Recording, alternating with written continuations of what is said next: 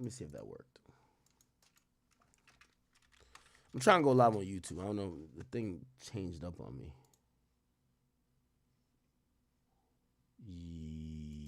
Yeah. Are we live on YouTube? Lizzie, is that you in the chat? I see you, Lizzie. Enigma, I see you, my boy.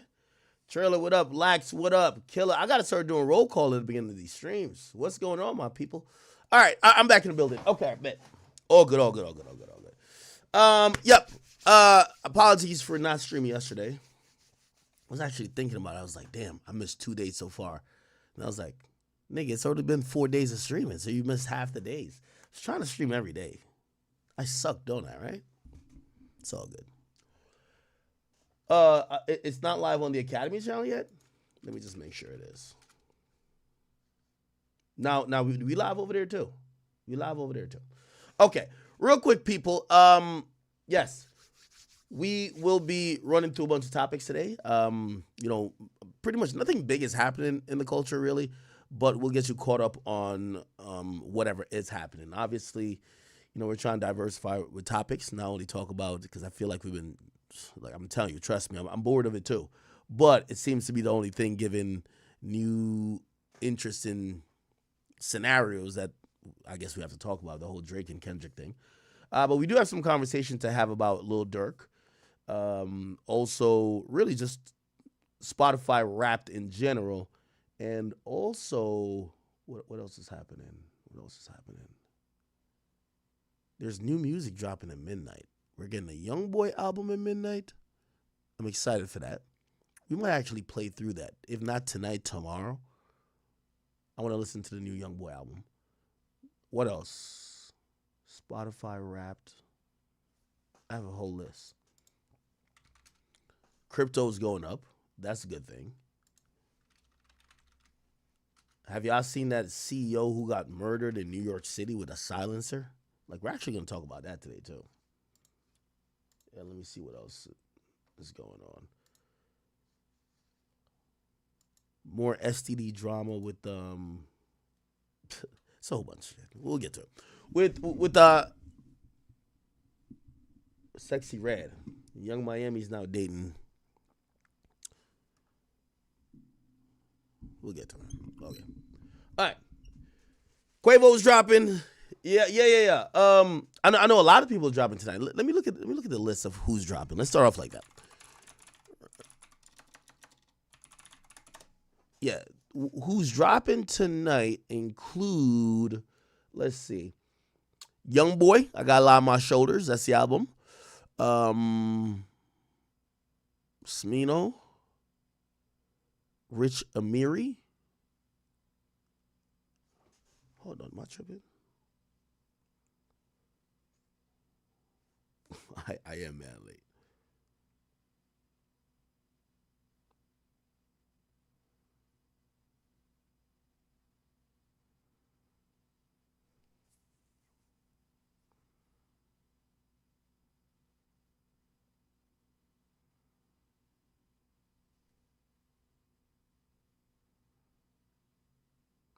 Oh, one of these artists are dropping some important news later on tonight.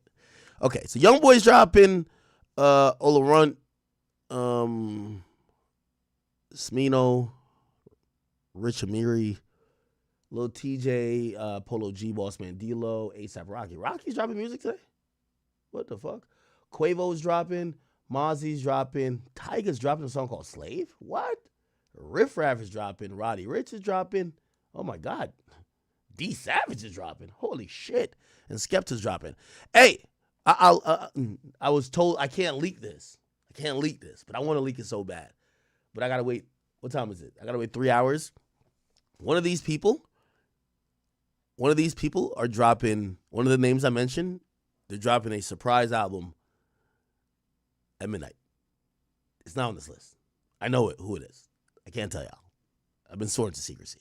They're dropping a surprise album, but I read their name in here. So somebody is dropping a surprise album.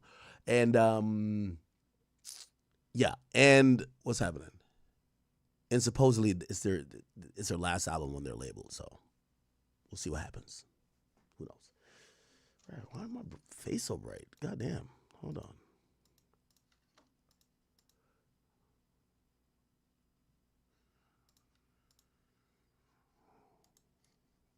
Okay. Yeah, so there is a surprise album dropping. It's happening at midnight.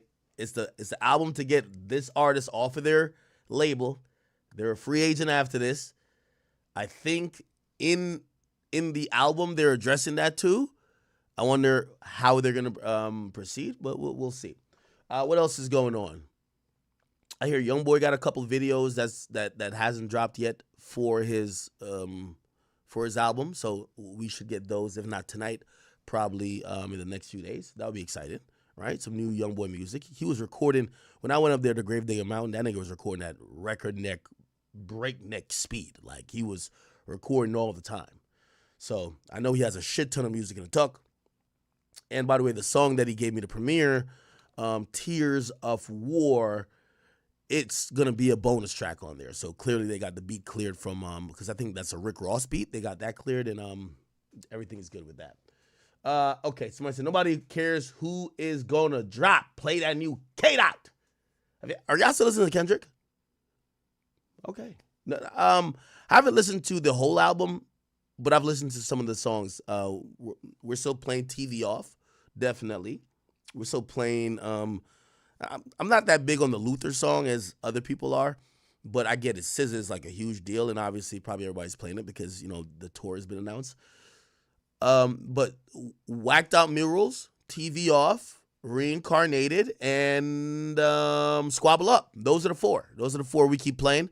The rest of the albums is half of it feels like it's, what do you call it when like you be donating clothes and shit like that? What's that shit called?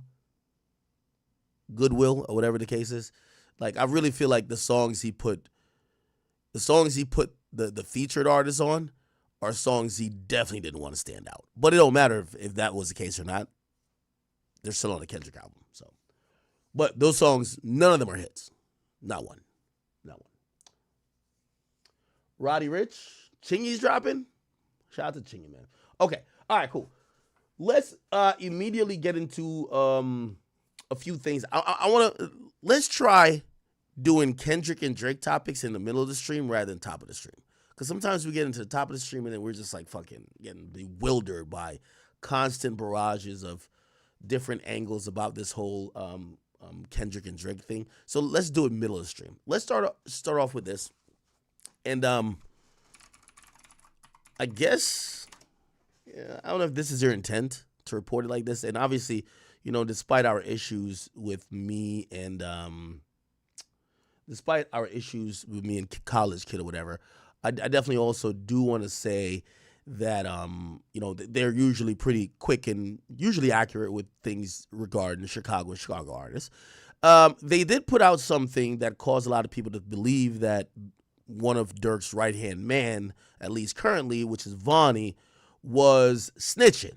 And let me see if I can find it. Can I find it? Find it. Let me go down a little bit.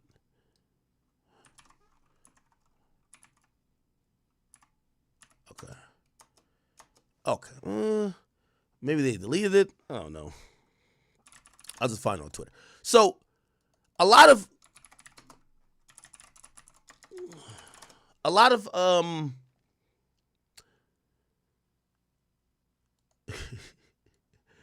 yo, I love Flacco. Yo, I love Flacco, but Flacco like TMZ. When you see Flacco post something, you almost gotta be like, look at this headline. Lil Durk found out that his co-defendant OTF Vonnie, King Von cousin, filed for protective custody when they came to court. Okay. That sounds so crazy. Now, this is why we have streams like this. This is, I'm not gonna get on anybody or anything like that, and I'm not gonna ever say that I haven't, maybe jumped the gun maybe once in a while. but I definitely do aim to be correct, and I never try to be incorrect out of malice, right? This is why we love to bring up the paperwork and try to explain it and also increase everyone's knowledge on stuff, because a lot of times these days the headline is way better than the story. So just to be very clear, there is no protective custody that was filed for, and I actually have all the paperwork here, and I'm going to break it down to you. This isn't the YSL case. There's not a bunch of snitches that are folding afterwards. The feds come very differently. They already got their snitches. You're not going to see the snitches file paperwork, okay? The people who are cooperating with the feds, their cases are either currently sealed or they'll get added added in a superseding indictment later on, or it'll be separately added somewhere else. But you won't see the nonsense that you've seen in Fulton County. I think watching that YSL case made us really think that court is some ghetto shit, that everybody's telling, everybody's this. And at least so far, none of the main guys on Durk's team or OTF squad, none of them are telling, okay? I want to be very clear about this, because also as we get into this case, because we're not going to have cameras in court, we got to be actual and factual and not dirty or sully the name of people who either don't deserve it or they ain't do it, okay? So let me pull up the documents right here, and I want to explain to you what this is, because this is categorically incorrect, okay? And, peace to Flacco, but I don't think that either Flacco probably heard from someone else or maybe he misinterpreted what other people are reporting. But just to be very, very clear,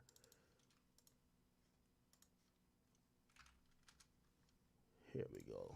I'm just pulling up the paperwork. Just to be very, very clear, this is not true, okay? Now, okay, I got it here. So what happened is that the prosecutors in the Durk case has gotten a order signed for a protective, it's a protective order, but it's for discovery. Now, I'm going to tell you why this matters, right? And let me explain it in very simple terms before I get to the legalese.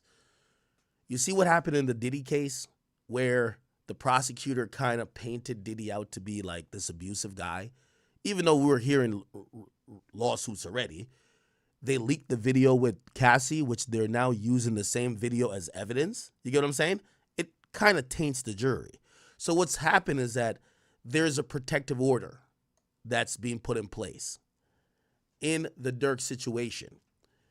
The person who filed it, he's actually, remember, Durk got superseded into the indictment with him. But the head of the indictment, the head of the first indictment, because there was two separate indictments, Durk got charged on a complaint, then they superseded, then they put Durk at the head of the indictment. But the first indictment, Kevon London Grant, aka Vonnie, he was the person who was the lead, so the top of the organization, as they would claim. It's not a RICO, but still the top of the whole indictment. Now, the reason why there is a protective order regarding discovery is because here's the thing that's also going to happen. And it's not only protecting the defendants, it's protecting the U.S. Again, I'm going to speak in very plain terms that you can understand it before I read anything. Remember, if the feds could try to leak, they could leak stuff, right? Like, say they leak the video or a picture. Not that you would imagine they would, but they could leak a picture. Like, everybody loves Durk, but imagine if they leaked the picture of the dead body of Lil Pop, right? It might make people look at that whole situation a little bit different and probably be like, yo, these guys are animals. Like, wow, like, whoa, this is some crazy shit, right? So that's partly the reason why this order is put in place, is to make sure no one could leak anything. Second of all, there is going to be, through discovery, they're going to find out who is telling on them. When you are charged with a crime, there's no secret snitches. They have to let you know, hey, this is how we know this information. All of this is going to come out through discovery. Now, obviously, we imagine that everybody who is cooperating is incarcerated, but there might not be. For example, co-conspirator 3 who booked the flights, I would assume that person is free, right? Is an OTF person that's free. Who knows if they have shared information with the feds. But again, Durk is locked up. These guys are locked up. If they share who that person is or a document that would implicate that person as a snitch or anything else, that might be almost like kill that nigga before we get to trial. Because again, this whole Durk case is going to be heavily based on, I was there when he told me to kill the nigga and he promised this amount. It's a lot of like hearsay. It's a lot of hearsay because from what we know at this point, they don't have Durk dead to rights in terms of him texting, yo, did you clap, bro? I got 50 grand for you. Nothing like that. So it's going to come from people saying, yeah, this is the conversation we had with Durk. This is how I understood it. Blah, blah, blah, blah. And the amount of people they're going to put together with the different circumstances that it would make sense only in that situation with those people telling and saying whatever they're saying. That's how they're hoping to convict Durk. So the protective order is to stop the leak of witnesses and other people that throughout the investigation that the feds have identified or they have used to make this case. Also, it's going to help the defendants as well because certain things about them and also even their personality traits or their character, whatever, won't get leaked as well. So there's nothing about Vonnie's not telling, and I want to be very straight up. He's not telling, okay? And I'll add the word yet, right? Not saying he would, but this does not mean he's telling. So there's a protective order regarding discovery because the discovery is going to contain personal identifying information, medical information, and there's a Privacy Act information and protected witnesses information. Like, for example, let's say somebody had chlamydia or some shit like that, right? And in those texts going back and forth while they're talking about the murder, they're like, yo, I'm going to go cop the ski mask after I go get my fucking chlamydia medication. You get what I'm saying? That would be also some things that are protected, even though maybe potentially in a discovery basis, the other side would need to know in terms of these conversations that were held that could, you get what I'm saying? That could have been investigatory. You get what I'm saying? Now, obviously, that's a stretch. I'm making that up. I'm just making that up. But yes. So anyway, I'll read a couple lines of this. This is 11 pages. The main thing I wanted to knock out the park immediately. Vonnie's not telling. Nothing of this says he's telling, okay? The court has read and considered the parties, and by the way, the judges sign off on this. Here's the judge's signature. On the right, Honorable Michael W. Fitzgerald, and we could just read, let's read a few paragraphs. The court has read and considered the parties' stipulation for a protective order regarding discovery containing personal identifying information, medical information, Privacy Act information, and protected witness materials, filed by the government and defendant Kevon London Grant. Also, one of the reasons why Vonnie would want this as well is because if they don't agree to it, the government might not, it might slow the process of them getting the discovery. So when you get charged with a crime, they got to give you all the evidence they got. But if they feel like that evidence could be compromised or you could use that the evidence in illicit ways, they could petition a court to almost like disseminate it to you in certain ways. However, they're basically saying, hey, we ain't gonna use none of the information to go harass, go kill a witness or some shit like that. We won't leak it to nobody. And also, y'all can't leak nothing too, right? Okay, cool. The government discovery in this case relates to the defendant's alleged crimes. Okay. A protective order for the discovery is necessary, this is important, so that the government could produce to the defense materials regarding protected witnesses who participated in the investigation. So bingo. If there was no protected order granted, the government would be trying to hide their witnesses until trial. Why? You don't want the family of these people to be killed or harassed. You don't want other things to fuck up your case, right? You don't want them leaking that name outside of this case, even though probably it will get out anyway. You don't want them leaking it, and then some other people saying, "Oh, well, we won't smirk on the street if we heard that this nigga telling, let's go harass his kids, let's go harass his sister, his brother, his mama." Yeah, okay. Yeah. So they for them to get the discovery, they had to say, "We're not gonna leak nothing," and it says it's for protected witnesses, right, who participated in the government's investigation, who may testify at trial, and or whose safety may be endangered by disclosure of identified information. Because these materials could be used to identify the protected witnesses, the court finds that the unauthorized dissemination or distribution of the materials may expose him or her to potential safety risk and danger to and the danger of witness intimidation. So they're trying to protect the snitches, but the snitches isn't who we know yet. They have hidden the identity. They have called them co-conspirators. They have called them witnesses, right? Protective order for the discovery is also necessary so that the government can produce to the defense materials containing third parties, PII, and medical information, okay?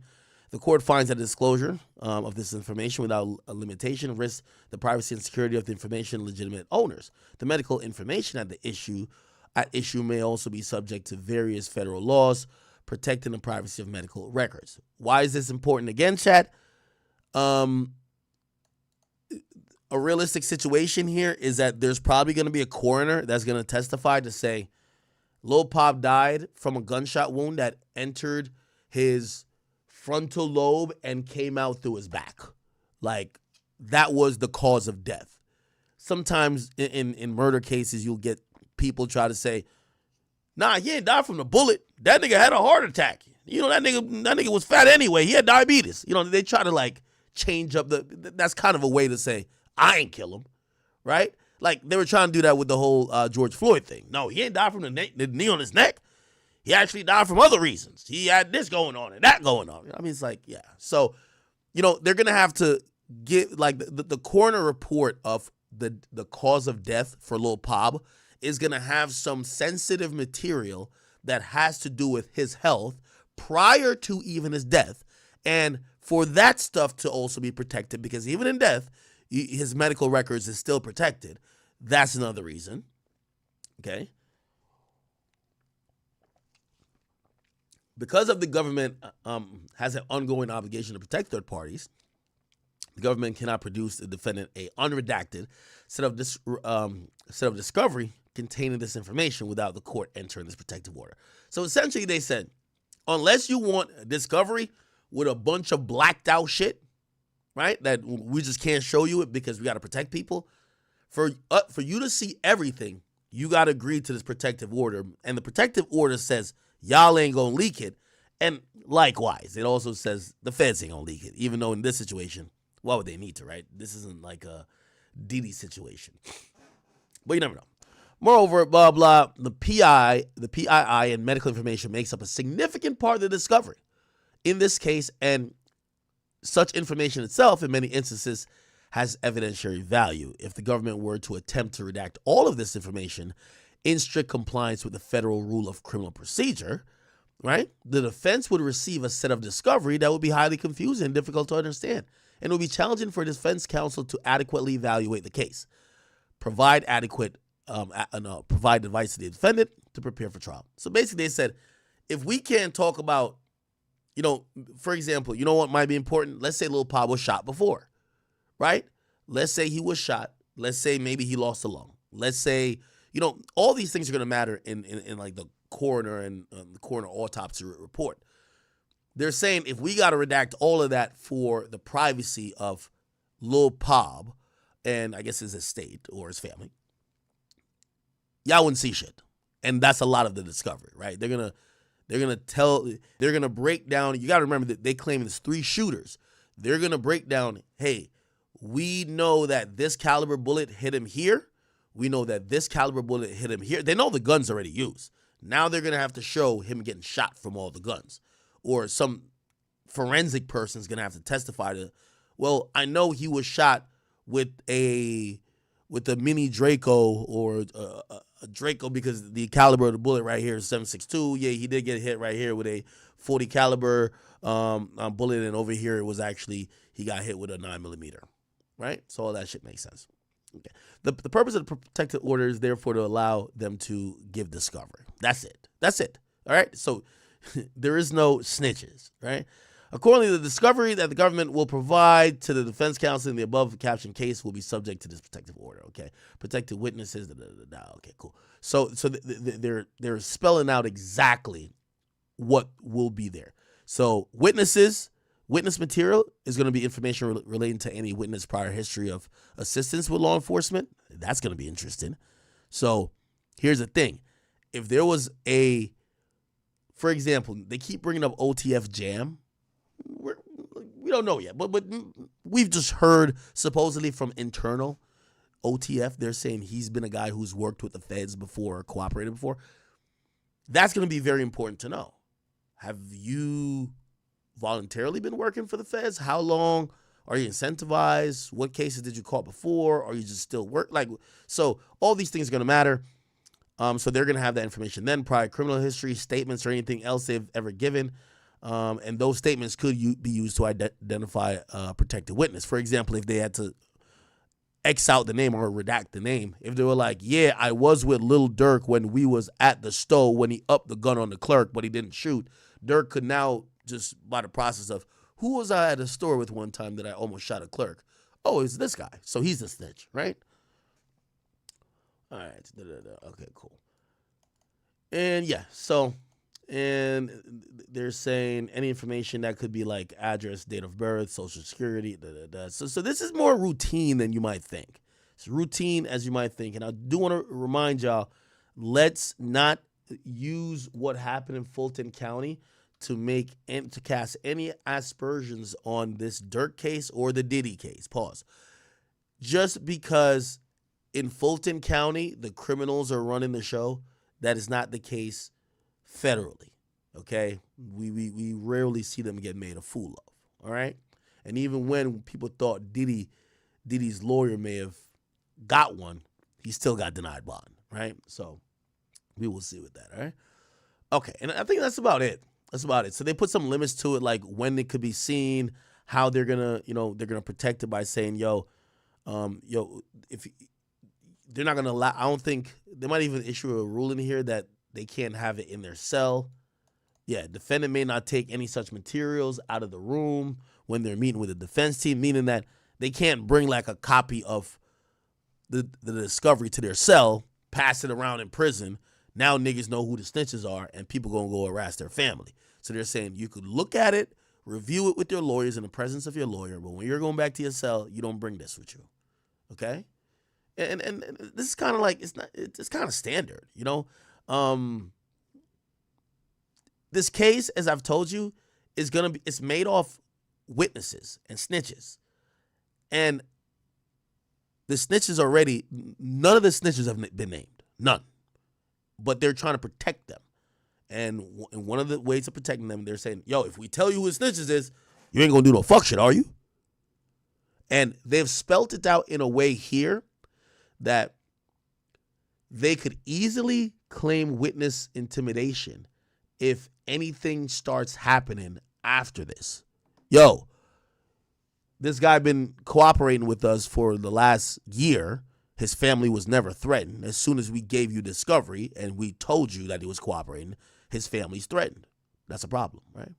So, okay. All right, so that's pretty much it. But this was drafted by the assistant U.S. attorney, and it was signed off on by the district judge. So what's going to happen is that I believe the 15th or it might be the 11th, they have not a status hearing, a detention hearing. Durk and them is not getting out on bail. It's just not going to happen. I mean, I can't see it, right? You know, they're going to bring up flight risk, all that type of stuff. If you ask me, in this Durk situation, his lawyer has talked to him and said, yo, bro, check this out. We don't need to, you know, obviously, Durk's a street dude.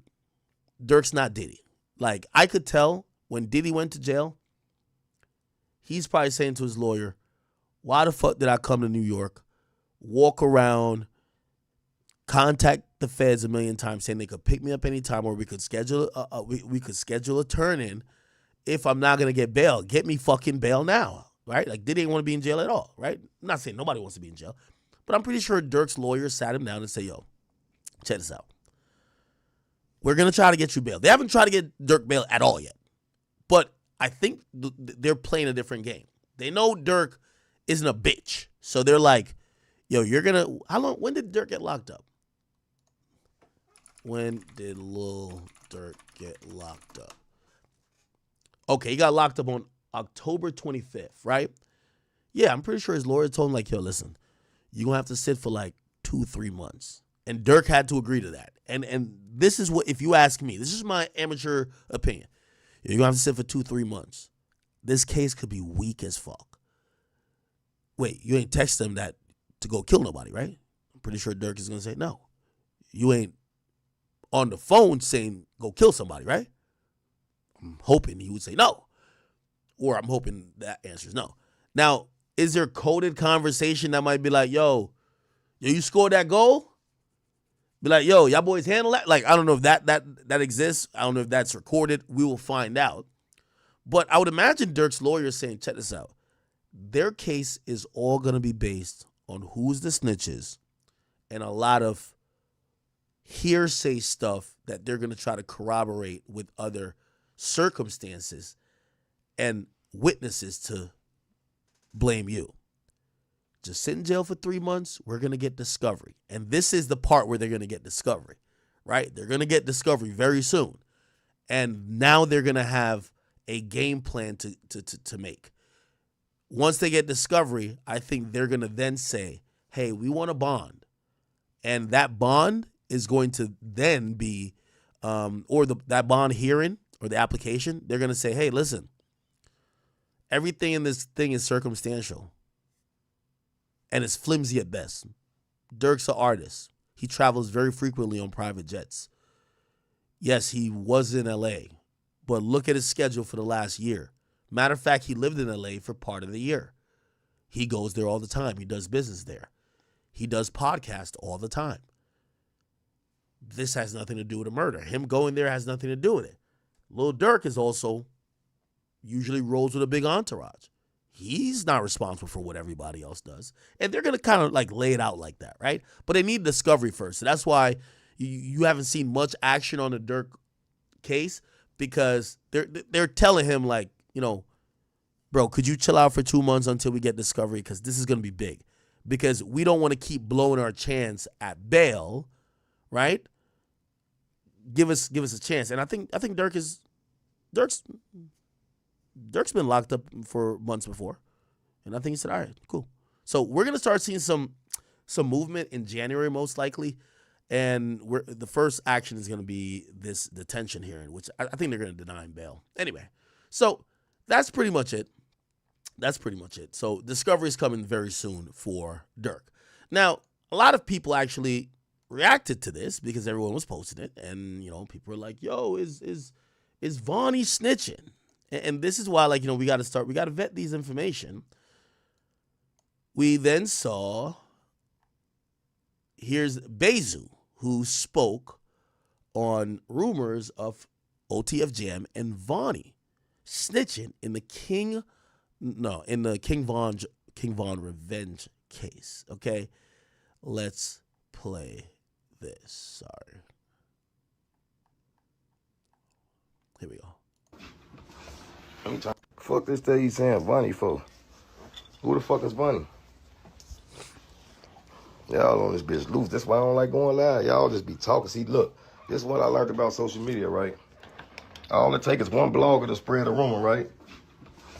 Let me turn this camera on. All it takes is one blogger to spread a rumor, and then they calculate off every rumor and spread the news. That's how false narratives get spread, gang. No motherfucker know what's going on, but them people that's in them courtrooms, man. For real, for real.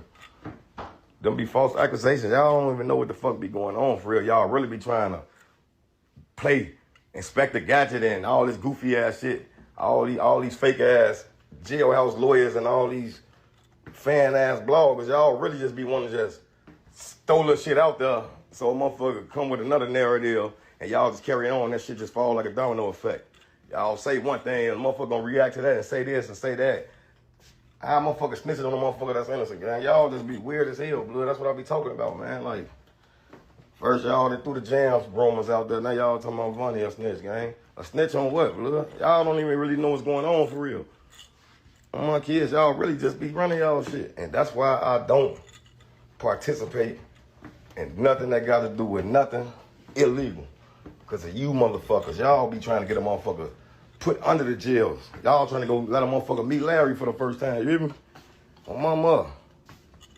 I can't deal with y'all. That's why I'm a bitch ass nigga. I ain't never been on shit. Ain't gonna be on shit. I'm a goofy, a fake tough ass nigga. I'm all that, gang. Make sure y'all stick to the plan. Make sure y'all tell the police the same shit that y'all be calling me on these social sites. You hear me? Stick to the plan. WAP ain't no nothing. Zoo broke, dirty. He not OTF no more. All the shit y'all be screaming. Stick with that shit, gang. Stick with that shit since y'all know so much. On my mama, because y'all definitely get a motherfucker balled up thinking y'all know something. I'm glad y'all move and think the way y'all think. You hear me? That's why I'm in the clear. That's why I'm still doing what I'm doing. Minding my motherfucking business with no worries on my shoulder because I don't deal with you fuck niggas. You hear me? Gotta stick to the plan, Sparrow. Because if I was on this motherfucker trying to control any type of situation, guess what? Oh, Zoo a top hitter, or Zoo said he did this the other day, or Zoo it. I don't got a great eye being in somebody's jail fucking with you goofies. Just running off rumors and y'all spread them bitches like Wi-Fi. Like, y'all ain't got nothing better to do with y'all like but sit here and try to collect evidence on a motherfucking case, gang. 1 minute y'all love a motherfucker, then y'all hate a motherfucker. But guess what? As long as you stay real, man, they gonna love you again. I ain't worried about a motherfucker disliking me or falling back on me or unfollowing me. Because you watching me, you paying attention to me. You watching me for a reason. That mean you fuck with me on the low-key side. Let me hear what he talking about. He talking shit today. Let me tune in to Zoo and see what he talking about. But y'all want to get on this motherfucker comment all type of goofy shit. But y'all the ones on my live swiller pulling. Dick eating. Bite. You hear me? Y'all on this bitch little bites like little mamas.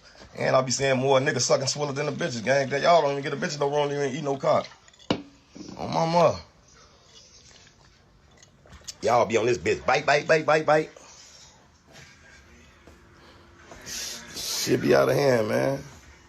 This shit be out of hand, gang. And then, like, I can't even tell them motherfucking characters, like, it'll be a goofy ass nigga that I see in real life for real. That's behind a fake page, and I be thinking he a real nigga the whole time. He a bitch behind the keyboard, gang. As much feminine shit and female shit I be saying going on with you niggas on these social sites, gang, I can't dare see y'all like that a person. Everybody, when you see a motherfucker in real life, gang, every motherfucker want to portray themselves like they real. See, I fuck with goofies. I fuck with real niggas. I fuck with a motherfucker that be they self. You ain't got to be no gangster to hang with me. Just know your place and stay in your place. On my mama, you cool with me. Niggas be, man, you got a lot of whack homies, Zoo. No, I got a lot of real homies. On my daughter, because all the niggas that y'all call my whack homies be the main niggas standing on top of business when business time to get stood on, gang. You feel me? Y'all don't understand the definition of being yourself. Everybody want to be a real nigga, but y'all can't even define real. You hear me? Y'all can't even find real. Y'all want to be a real nigga to y'all guys, but y'all ain't being no fathers to y'all kids. Y'all ain't respecting y'all mamas. You feel me?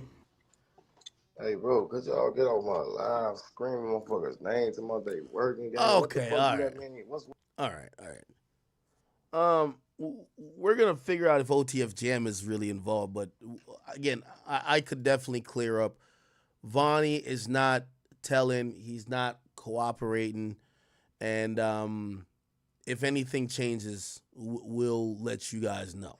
Okay, but what was done is only a protective order that discovery could be given out, which means the United States of America, their prosecutors will be now officially cleared to give a unredacted, raw evidence file or folder to the defense that they could look at who's telling on them, what their background is, their criminal history is, the nature of the murder, the ballistic report, the coroner examination, the autopsy, and everything like that. So that's all that's going on right now. Okay. Drew Finland, who's representing Lil Durk, he actually did make a comment about Durk, and he actually believes that it's about rap lyrics, and it feels like many lawyers say that, right? Give me 1 second.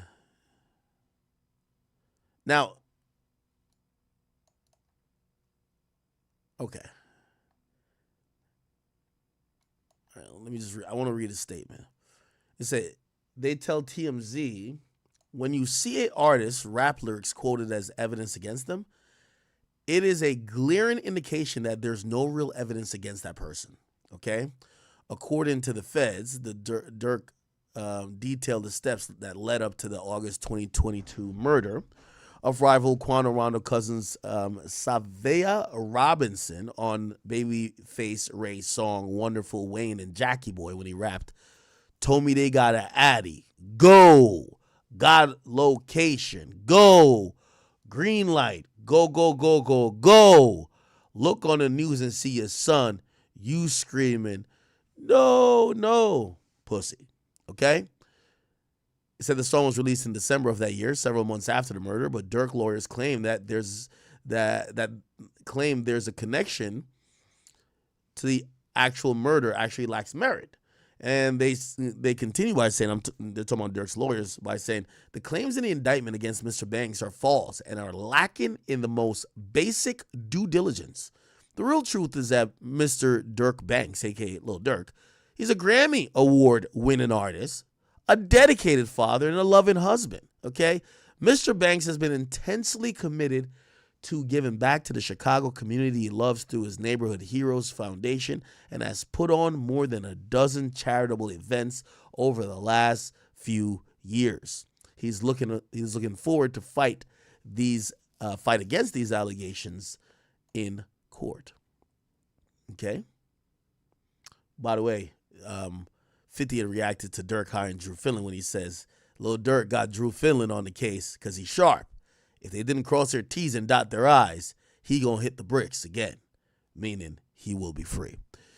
Drew Finland is a fine attorney. He is one of the best. They call him the $1 billion man, the guy who usually is going to get you a favorable outcome no matter how he does it, whether it's through a lack of conviction, a non-guilty verdict, or he might find a way to put the state or the feds in this case in a position that they have no choice but to give you a favorable plea.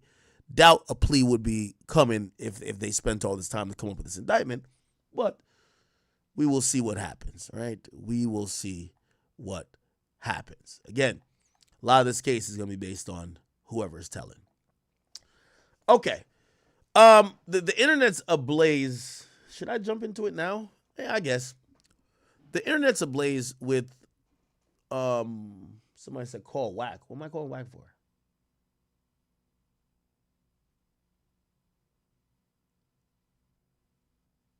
You'd hire Thug's lawyer. We got to also understand, right? So this is a murder, right? This is a murder. This is a Fed case. You also got to think about lawyers being exhausted. Brian Steele just went through over 2 years of litigation in terms of this case, day in, day out, showing up to court like he hasn't had another case. He's only been working on this case. Like, this is really tough. Is he ready to just go on to something else? I don't know. He might need a break. Also, maybe he has other things that he's pushed back because of this. We will find out, right? Drew Finland's one of those, though. He's one of those. And also, here's the thing, too. Brian Steele, the way he worked for Thug, You can't expect him to work like that for every client. He worked for Thug as if he was Thug's lover. And I don't mean that like trying to be slick. Like he was going so hard for Thug like Thug was his son. Like he went hard for Thug. It's not guaranteed he's going to do all that for you. He has a personal relationship with Thug. He's said it himself. Thug has been around his kids. I don't know if he has that relationship with Durk. And who knows Durk's relationship with Finland. So we'll see, man. We'll see. All right. So Andrew Schultz responded to Kendrick Lamar. And this response is really interesting because everybody's now really nitpicking what happened.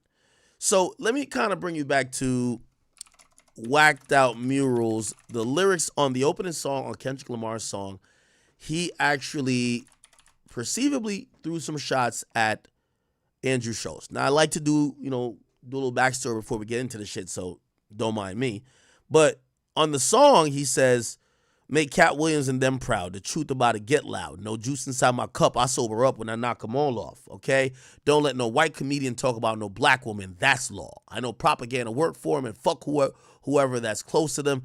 That the niggas that, I don't know if I can say that word anymore. That coon, the niggas that being groomed slide on both of them. I don't know if Twitch allows it. Anyway, the niggas that coon, the niggas that being groomed slide on both of them. Interesting. Okay. So a lot of people believed, give me 1 second. A lot of people believed that, oh my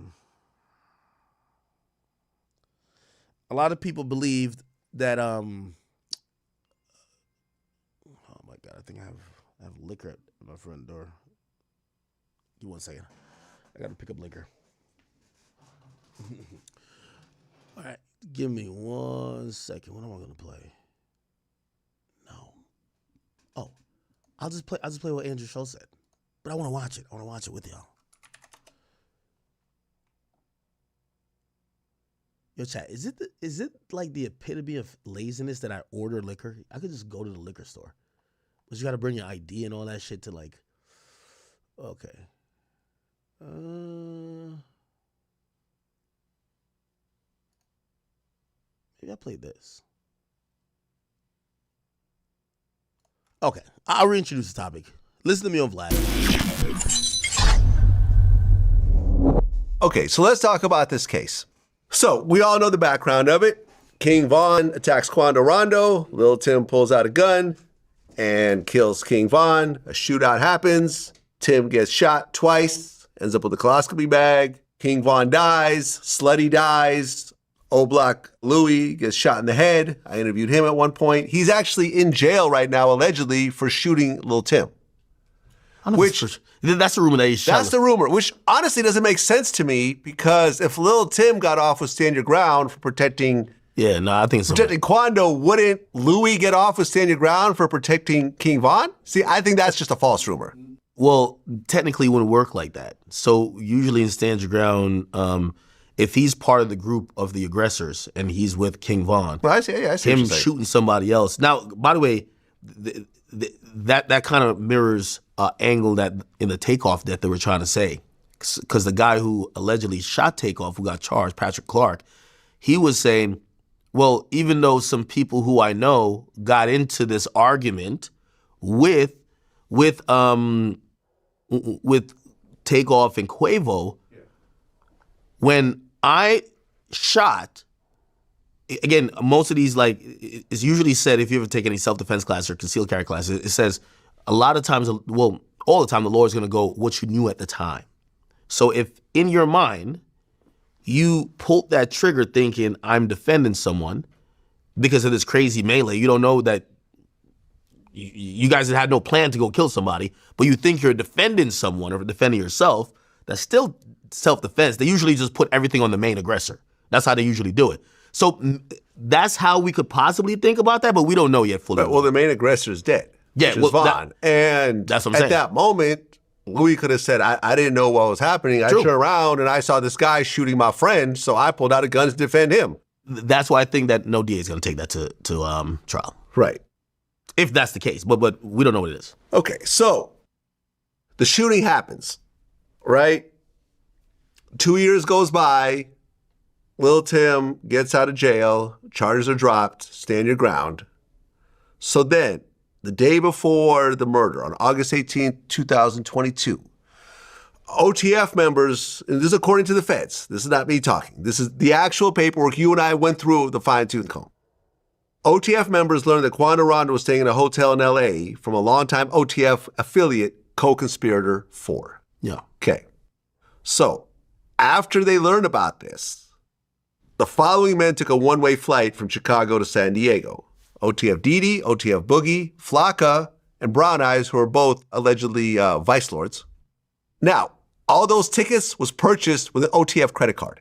And there's a text message from Durk saying, don't book any flights under my name, which of course they did. You gotta run up those points on the Amex card. Come on, Yeah, though, you man. got it. Everybody knows that's more important gotta than run it freedom. up. Right. On the same day that those guys flew in to LA, OTF Vonnie and Lil Durk flew in on a private plane to Los Angeles. This is where it gets crazy. The same guy who's on the private flight with Durk on the way to LA, OTF Vonnie, goes and gets a white BMW from a rental company. Shout out to Hertz. Rental company with Shout a out to Hertz GPS Enterprise. track. You know? And they also get a white Infiniti with fake license plates. Then OTF Vonnie takes this rental car with GPS tracking to Big 5 Sporting Goods and buys 4 ski masks. The GPS put him at the store at the time of the purchase. There's probably cameras in the store and they have a receipt for the actual purchase to him. He also goes and gets a bunch of guns, including a Glock with a switch, and he provides these guns to Flocka Brown Eyes and co-conspirator 2. The day of the murder. By the way, all this is accurate, right? You're not disputing any of this. According to the feds. Co-conspirator 2 drove down. It said he drove to the area after co-conspirator 5 told him to. Right. We don't know who co-conspirator 2 is right now. Yeah, and we don't know who 5 is. And 5 had a conversation with Vonnie and Durk, Exactly. who told him that was happening. Right. By the way, you know what's so funny? And it's funny about crime, like, even you have to be really, like, so much ahead. I know somebody's going to say, based on what you said, well, why would they get a rental car? If you kind of look at how the murders carried out, that rental car was never to be used in a murder. It was a tracking car. We're going to be in this car. The 2 people in that car, not saying they're not shooters or killers. We'll get to that part. Go ahead. We'll get to that part because I'm going to answer your question. So, the day of the murder. And by the way, all those guys who were flown in, those 4 guys, all stayed in a hotel, once again using Durk's credit card, an OTF credit card. Once again, they stayed there for one night. That next day, Quando Rondo, Lil Pop, his cousin, and others left the hotel in a black Escalade. The BMW, the rental, driven by OTF Vonnie with Flocka Brown Eyes and co-conspirator 2 in the car, as well as the white Infiniti with a fake license plate, followed Quando's car for hours. He stopped at a dispensary. He stopped at a clothing store. For hours, they kept following around until they finally stopped at a gas station across the street from the Beverly Center. The same BMW that's being rented from a commercial rental company, driven by the guy who flew in with Durk, pulls up, and then Flocka Brown Eyes and co-conspirator 2 get out of the car and open fire on the car. No, you got that slightly wrong. So the BMW actually pulls up to the gas station, and there's only 2 people in the BMW. It's Vonnie and Didi. They then tell the other car, hey, they're here. They drive off. Yeah. The white Infiniti goes on a alleyway. Okay. And that's where the shooters are in. Okay, There's so- one driver, which I believe is Asa Houston, and then the other 3, which is co-conspirator 2 and the other 2, hop out and then they shoot. So really, Cuban act. All right, Chad. My bad. The nigga thing wouldn't scan. Cause you gotta scan your license and shit. All right, bet. Let's get back to the topic. So we're kind of rolling out this Andrew Schultz and Kendrick Lamar thing. So let me give you the brief and the short with it. So Kendrick Lamar drops a song, opening song on his album. It's called Whacked Out Murals. Okay? Essentially, he says, don't let no white comedian talk about black women. Okay? Actually, I'll read it verbatim. Don't let no white comedian talk about no black woman. That's law. I know propaganda. I work for them. And fuck whoever that's close to them. The niggas that coon, the niggas that's being groomed, slide on both of them, okay? Now, a lot of people thought he was speaking about Andrew Schultz. Why? Because there was a clip where Andrew Schultz went viral for making these British podcasters kind of seemingly feel uncomfortable when he was talking to them about their dating preferences, and he asked them if they dated black women. This was the clip here. What is the black girlfriend effect? This is You don't know about just this. glow up the other culture. Yeah, so, Here, all right, let me make it bigger. so you'll see a guy who's had a black girlfriend. All of a sudden, he's got buzz cut, like clean shape up. Glows up, bro. Yeah, I like that. Glows the fuck up. They shave their hair because they start losing it. Because they're so stressed being around this black girl complaining about shit all the fucking time. That's why they gotta shave their hair. Nah, bro. White guys with black girlfriends, They grow a step- beard they step because their dick there's up. more cushion when they get slapped the fuck out of. That's hilarious. I think the black girlfriend effect. It might be a protective instinct, bro. You think? Yeah. Do you guys have you ever had black girlfriends? Yeah. Have you ever had white girls? Yeah. Oh wow. Okay. What's your favorite?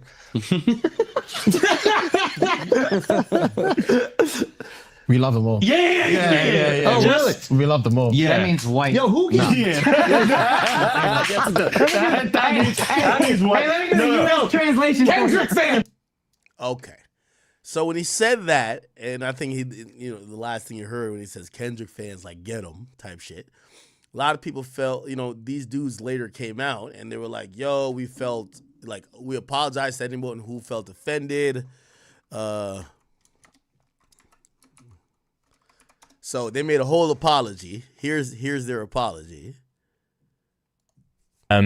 So if you know, you know. If you don't, that's fine. But we just wanted to address something that's happening at the minute. Yep. This past weekend, there's been a couple of clips going around from when we did a session on the Flagrant podcast while we were on our US tour. Mm-hmm.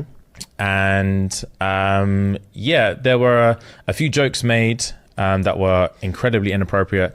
One specifically pertaining to black women. Yep. And in the clip, Andrew was making a joke. I'm not even going to get into specifics. Making a frankly racist joke. Yeah. And we were laughing at it. And to give there's first of all, before we get into like specifics or anything like that, obviously there's just literally no excuse. There is no excuse. Agreed. And So these boys happen to have to do the walk of shame, basically saying, I'm sorry, black women. I'm sorry we sat by and let Andrew Schultz get off a joke that was kind of, you guys get the context of what he was saying. He was basically asking them if they like black women and kind of talking about maybe some stereotypes about black women, and he was trying to make it a joke. But these guys, they said they felt uncomfortable and that they regret even laughing along. Move on. yeah, bro, literally move all on is you the wanna fucking do- back homeboy in the face. Yeah. I would say this, I'll do that. But when you're in there, you're in shock. You're in shock, and all you So these guys sound like a bunch of victims. Yo, we're in shock. We didn't know. want to do is move on. Yeah, bro, literally move all on is you the wanna fucking do- word, bro. All you want to do is fucking move on. Just move on to the next thing. Just Yeah. move on to the next thing. There's and so like we many had to say a times. few times, bro, just move on. Just move Just on. move Literally, on. so many different topics. We were like, move on. And Yeah. when it's not even like about pity laughs or anything, but we just wanted to Get out of that situation. literally get out of that situation, keep the ball rolling. And we thought it was going to be more of like a bros chat, but it ended up being something that's ended not up meant to being be. something that's like really, really hurt people that Yeah. look to us for support and look to us to feel protected. And protected is the main thing Yeah. that I wanted to discuss, is that it is our duty to protect you guys. Facts. And Okay, and obviously, to be fair to these guys too, I think they realized a lot of their audience is black women. So like they were like, "Yo, fuck." While that may have been just a podcast that's kind of just having fun, and I know our name is Shits and Giggles, but our audience, our core audience, which is a lot of black women, feel upset. So we gotta just shit. Fuck you, Andrew Schultz. Anyway, it appears that that's what Kendrick was referring to, and he says, "Don't let no white comedian talk about no black woman. That's law." Okay. Now, Andrew Schultz finally responded, and Andrew Schultz responded on his very popular podcast called Flagrant 2. So he responded off the top of the podcast, and let's see if we could play it. We got beef. Finally, we got a beef worth responding to. Finally. All these little peons on the internet talking shit. I don't give them no love, but this guy right here. What happened? What do you mean? What happened? Have you not, been listening to music lately? I've heard some. There's a pretty big thing going on. Huh? Yeah, between Kendrick Lamar. Laws were written.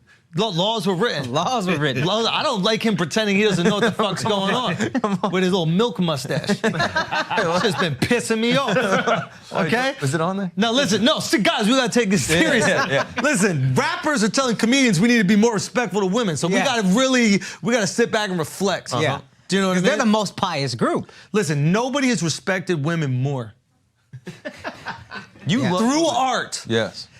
Than rappers, okay? Absolutely. So I completely understand how a rapper could look at a comedian telling a joke and be like, yo, y'all need to switch that shit up. Yeah. How dare y'all keep saying your wives are annoying? Be more like us and, bitches ain't nothing but hoes and tricks. I beat my bitch with a stick. What? You can lick on the nuts or suck the dick. I beat my bitch with a stick. What? Did you just think of that? That's a real lyric. Oh, wow. Shit. Yeah, that's a real lyric from music that protects women. And for decades protects women. And listen, right now the guy on top, Kung Fu Kenny. He is the guy on top. He is the guy. He is making sure that comedians, he put a law in. Yeah. He put a law in place. All right, let's see the exact line, okay?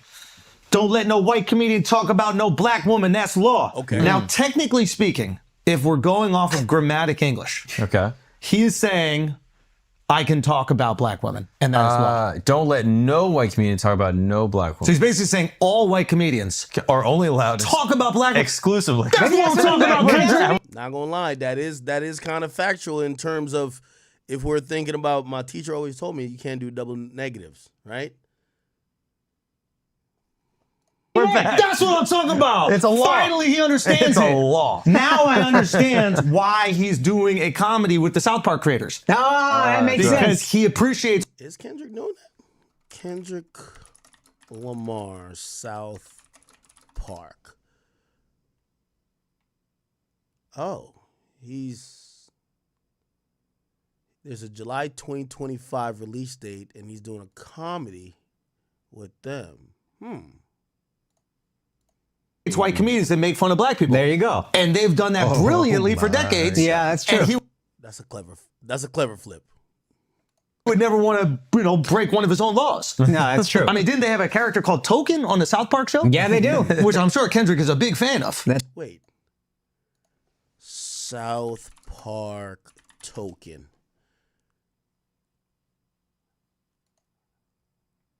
There's a nigga named Token? Wait, really? I thought it was capping. South Park Token. Wait. I can't play too much of this. They're going to kick me right the fuck off of here. If your family will come over for dinner, it would mean a lot. Well, with our boys starting to become... I hope you didn't invite us here because we're black. Okay. That's true.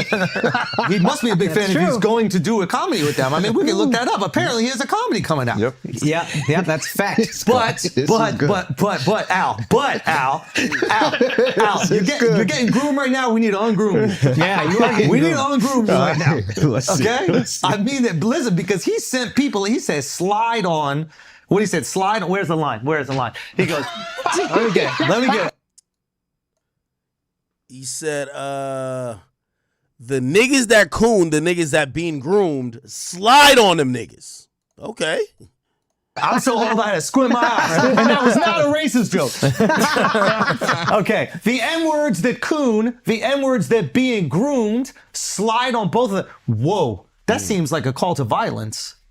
It does. Why would he call to, if he's about protecting black people, why would the call to violence be towards the black dudes, not the white guy making the joke? Well, you gotta understand. Well, no. You gotta understand. I snitch. I cooperate. I tell. Litigation. Okay? You go squabble up in a jail cell. By the way, I don't know if this is just all impromptu, but masterful by Schultz. And you know, whether you're like very heavy Kendrick or whether you just hate Kendrick, one thing a comedian is going to do better than anybody else is to highlight your hypocrisy with the most jarring like analogies and make it in a way where it's funny that it looks crazy, right? And you kind of see what he's doing here in terms of the whole Kendrick thing. He's basically saying, yo, okay, Kendrick is the pro-black guy, right? Who's now making a law saying white comedians can't talk about black women. But what is his remedy for it? He says, let's go slide on the black people that allow him. So he's kind of almost like, you know, and that's one of the things that people kind of get at Kendrick about. It's like, hey, listen, if you're all this pro-black and everything, when you finally gonna say fuck these white people, right? And we've heard you say, and yes, Drake is black. Oakland gonna be your last show. You're saying slide on the niggas who allowed them, the niggas who's cooning, slide on them.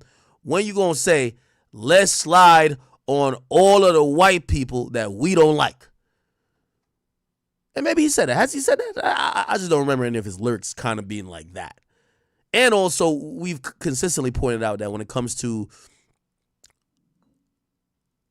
award shows or anything within music that is white establishment run, he's yes massa all the way. That super pro-black shit goes out the window. Here's what you got to understand about Kendrick. It's very important to him to protect black women. That's why he's never done a song with an abuser confirmed. He's never done a song with anybody that's suspected of abuse. He's never threatened to remove his music from Spotify because they removed R. Kelly's music, who for sure fucked and held captive underage black women. Hold on. This is all very important to Kendrick. Wait, just let me understand what's going on here, because I think that you're using sarcasm as a comedic device. It is a comedic device. Now, what he's pointing out, and like he's doing it in a way which is he's using sarcasm, right? Again, this is why being a comedian is so great. But a lot of people have said that, like, wait, hold on, Kendrick, because let's be fair here, right, chat? It does appear that Kendrick has almost taken this moral high ground, like, yo, hey, we're not rocking with these people or these type of behavior. We're gonna watch the party die with the culture vultures, the people who are pushing propaganda or whatever the case is. He's almost operating as like a guy that's taking like the high road. He's going to change the culture. Now, I've told y'all, I don't think he's going to change shit. I think this is a way to mislead the people, because the quickest way to get to the top is to act like you're going to stand for something, but then in reality don't deliver on anything, right? And I guess people are saying, well, Is he really true to these ideals he's saying, considering the people he's worked with or the people he's stood beside? Okay, it's cool. All right, we get it. Baca has a weird case. Why is he around? But the person who introduced Not Like Us is Dr. Dre, someone with a very storied history about him and his mistreatment of women. So it's like, you know, I've always thought this is a slippery slope when it comes to hip hop, because perfection doesn't sell, and it also isn't real. And anybody who acts like they're better than the other person in hip hop usually gets exposed. And it's interesting because most fans, they actually feel like he does that, but at times he also is showing that he's imperfect as well, right? Like people are like, yo, well, he admitted he cheated on his wife with a white girl. That's him admitting that he's imperfect. But he also does judge people a lot, right? So fucking smart right now that I don't know if you're serious or making jokes. Are you saying that Kendrick Lamar put it on wax that he is protecting black women from white comedians' jokes, but not the kidnapping, molestation, and rape Oh yeah. Of R. Kelly. And actually, in reality, he would take his own music off Spotify to protect R. Kelly. Yeah. Someone who's kidnapped, A sexual molested, predator. Yeah. and black women. Oof, children. Are you saying that he's done songs with other men who have potentially put hands on black Not women? potentially, confirmed. Wait a minute, convicted? Yeah, I don't know what you call Chris Brown, but yeah, whatever that is. Not breezy. Not breezy. I took a picture. And that's what I don't like about when artists start this whole thing, right? Like, and by the way, I'm including Drake in this too, right? When you're like, you beat your wife. Well, but you don't do no music with people who has been accused of beating women. So I'm being fair here. I'm not just pointing only at Kendrick. Like, that whole part of the entire battle is kind of whack for both of them. I think a little bit more for Kendrick because he's been standing on this really moral high ground. Like he's been standing against, fuck all them culture vultures. Fuck this, fuck that. This should die, blah, blah, blah, blah. Well, the person who's speaking like that should have a very clean slate and also should be kind of, bro, are you keeping it all the way congruent with your lifestyle and also the people around you? Picture with Chris Brown. By the way, no breezy slander should be tolerated. This is why I'm calling both of them out, and I'm saying it's stupid because at the end of the day, I'm sorry to say, and feminists, if y'all in here, with all due respect, hip-hop is, that's what I said, hip-hop is never giving a fuck about certain shit, bro. Okay? Hip-hop is just not the place that we've seen rappers like champion, like, stop cheating on your wife. Like, it's all about fucking bitches. Do you get what I'm saying? So it's like when somebody comes along and tries to shame other people for you, like, what are you doing? Right? And it goes across the board if you ask me. Hey, bro, I'll take a picture with him immediately. Can I tell you something? Yes. We ain't protecting nobody. Y'all can protect your fucking selves. Everybody gets these jokes over here. Yo, this guy been telling me for a year straight Indians fuck mud. What you gonna do? Listen, they going down on it too. I've seen a lot of videos of them eating mud pussy, bro. They literally put their head in the mud straight, reverse, Well, back handspring. At least we're going down on Kama Sutra. Okay. Every black person that texts me, like, but I listen. I shut off my phone for the week. Like the week before, Kendrick dropped his album, right? Yeah. Every black person that texts or calls me is like, yo, Kendrick just took a shot at you on the album. Every white person or Asian person or Latino person that calls me is like, yo, good luck on your special. Okay? Yeah. So clearly there was a separation in who was, indulging in his content. Okay? So I've been a little out of it. But I come out of the special and it looks like. Now, you know what's funny too? Yo, sometimes us people as black people, we're very sensitive, right? Like what he just said there, yes, he's using race as a thing. He said every white person or Asian or Indian who texted him said, hey, good looks on your special. Every black person said, yo, Kendrick just dissed you. And he then makes the reference. He says, yo, we could tell who's listened to his content. Now, I mean, that makes sense. Like Kendrick's making music, you would imagine, for African Americans or black people, right? So that's not I don't think that's racist at all. But you're gonna start see people try to drive a narrative to say Andrew Schultz is racist with him even saying that. Sometimes us black people become like when we're dying to call somebody racist, if they ever point out race, they become racist. Rather than us wait for that person to show that they have a clear disdain or dislike for a particular race, then you could call them racist, right? There's so many articles about this album that are about, I don't want to, No, it was about you. You were trending on my Twitter. No way. Yeah, I didn't want to tell you because you had things to focus on. What a time to be alive where... I was not one of the Asians who said, good luck on your special. I'm just saying, what a time to be alive where rappers got to talk about comedians for clout. God bless. Now, that's obviously not true. Like, Kendrick didn't have to... Actually, I thought that was a weird line. I think Kendrick... I don't think he's talking about him for clout. I think Kendrick needs to... I keep saying this. He needs to tap into... What's a Kendrick album that doesn't use the plight of black people as the crutch and him as some type of savior or spokesperson?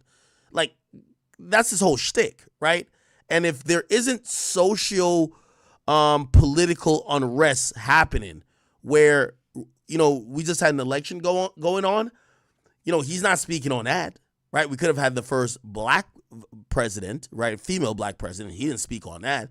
But as long as we're not like having police brutality issues where we see like a overwhelming amount of sometimes cases where police are victimizing black people, or we're not seeing black people feeling like they're revolting against something, you get to realize that Kendrick, at least for me, felt like he was searching for something to rally black people behind.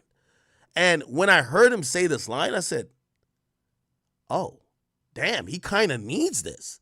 Like, again, it's not for clout, but he needs, because Kendrick has all the clout right now, but he needs to create a single enemy that he could, that's one of the best ways to unite people. You create a single enemy and you become their leader and you lead them against the enemy. A lot of times when that happens, they look past your faults because everyone's so concerned with the person they don't like. I do think that's one of Kendrick's strategies, honestly. So that's why. So I think he reached for this, and but I disagree that it's for clout. Yes, dude. Like, we are up right now. God bless. The biggest story about the album, outside of the album and people enjoying it, was a sub at a comedian. Yeah. And you don't even got to say my name and it still makes headlines? It's crazy. You're welcome. You are. How many views did I give him, you think? A good chunk. A little chunk. Yeah. They stole our mustard. Couple million bucks. They stole our mustard. Take the honey off. We've been doing honey mustard for fucking years. Okay, they hop on that dick riding. He be listening. Yeah. He be listening. Of course he listens, because he specifically, I think, was reacting to, in that Shits and Gigs podcast, which I think they're reacting to, I said something. I asked them if they dated black women. They were like, "Oh, we date all women," or whatever. Yeah. And I was like, "Yeah, okay." And then I go, "Kendrick fans, get them." Yeah. Yep. And that's all it took. Yeah. That's all it took. And now Kendrick want to talk some shit. Yeah. Okay, what do you guys think of the album, though? Okay. I mean, I like it. Here's what I'll say about Kendrick. Everybody knows I'm a fan, but He got some slappers on there. It's absolutely some slappers. Album's good. I went there trying to hate, good. and then I listened to it again this morning, and there was a... Here we go. Now, so that's his reaction, but then there was another part of his reaction that got a lot more, headlines, and people are talking about this today. Okay, here we go. Throwing it away. Yeah, just say you weren't talking about me. That's the best thing you could do, Kendrick. Yo, I don't know. Good ass point. She locked up too many of his dudes, Masquerade as an altruist, someone who protects the community, but you only do it when it benefits you, when you put out an album. Like, where's all this love for black women when Kamala was running for president? Ooh, okay. He cooking. This is the problem. Is like, when you're on your way up, nobody looks at your hypocrisy. Okay. Well, I let the whole segment cook. Whap. Let me suck it up. This is Emma. Wait. Hold on. I could put him on my lap. Oh, no. This is the part. Who's a position, and we done tattooing each other, whatever you're doing. I should let the whole thing play. Trump on January 6th. Yo. Yeah. You know what I mean? Like, he's trying to get people to storm the Capitol a little bit. He's trying to get people to go to Al. Get people to go to Charlotte. That's dangerous rhetoric out there. It really for is, woke Kendrick, you know? Stand back, stand by. Stand back and stand by. He's not even saying that. He's saying get up in that ass. Yeah. I mean, it's crazy. He did. But I need Kendrick. I need you to do it, Kendrick. You want to squabble up with Kenny? No. I mean, here's the thing. This is the thing that is kind of funny about it. Is like, first of all, Kendrick's people and the gang affiliate, everybody, his security, they will kill me. They will destroy me. They'll find me in the street. They'll fucking cut me up. They'll shoot me. They'll do whatever. I'm not a tough guy. Y'all do. But just Kendrick, I would make love to him. There's nothing he could do about it. Just Kendrick Lamar, I would make love to him, and the only thing that he could do is decide if it's consensual or not. That's the only thing he could do. If it's me and Kendrick, this is about physics. It's about physics. I don't even know if I'll get hard. But if we're in a cell, there's a chance that if we're in a cell and we're bored and we done tattooing each other, whatever you do in the cell, and we ran out of board games and we did all the other things, we cleaned everything, and I'm like, man, I might as well fuck you. What the fuck? There's nothing he could physically do to stop that besides put his legs in the air and choose a position. Maybe I'll let him choose a position. Why are you pulling this picture up, Mark? Why are you doing this? Put up that picture of him and Travis Kelce's girl. Look at that shit. Oh my God, dude, that's unbelievable. Yo, I'll be honest. I would go so far as to say I don't think he could stop most people on the planet from having sex with him. Like, the only reason he got security is to stop people from having sex with him whenever he wants. Now, don't get me wrong, there's people who could fuck me against my will. I was in an elevator once with this drag queen, and this motherfucker was like 6'5". Oh, yeah. And we're in the elevator, and we're going down. I'm like, yo, if he wanted to take it, I gotta cause a ruckus or something like that. Like, I gotta shit my pants. I gotta do something. I gotta shit my pants. I gotta do something to stop. He might enjoy it. I have no clue what they're into, but I know with Kendrick that he's talking a lot of shit, but if it came down to it, I could put him on my lap. I could feed him a bottle. I could put him on my lap. I could feed him a bottle and make love to him if I wanted to, and there's nothing he could do about it. I might not be hard. Dick might just slap soft against his butt. But you can just beat him up. You don't have to fuck him. No. We're not doing acts of physical violence over here, bro. Okay. So he's clearly making a joke that he's saying Kendrick is he's a fragile op, right? Like he's a tenderoni. You know what I mean? Like he's one of them petite fellas. And he's saying that all that tough talk about Kendrick without the security or whatever, he says, he could have Kendrick bouncing on his cock. Like, really. You know what I mean? If he wanted to. Now, y'all all know I'm not the biggest fan of talking about fucking other men, right? However, I do like, and I'm only here to call out hypocrisy, okay? Y'all all remember when Saucy Santana made the reference saying that he wanted to squabble with me, and after he called himself knocking me out, he said he would fuck me, right? Pause. Damn, it sounded even bad saying that. The entire culture laughed. Everybody fucking laughed. Oh my God, I can't imagine academics just getting fucked by Saucy. Everybody laughed. I remember looking up. Not one person said, that's wrong. Threatening R-word isn't cool. Remember, but I did tell you, it's better to be liked than to be right. Didn't I tell y'all that? Saucy Santana threatens to take it without my permission. It's hilarious. Saucy, go ahead and take it from that nigga, man. I can't. Everybody's saying that. Let's see what they say when it's hip hop savior. TDE Punch jumps in the mix. He says, wait. I know as a black man who's involved in hip-hop music that we're a bit slow and don't really understand sarcasm and humor, but did my guy say he want to sleep with Dot? Yes, he said that. He says he wants Kendrick Lamar to bounce upon his white penis. Okay? Keep in mind, all that pro-black shit that Kendrick been saying, the white man is saying he want Kendrick to ride his cock. We need Kendrick to issue a response to that, okay? Now, we even see Meek Mill jump into it. Meek Mill? Meek Mill just said, white man saying they'll R-word black men openly is extreme. Let me wait. Is he looking at this as just a white man and a black man? Yo, Meek is just so like, yo, he's so stupid. It's like he's basically saying, well, if it was two black men, it's kind of cool. No wonder niggas think whatever happened with him and Diddy. Bro, don't make it about race. Just say a man threatening to R-word another man is extreme. That's all you need to say. Him saying a white man saying it to a black man is extreme. That's why niggas think that Diddy did whatever he did to you. Which, I don't think he did nothing. But this is why all these things start. He said, and then say it's just a joke. Black manhood, not a joke. I seen the same guys saying I was gay on his stand-up. My white friends, like it's a joke. We don't joke like that in the black community at all.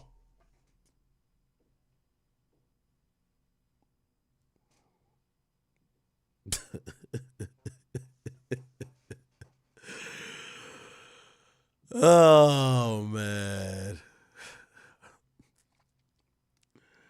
I don't know why Meek Mill is so good. Meek Mill just exists for moments like this.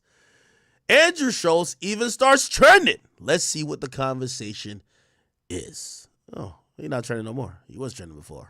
Okay. Let me just search his name. Hopefully no porn pops up. Okay. Andrew Schultz joking about raping Kendrick Lamar was a white man's way of putting a black man in his place for defending another black woman. It was sadistics and remnant of slavery. Evil sack of shit. This is why I told you I don't fuck with none of these people. When Saucy said he want to go R-word me, it's funny. It's hilarious. And actually, at least with this, Andrew Schultz is saying Kendrick is going to be awake and conscious. Saucy said he was going to sock me out, that I was going to be unconscious when he R-worded me. Everybody laughed. Ain't that fucking funny? Somebody says Saucy's gay, though. Andrew's not. What the fuck does that matter?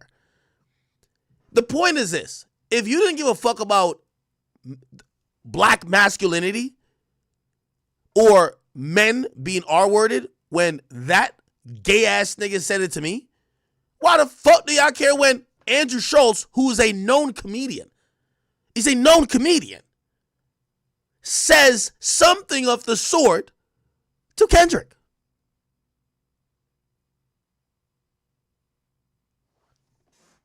Look, they're having think pieces about this bitch. I don't know how anyone can support Andrew Schultz. These aren't just jokes. Some shit just ain't funny. Look. Allegations of abuse have emerged from Andrew Schultz's ex-girlfriends, but what? They're acting like it's the craziest thing ever.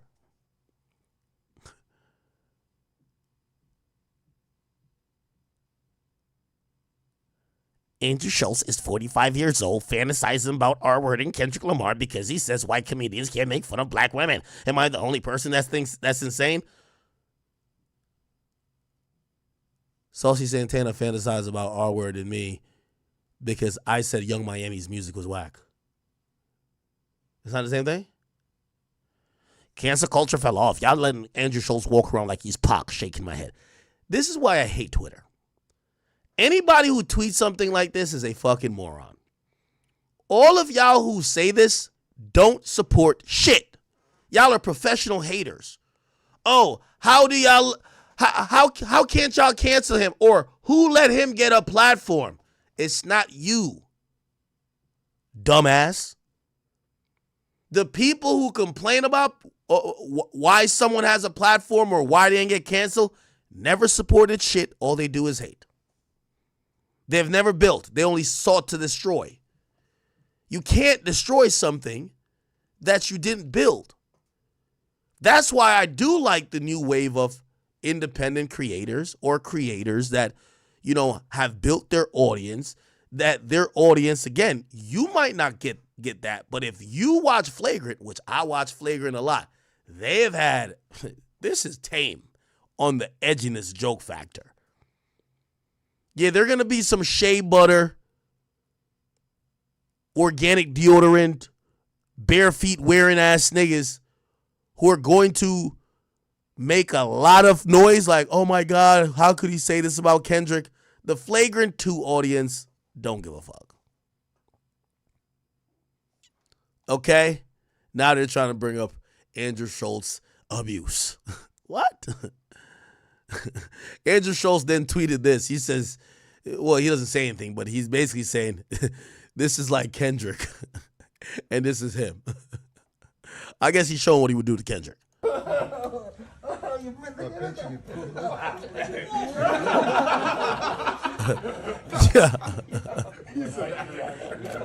And again, I want to be consistent. I don't like no joke or not. I don't do jokes about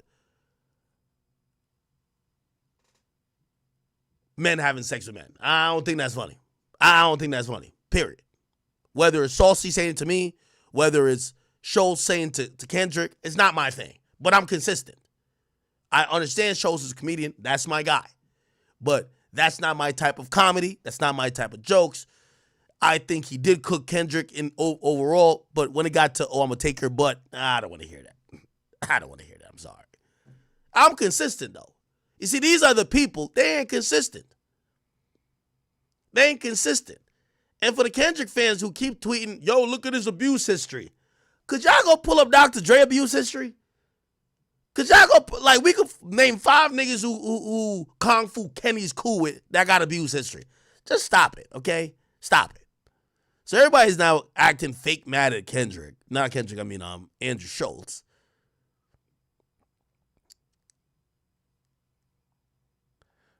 Which, remember when he told the joke about Meek, right?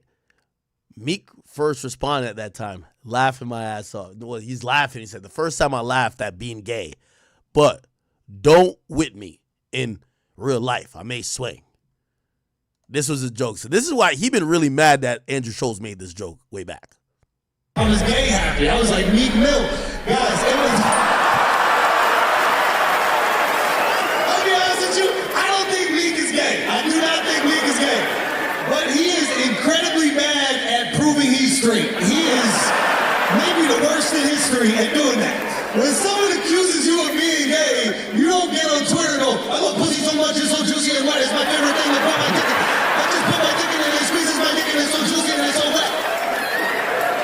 He was like, I even had sex with a girl on her period. That's how you know I love women. He tweeted that and I was like, oh, he thinks that's disgusting. And you know who else thinks that's disgusting? The gays. No, but shout out Meek, bro. Shout out Meek, man. He's done a lot of amazing things with prison reform, right? Getting all them gay dudes out so he can suck their dicks privately. A bunch of fine-ass motherfuckers in jail. We need them on the streets so I can bust them cheeks. Hop on the back of this dirt bike or the front, whatever, you know. Oh, man. Okay. Then now people like the nigga on the couch, a bigger bitch than Andrew Schultz for sitting there quiet. Somebody said, I want Charlamagne to take a break for discussing everyone else and tell us how it personally feels to be pro-black and maintain a podcast with Andrew Schultz.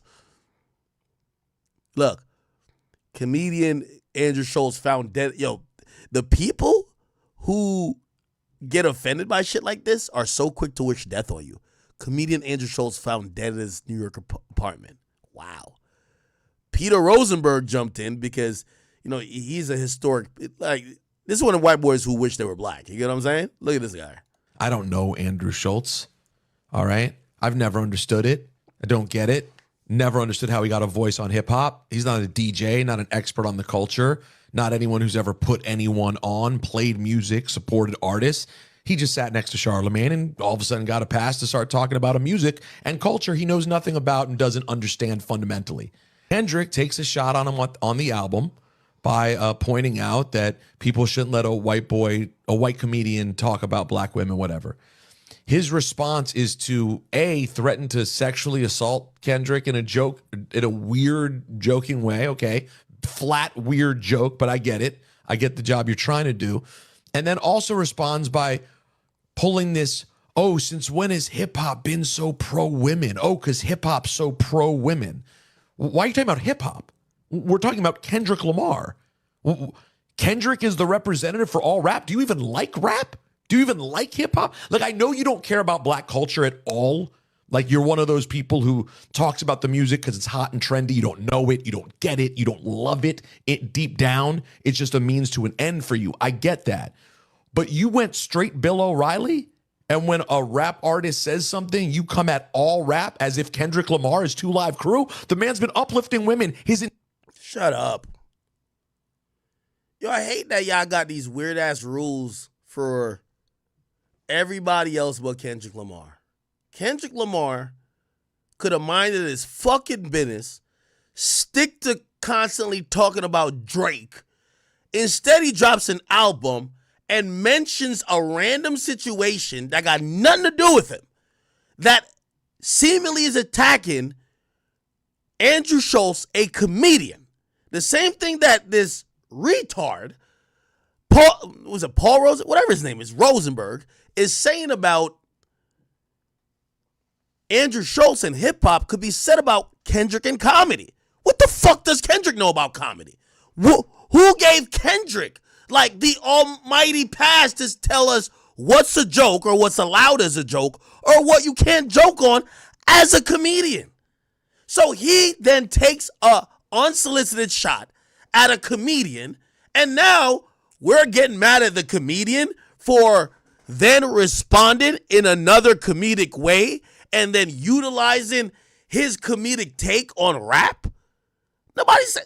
I don't think Andrew Schultz know too much about hip hop anyway. I don't give. That's not a thing. Who cares?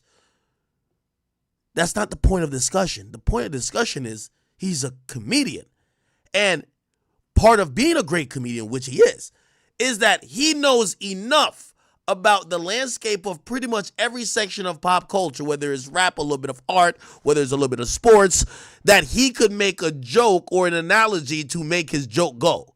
Right? And that's exactly what he did. Why are we just all of a sudden changing the rules? He can't now talk about Kendrick? That's what I keep telling y'all. Kendrick is the most protective person I've ever seen. Kendrick went out of his way to diss this guy. The guy was filming a special. Now the guy can't make a joke about him? Oh, Kendrick's too special. Now, I'll address this part. And this is where I should get this bum-ass nigga Rosenberg out of here. Okay. Do we think that, because there's some people who are going to say a joke about a white man, like I seen Tariq Nasheed say a white man joking about R-word and a black man is going to bring up some racial history that is, I think he says he calls it, this is buck breaking, right? And he says,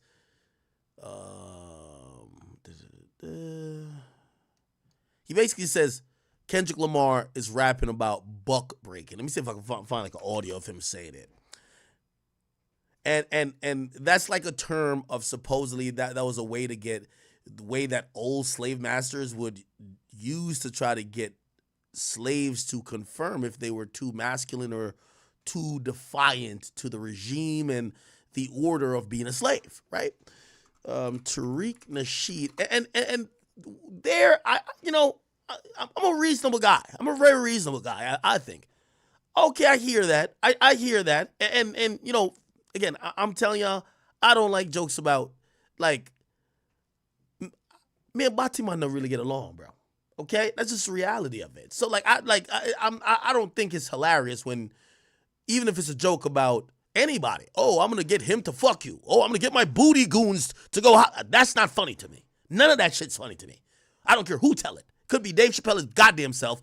Chris Rock. It ain't funny to me. That's just to me. Okay, I'm gonna deal with Batima straight up. Right now, me particularly, that's not my cup of tea in terms of the joke. Right. However, we comedians have a wide range of leverage in how and what topics and what angles they use for a joke. It might not be funny to me, it might be funny to someone else, right? And again, not because I don't like it being a joke, don't mean that somebody else might not, and it don't mean that I get to cap whatever they could joke on. I don't like every fat joke. But can I tell a comedian not to do it? No, it's shit. People love fat jokes. What the fuck are you talking about? Get out of here, nigga. Get your sensitive ass on out of here. So, and I do think that matters a lot. Now, if Tariq is kind of saying Tariq Nasheed, Andrews, if Tariq Nasheed is kind of hinting that this is this was a overt attempt at racism, even though I disagree, I could see that point. I could see that point because for some people who are looking very deep into it, they might be like, oh, that's what that is. I might disagree, but I could see the point, right? Still doesn't defeat the purpose of it was an attempt at a joke. Apparently, they used to get into it back in the day. There was a really explosive episode of Brilliant Idiots. Why is my mic always so fucking low these days? Shit. Okay. There's a very sorry if my mic is low. There's a episode of Brilliant Idiots where essentially these two go at it the whole time, and that's also like really funny. Let me see if did they talk about anything? Yeah, okay. So it looks like Tariq Nasheed hasn't like spoke about it, but he tweeted about it. And okay, listen to Hot 97 people now all chiming in. The message is to black people allowing white people to do that to black women. Well, I think that's Rosenberg's point. Is that's Andrew Schultz's whole MO. Is he has so he can make these jokes. He has black people or people of color sitting there so he can make these jokes. Right. Which is why Kendrick Lamar got on them. And by the way, it's not just Kendrick Lamar. Like, Kendrick is the one who said that line, but the truth is, bubbling under the surface, there have been people for a long time being like, why is everyone okay with this dude and people of his ilk saying the things that he says? And then his response to it. But they say the same thing about me, about you. Nah, they don't. They just don't. That's not true. No, they don't. People say it. They do. Yeah. So to get into that conversation, anytime there's a white person who speaks on black culture, they always say, who allows this guy to speak on black culture? They've been saying it early on when Andrew Schultz was most known for Brilliant Idiots to the majority of people within hip-hop. But these days, he's one of the most successful comedians, Netflix specials, sold out tours. He's done stuff, and he has another podcast called Flagrant 2. It's just wildly popular. That's not a hip-hop podcast at all. It's a comedy podcast. And yeah, they usually say that because they feel like it's a black guy that's validating the white dude. I don't know if that still applies to Andrew Schultz because he didn't say this on the podcast with Charlamagne. He said this on his own platform. He said this on his own successful comedy podcast that, you know, wasn't built off the back of a black person. And respect, I think there was an original version of Flagrant that had Kaz on it, I believe, which is a black dude, but with all due respect, Andrew Schultz is a fucking star, right? Anyway, let's keep hearing this conversation. To me, on social media, they're like, why are you covering for Rosenberg? Why does Rosenberg get to say X, Y, and Z? Because, and it goes back to the fact that just because you're white with an opinion, you're not making jokes, though. I was about to say, that's another part I wanted to throw out there. Yo, guy, I need people out there to listen close, guys. It's 2024, man. Allyship is important. Good people come together at this point, right? It's not about racial lines, about good people coming together. Please stop throwing all white guys into the same category. Not like, I know Andrew Schultz talks into a microphone and he's white, and I know I do, and I'm white. This man has never cared for, crafted for, done anything for the culture. This is. Yeah, let me also jump into it. Hey, yo, like. This is some real talk right here. And this goes to Static Selector, Ruri, and Rosenberg. I don't give a fuck how much y'all are on black dick. And it don't matter if I vote for Trump. I'm black, y'all ain't black. I just want to let y'all know that. I don't give a fuck. There's a group of white people that they like to almost like feel like they have an extra card because all they do is they be extra pro-black. They're more pro-black than black people, right? They're always pro-black. We don't give a fuck what y'all niggas. Listen, you're white. Andrew Schultz is white. Y'all both the same. Don't act like there's no difference. Y'all both white, okay? We don't give a fuck, okay? We don't give a fuck if, oh no, well, I understand and I empathize. We don't care. You know what I mean? Like, same with Max Kellerman. We don't care, nigga. you're white. Stephen A. Smith is black. I don't give a fuck. There's always like this white guy who's almost acting like he's extra black and feels like, oh, yeah, you can't lump me with the other whites because I kind of co-sign everything black. Like, shut up, nigga. Go die and get born again in black skin if that's what you want to do. Okay? All y'all white people, we glad that, and by the way, you know, he mentioned allyship. We love the fact, you know, if you're a connoisseur of the hip hop culture, or not connoisseur, you are a supporter, and whatever else that black people got going on, okay? But unless you wake up and you got melanin in your pigment and you could possibly get pulled over by the police and shot, or you go through the experiences, I don't care, even if you think they're tap dancing, cooning, whatever, unless you actually are black, we're just going to call you what you are, brother. You're a white man, and you and Andrew Schultz are just the same, okay? Now, your opinions might be more in favor of the black community, right? And the black community might prefer your way of thinking, but you're white. Like, let's not try to remix it like, oh, no, I'm not like him. No, you're white. You're a Caucasian, okay? And sometimes, like, you ever listen to niggas like Ruri? They're, like, extra black. Like, I be listening to Ruri sometimes, and, like, this is what I like about the white dudes who it's like they're dying to, like, get a black approval.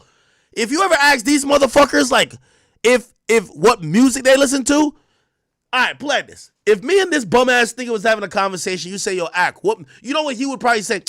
Well, Ak doesn't know more about hip-hop than me because all I listen to is the backpack dudes. Like, they want to be like some super purist shit. You ask him his favorite rapper, it's going to be a bunch of broke niggas who just rhyme words and words and words. You know what I'm going to tell you? Future, Youngboy, Keith, Durk, like, you know what I mean? For these people, they always on some, like, extra, like, I can't stand these type of niggas. I ain't gonna lie to you, bro. Like, bruv, the white dudes that's always trying to, like, technical this, get the fuck out of here, nigga. I can't stand them niggas, bro. He's one of them. Ruri's one of them. There's a bunch of white dudes up in this shit, bro. It's cool to be white, but stop acting like you gotta, like, compensate with your opinion being extra out. Being pro-black. Oh no, I love black women. I love them. Shut up, nigga. This is a guy who just makes jokes and makes money. Look, right? It's not about racial lines, about good people coming together. Please stop throwing all white guys into the same category. We're throwing y'all all in the same category, nigga. Shut up. Like, I know Andrew Schultz talks into a microphone and he's white. And you do too. And I know I do, and I'm white. Yes, that's where we stop. This man has never cared for, crafted for, done anything for the culture. This is a guy who just makes jokes and makes money and was given a pass by Charlemagne. They used each other and sat next to each other, and now he says loose things, talking about things about you. Oh, that's their problem. Charlemagne, yo, let me tell you this, man. Yo, Peter Rosenberg and Ebro, they're some salty losers, man. Charlemagne gave them boys a Hot 97 belt to ass for 10 years.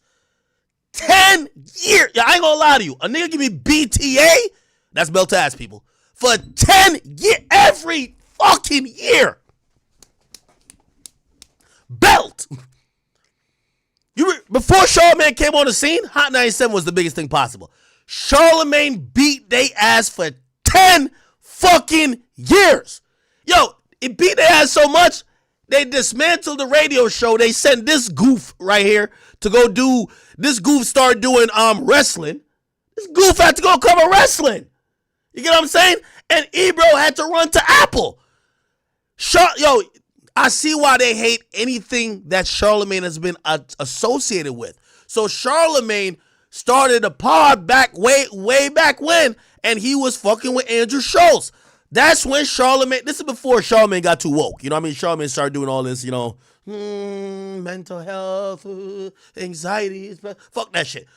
When Charlemagne was giving it up, roasting niggas, sniffing seats, we talking about, like, we all know the GOAT era of Charlemagne. Charlemagne my guy, by the way.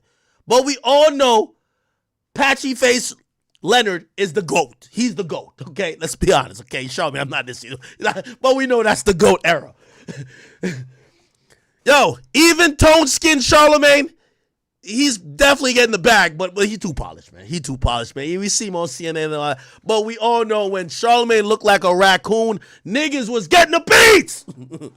Yo, he had Hot 97 in shambles. That's a fact. I'm only speaking facts. So these niggas, they got belt 10 years in a row. Yo, this nigga, you know why he mad at Charlemagne too? Yo, he had one of the first hip-hop podcasts. It was, well, it's still around. It's called Juan Epstein. Him, Combat Jack Show, one of the first hip-hop podcasts. Charlemagne gave this nigga belt so much that niggas would rather go listen to Charlemagne on Brilliant Idiots talk to a white comedian talk about hip-hop than go listen to his hip-hop backpacking nerdy ass. Real talk, that's facts. Belt.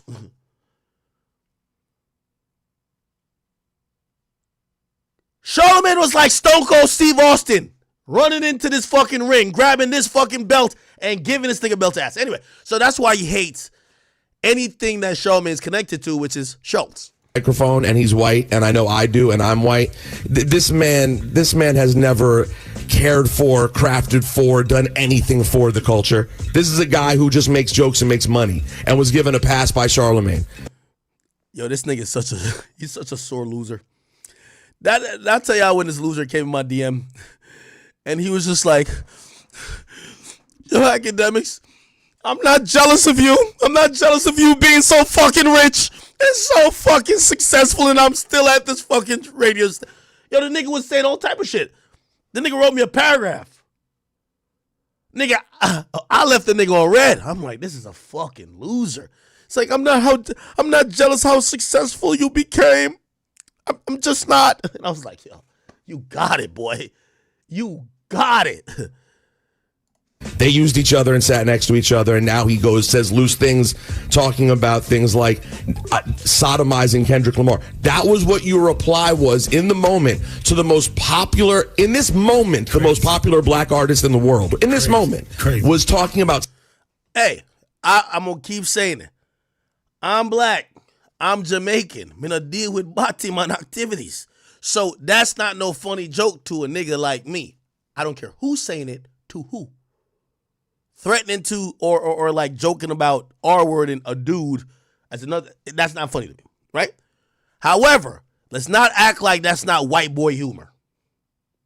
That's white boy humor. It's white boy humor. Yo, white boys love joking about gay shit. That's their bag. Like, shout out to my white listeners, but I know, like, that's one of the first, black dudes learn a yo mama joke to go to school and cut up with. White dudes learn a gay joke. That's a fact. That's a fact. Everybody know white dudes love gay jokes. Black dudes love your mama jokes. That's how it goes. That's how it goes, bro. Like, what you mean? That's facts. I'm sorry. You could call it weird, but it is what it is. Yo, as a black dude early on, you gotta know some jokes, how to roast somebody about their moms. As a white dude, you gotta know how to know a gay joke. That's my story. I'm gonna stick to it. Sodomizing him, that was the joke that you thought that was the play? But here's the thing. Congratulations, you played yourself. We live in a world now where people don't give, too many people don't give a damn about what we're talking about right now. They'll go, Andrew Schultz is a comedian. He made some jokes. I thought it was funny. People like crass jokes. It's kind of like the dude making fun of the Puerto Rican people at the Trump rally. Oh, yeah. And making fun of Puerto Rico. People were up in arms. They tried to turn it into a whole thing to make Latinos not vote for Donald Trump. How did that work out? Who actually gave a damn? He did it. And so that's the real button here. Is why we spent all this time trying, because Kendrick Lamar made a comment and we're going looking for Easter eggs. A, we're assuming he's talking about Andrew Schultz and those black dudes because the black dudes apologized. So, okay, let's go with that. And B, we're assuming that other people who listen to Andrew Schultz, Charlemagne, whoever else Andrew Schultz is sitting with, give a damn. And they don't. All right, man. Every time I'm watching Hot 97, I feel like I'm watching the losers speak. Yo, you ever watch like the post game interview? Like everybody want to hear the winners say. Like you ever see when the losers walk into the press conference? You're like, what the fuck? What they got to say now? That's how I feel anytime I see this fucking show. It's like I'm watching the losers give their opinion. All right, somebody said when people are gonna learn you can't reprimand comedians. Andrew Schultz doesn't take shit serious. I mean, it's crazy.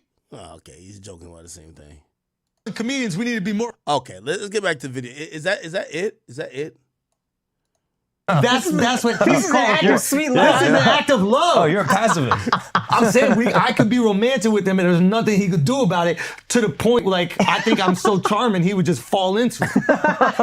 Yeah, you know what I mean? Like I think he would just be so charmed. He would be like, damn, like whap, whap, whap, whap, whap. Let me suck it up. This was MLK's dream, right? Yes, for real. White people and black people listen, come together. So we need to figure this out. We need to figure, like the only thing he could do is after I was finished, like write some words that rhyme together about it.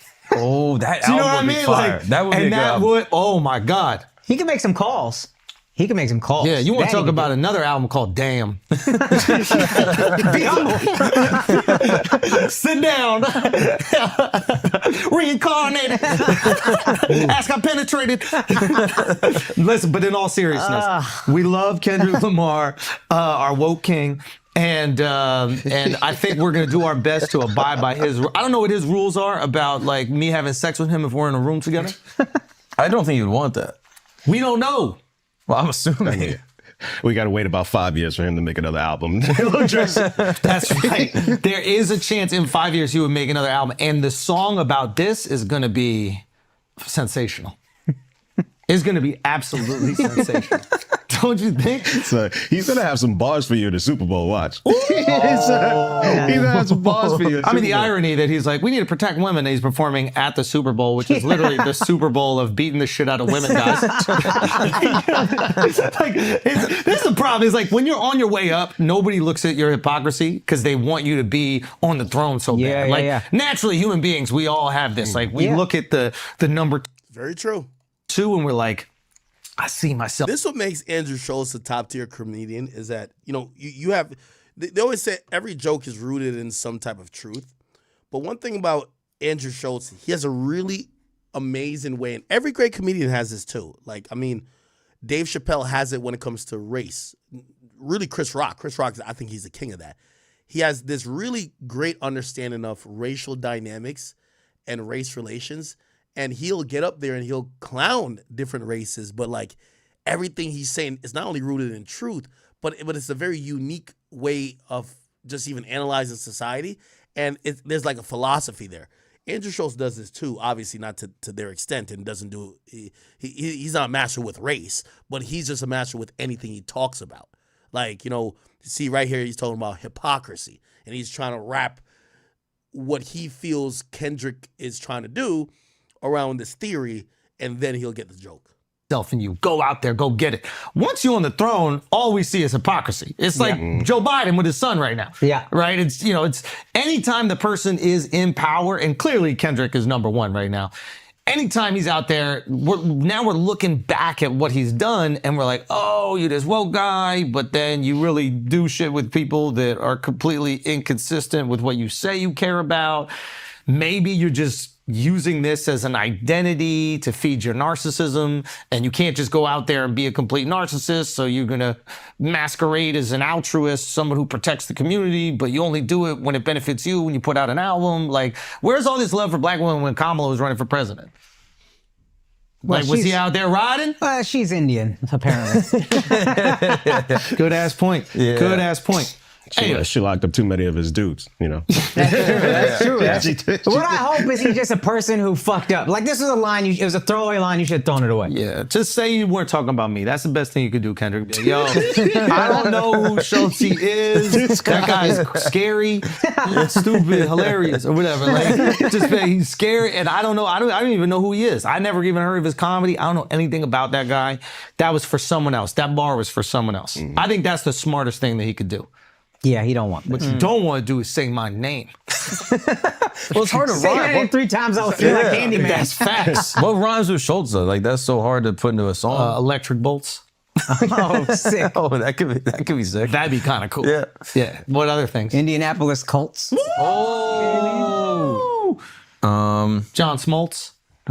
Here we are thinking there's some geniuses. They're just rhyming some words. Go back to talk about Drake and making shit up. Yeah, it's not that hard. Do you know what I mean? Mm-hmm. Fuck. Go back to talk about Drake, how he's a fucking deadbeat dad. While you do songs with Future.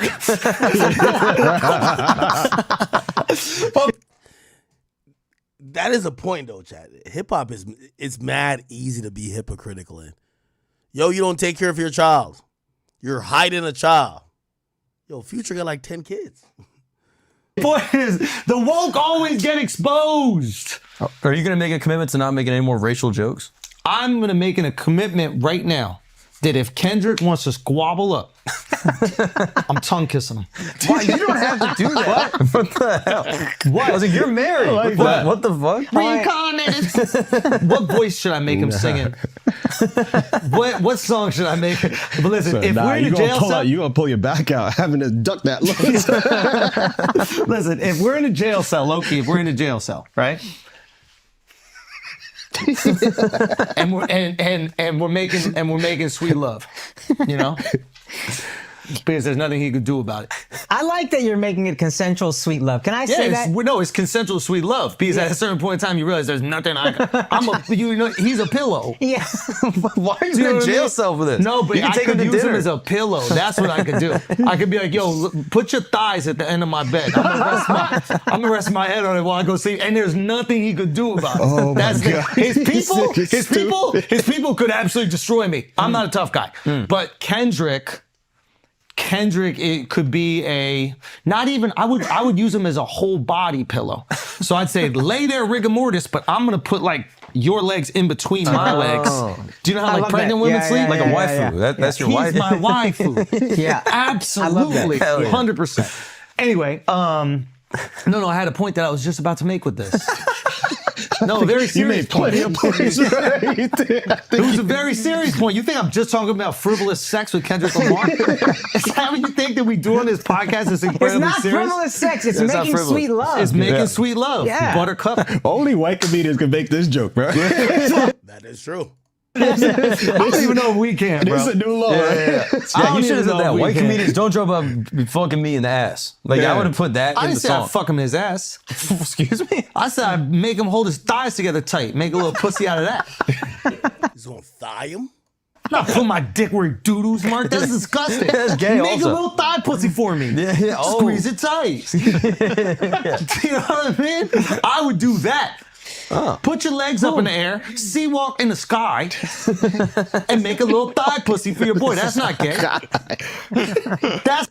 By the way, I also understand why Andrew Schultz went this angle. Because here's the thing about hip hop.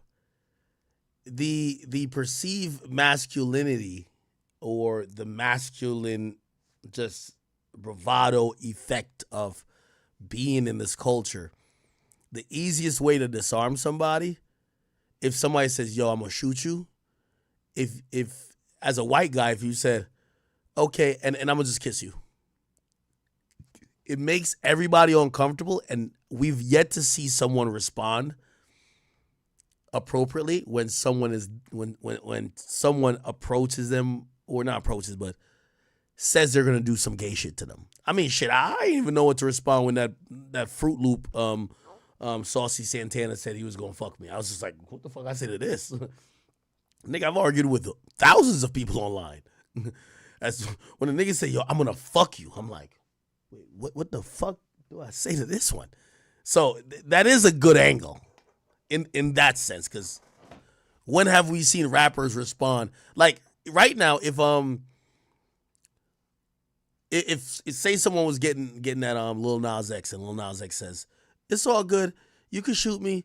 Don't shoot me with your gun. Just shoot me with your dick." Like, bro, you wouldn't even know what the fuck to say to a nigga like that. That's fact. That's not gay. I need you like this. I need thigh pussy, but I need it to be like two. Yeah, only a white dude could do this. I ain't gonna lie. Two. All right. Yes. This is sit down. Be humble. Okay? All right, next. Come on. I'm just a good kid in a mad city. Guys, I'm just a good child in a mad city. It's fucking mad out here. Oh, man. Come on. I think they put the other A in it. That was good. Yes, because it's really mad. It's really mad. Do you know? Yeah. Hey, man. Kendrick, we love you, bro. But love you. That's true. He loves you. That's love. This is all said with love. No malice. Yo, no malice. We love you, man. We wish you best of luck with all your future endeavors. Best of luck on top. It's hard being on top, my boy. It's hard being on top. On top of... Don't you do it. I was asking. Don't you do it. Easier than being on bottom. But I will say, as far as that line goes, we're going to make fun of everybody. And that's just the reality of the matter. Is everyone gets these jokes. That's the ethos of the show. It's the ethos of the comedy. I do like that about Andrew Schultz. I like the fact that when there is starting to be outrage and people saying, why are you doing this? Why are you doing that? He doesn't do the apology game. Oh, my bad. I didn't mean to offend. Let me explain.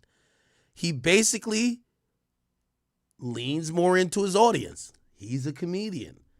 And for him, like, again, I'm giving you a little bit of context about his come up. His come up, like, he used to be on these guy code shows and these other shows or whatever the case is. But, bro, you know what really popped him off?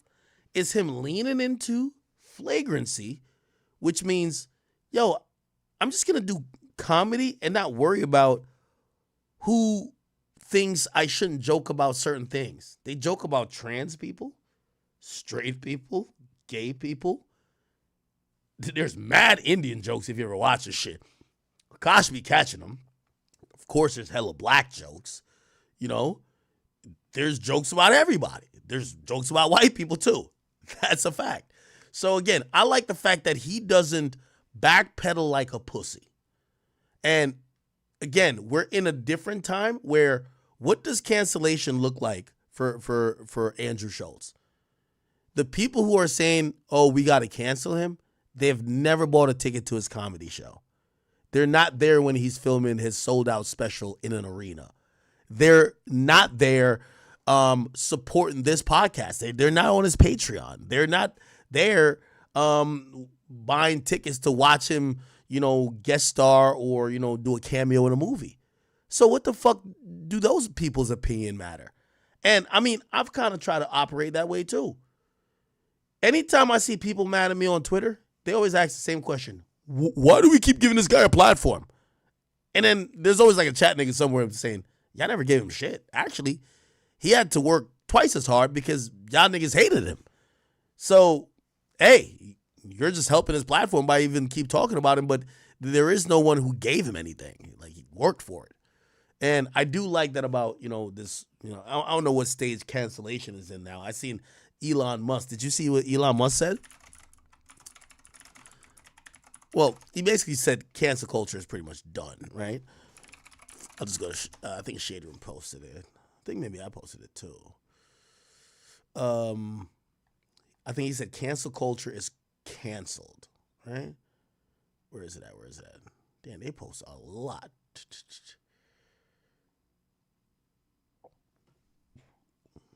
I don't know. Anyway, they said it then, okay? All right. Let's see what he's saying, and then we'll get to another topic. That we do. And the second you start, and he just might not be aware of it. I don't know if he's doing it to sell records or if he's doing it because he just thinks it rhymes or it looks good, or he's taking advantage of like a viral moment, knowing that we'll react and knowing the internet will react. But the reality is the second that you make a group protected, everything else becomes racist. You're either racist to that group or you're racist to everybody else. And when you make fun of everybody, that is the one beautiful thing that allows us to kind of come together and laugh at ourselves and each other. I've been very fortunate to travel the world making fun of people of all different race, religions, cultures to their face, everywhere around the world. Yeah, he did a show. I think it was in like maybe the Middle East or something like that. And he got paid, I would imagine, handsomely. And he was like cracking like race and religion jokes to like these people's faces. And they're from the Middle East. I usually think there's certain groups of people, I don't know if they got a sense of humor, but don't joke about them. And he did it. You know what I mean? Everywhere. And they've had an incredible sense of humor about it. They're coming out specifically to see that happen. So it's not something that's ever going to change. And maybe it's something that he'll learn. And maybe it's something that he'll start to understand a little bit more. He might just not know really anything about comedy. I know that sounds crazy, but it just might not be his thing. And like, he might just have that knee-jerk reaction, and he's just like, yo, this is wrong. You can't. Maybe it's the only clip that got sent his way. Exactly. And if you only get sent one clip, then you're like, oh, fuck this guy. But yeah, I just, that was disappointing. As a fan, I was like, ugh. Yeah, because you never want, like, imagine the person in your friend group going, guys, can we not talk about Asian men for a little bit? Yeah. It's a little bit. Like, imagine one of your friends saying that. He's not my friend anymore. He's not my friend anymore. No, we are killing that motherfucker for the next 3 months. Remember that time where you were gay? Yeah. That's where you say, remember you acted like a gay guy that time? And for 3 months, you're just getting destroyed. Out of the group chat. Yeah. Immediately. So you don't want to be Kung Fu Karen. Right? And that is what ends up happening when you have this type of rhetoric. Now, being on top is different. Being on top is much harder. It's way harder to lead. It's easy to conquer. It's hard to lead. So we hope you do the best with your reign. And if it's deserved, then it will be long. And if it's not deserved, then it will be short. And you're the one that... Yo, and by the way, I guess this is what I was trying to show. This is him in Abu Dhabi. I think this is... So much change since I even came back. You got gay people now? I don't know if they were gay. They might have been Lebanese. I think that... Look, bro, everybody's catching them. Look at this fucking room. Got mad niggas with shit on their head. That's a joke, people. That's a joke. That's a joke. Yo, why do Lebanese sound so... I can't even hold this like this because a Lebanese guy might sit on it, bro. I gotta be... Lebanese people are always like, Beirut is the Paris of the Middle East. We're like, we know. Now, how many people came here to Abu Dhabi from other countries just for the comedy festival? How many people are telling? Ladies, I gotta give you some advice. If you go into a coffee shop, turn your airdrop off, okay? Your phone will get a drone strike of Snapchat QR codes. If you walk into Home Bakery, or as you call it, Home Bakery, you speak English. Why are you fucking up the words? It's Home Bakery, not Home Bakery, Home Bakery. I went in there, a man walks into Home Bakery. I get it. Look at the people watching. Airdrop Snapchat QR code. Fucking Lebanese guy. Can you? Unbelievable, right? Yeah, see? So horny, those guys. They just... Exactly. It decides that. That was very mature. Thank you very much. Hell yeah. Shout out Drake, though. You know what I mean? Shout out Drake. Now, I almost feel like I should just say a bunch of things about Kendrick that aren't true to get it out the way now in case he tries to say shit about me. Oh. Like, you gotta get there first. Strike first. Do you know what I mean? Okay. He's probably Al-Qaeda. That's not true. He's not Al-Qaeda. I think he did 9/11. Listen, because he called Drake a pedophile. You know what I mean? So it's like, I got to call him shit. Yeah. Ahead of time. Anything is better than suing. That's a good... So call him anything you want. He's a it's better than suing. Yeah. Okay. And by the way, he cracked jokes at Drake too. He cracked some jokes at Drake too. Okay.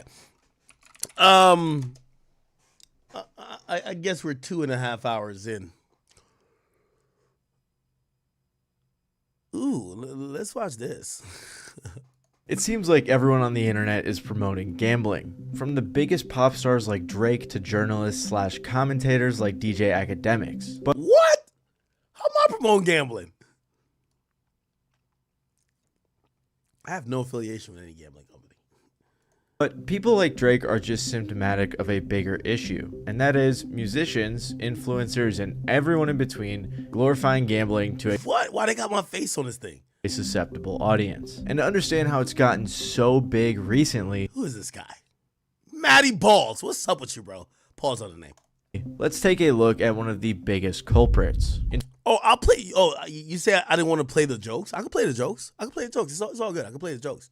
On Drake, you want me to play Andrew Schultz joking on Drake? I was gonna wait for the Drake segment with I guess Stephen A. Smith said some shit, and apparently he's saying Drake like felt away, and he responded again. So I was gonna play that for y'all. But I just seen this on my thing just now. I wanted to hear this shit. In 2022, Drake partnered up with the online casino Stake. He said in an Instagram ad back in March of 2022, "It was inevitable. Drake and Stake have come together. I'm going to be announcing a date for an upcoming live event where I play to win some real money and give it all to you, because what's better than sharing the love with my people?" I think it's kind of funny he said a real money as if that's not what he was doing before, but we'll get to that later. Stake said alongside Drake's announcement, "Drake has been an active member of our global community for a few months now, so the next step and natural evolution in the relationship was for us to collaborate on a stream. We share the same love for crypto, gambling, and community, and are like-minded fans of the technology and culture at the forefront of this movement." Since then, Drake has been posting his bets on all types of online casino games and sports bets all over his Instagram page. Now, this may not seem like much, but when you take into I'm gonna be honest. So truthfully, like I do believe gambling is. I don't think that gambling is taking over the music industry. I think gambling is taking over life. Like, bro, like go ask the people who are basketball players. They'll say the same thing. Like people don't even give a fuck about the results of the game. They're like, yo, bro, don't fuck up my parlay, bro. Did you see that one thing where like LeBron? Like the guy shouting like, "LeBron, I need another rebound." And LeBron goes to go get a rebound or some shit or get something to make this guy's parlay. Like, yeah, the NBA, I know everybody keeps saying the NBA is going to shit because of three-pointers. No, the NBA is going to shit because fans are more invested in sports gambling than they really are in supporting a team or watching basketball outside of their team. So they might like the Knicks, but if they're watching any other team, they're thinking about parlay. And that, of course, it drastically changes how people view the game, right? Like they're watching the game on TV, but they're also on an app seeing if their thing cashed out on DraftKings or FanDuel or wherever the case is. That's definitely changed everything. That's a fact. Like, you know what I mean? And it's not only gambling. Like, I mean, fantasy sports. Yo, Sundays come around. I don't know about y'all. Bro, my favorite team has always been the Indianapolis Colts. Bro, this year I got Saquon Barkley. Is that his name? And what's the dude's name? It's his quarterback. Whatever the fuck his quarterback. Yo, my team is like amazing. These days I'm on that app more than I'm watching the game.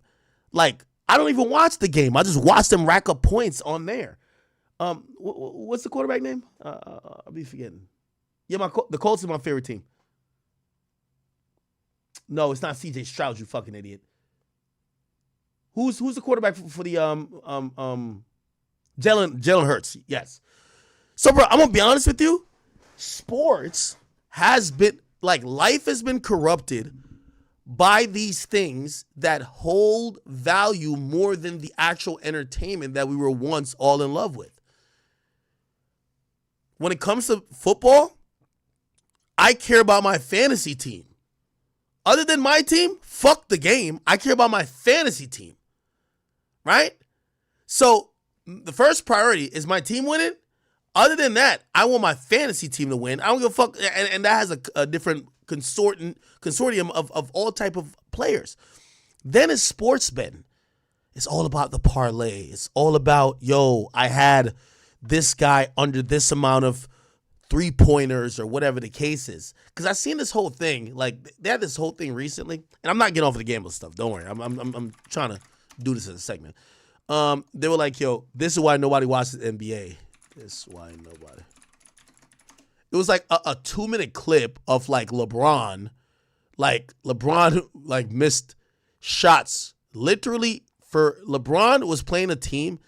Look right here. They said, "Why'd you stop watching NBA?" It's a watch.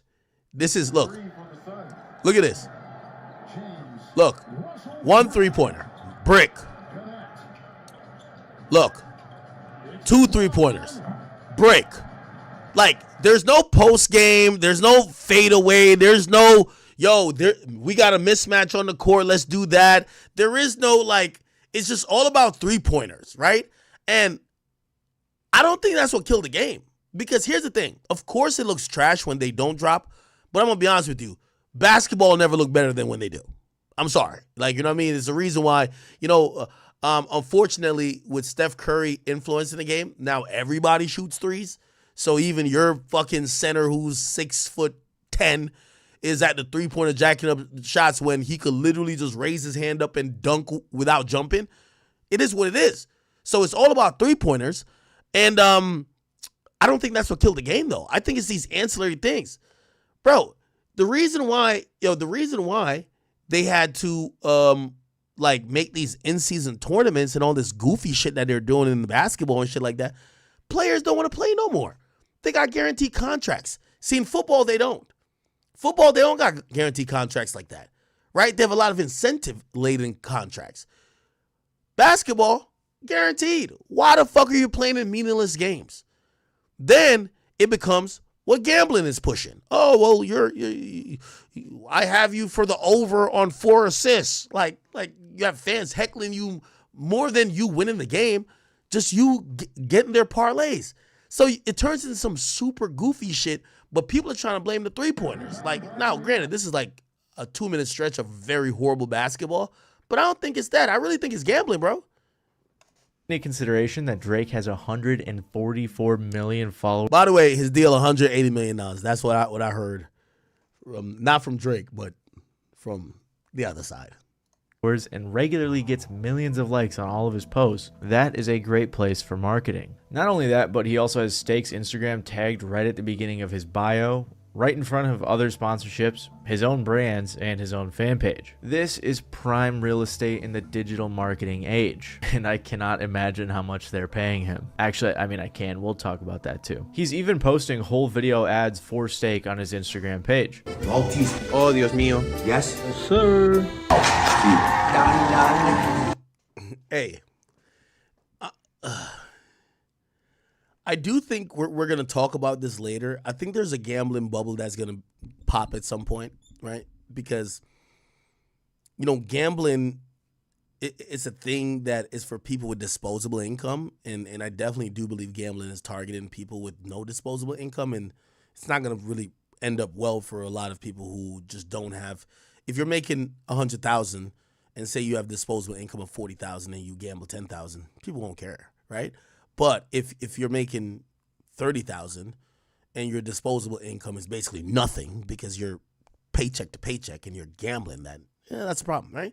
So when it comes to like gambling and that taking over whatever, I do think the bubble is going to burst. But here's how I also think about it when it comes to like musicians and everybody promoting it. You can't tell me another artist with a $180 million record deal, right? Drake got offered $180 million from Steak to promote Steak. By the way, I think all these videos are cheesy. I do. 100%. They're definitely cheesy, right? But if you're Drake, do you turn it down? I'm asking y'all. Now, I'm going to try to create a scenario where maybe you could act like you're Drake, right? I know in your situation, you're probably like, even mine, like $180 million. Sign me up. But here's the thing. I do think some of it's coming to bite Drake in the ass, pause, because, bro, this is like the worst. Like, I don't know what the deliverables are on the Steak thing, but it's the worst time for Drake to be promoting any of this, I personally think. And, like, he posted, like, an ad today. Right? Like, this is like a full-on ad for Steak. And again, they gave you $180 million. You got to do what was agreed upon. But I do think right now, it's probably not the best time, if you ask me, right? So it says, why does Daddy have so much money? Drake has a Bugatti? I didn't know that. My pocket watching ass ain't know. Shows the plane, the Bugatti, the $100 million house. Ooh, what type of car is this? Oh, yeah! Okay. And obviously that's a state commercial, right? Yeah, I definitely think that's so hard to turn down, right? $180 million. Now, I'm asking y'all this because I think, I'm thinking about it for Drake himself, and then we're going to talk about gambling too. Is that $180 million worth it if, I think at this moment, if I'm Drake, and I don't know what he's thinking, you probably either want to be a little bit quiet or not quiet, but maybe just not promoting gambling right now, at this moment, right? Just at this moment. And then we see the Anita Max Win tour. We get it. That has something to do with gambling. We see the Clear State commercial. We get it, but it's gambling. We see this, he constantly put bets up, but whatever.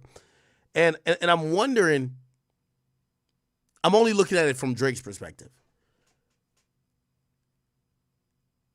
Is $180 million, is he taking $180 million hit in perception by doing that now, right? Like, a lot of these deals niggas take, like, for example, I won't name the artist. An artist told me that they took some crazy deal. What was the company? I don't want to say the company either. They're getting millions of dollars. But the artist realizes without them being lit, those deals never come around. And they literally told the company, they said, hey, listen, I know we had a schedule for the deliverables, but right now I'm about to go ghost. Like, this is a time I delete my social media and I'm quiet. And my fans usually saying, what's up with him, blah, blah, blah, blah. I do this all the time. This is how I get my shit lit. And I get it. We have a contract that says I got to post this and third, but check this out. My career comes first. I'm going ghost. Let's push whatever deliverables I had. I'm going to do them, but I'm going to do them later. And the company agreed, of course. But I thought I was smart. It was just like, hey, listen. Like, they're managing the game of we're not oversaturating. We're not doing whatever so much. So I guess I'm asking that to say, I mean, $180 million is like really life-changing money. If I'm Drake, do I give a fuck? Or, I ain't gonna lie, Drake might be at the point where, like, bro, he doesn't, like, all of this shit where people, like, take a break and fall back, like, might be like, yo, bro, I'm the #1 most listened to artist, period, ever. And I'm the most listened to rapper this year every month. Dog, I don't give a fuck what y'all say. I can do what I want. Anyway. Done. This is done. Hello. And if you thought that was crazy, just wait until you see what he bought to gamble on. Yeah. Oh. Drake also does entire gambling streams on Kick, which we will talk about more later, but I'm sure you guys have seen some clips from these streams. I'm sitting down for today's stream. I rolled my ankle yesterday. I'm keeping it real with you. That's the bad news. Good news is I had 16 off the bench. We caught the dub. W's in the shot. Wait, Drake has 16 off the bench. Yo, every time I hear about Drake, like, playing basketball, I posted some shit of Drake playing basketball recently. Yo, Drake take that league dumb serious. We really got to see if Drake's really nice or, like, is niggas just letting him score? Niggas like, I dropped 16 off the bench, like there's a real coach that could tell Drake, no, you're not getting in the game. Look at the league. There's a referee in the corner. Look at this shit. Look. That's Drake right here. Looking like Sean Marion and shit. Okay. Your feet was on the line though, Crody. Yo, there's even people on the sidelines. Look at Drake. Yo, chat, why does look like Bronny James over here? Like he's waiting to go in, like the guy right over his shoulder. Look like it's Bronny James waiting to go in for the Lakers. Oh, man. Let's see Drake again. Okay. Yo, is that Chubbs? Okay. Yo, the craziest part is the niggas they're playing look like, bro, the only badges they would have in 2K is plate cleaner. Like, yo, these niggas are 99 Hall of Fame plate cleaners. Somebody says this is his house. Yes, this is his house. Yo, imagine Drake getting out the shower and stretching like, ugh. All right, let me go to my basement. We're going to run a full court game. There's going to be like 200 people there. Like, yo, this thing is like playing a full-on league. Look, yo, I don't know if you can see it. Look above the well, why is my mouse not showing? Look above the backboard to the right or to the left. Yo, there's like a media room. It's like a skybox and shit. Like this shit is really serious for Drizzy. Look. Oh, look at Drake. Okay. Look at it. Yo, if you're this guy who came in late with the rotation to try to contest Drake's shot, bruv, you know you're not, like, listen, you're not getting the OVO owl chain or no merch, nigga, if you contest Drake crazy, right? Like, you know this, right? Like, look, this guy right here, like, look, the guy who just, the guy who just, like, contested Drake, I'm gonna pause it. Look, this guy right here, look, he gave Drake about, like, 20 seconds to think about it. Yo, Drake, think what you want to do. Look, and then he came with the latest contest. Look at it right here. Okay, I'm acting like I'm running. My hands ain't up. Drake's like, let me aim this shit. Nigga, yo, Drake hit off the backboard like Tim Duncan. And it might seem like I'm clowning, but bro, this is the fucking life. This is the life. Yo, I'm running like a full-on league in my basement. Yo, look over here. This nigga Drake got this thing got banners. This thing got you could get your jersey in the rafters. This thing got banners in his own fucking gym. This shit is crazy, my nigga. I ain't gonna lie. This is crazy. Even though, somebody gotta tell Drake, Prince would cook him. That's a fact.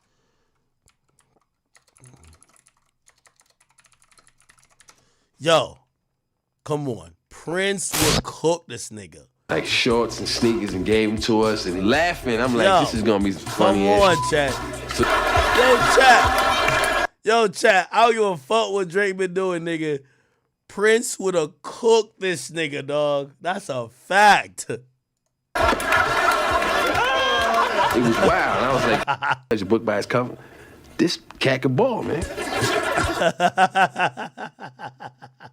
Yo, Dave Chappelle was really the GOAT still. I'm not gonna lie. Play ball.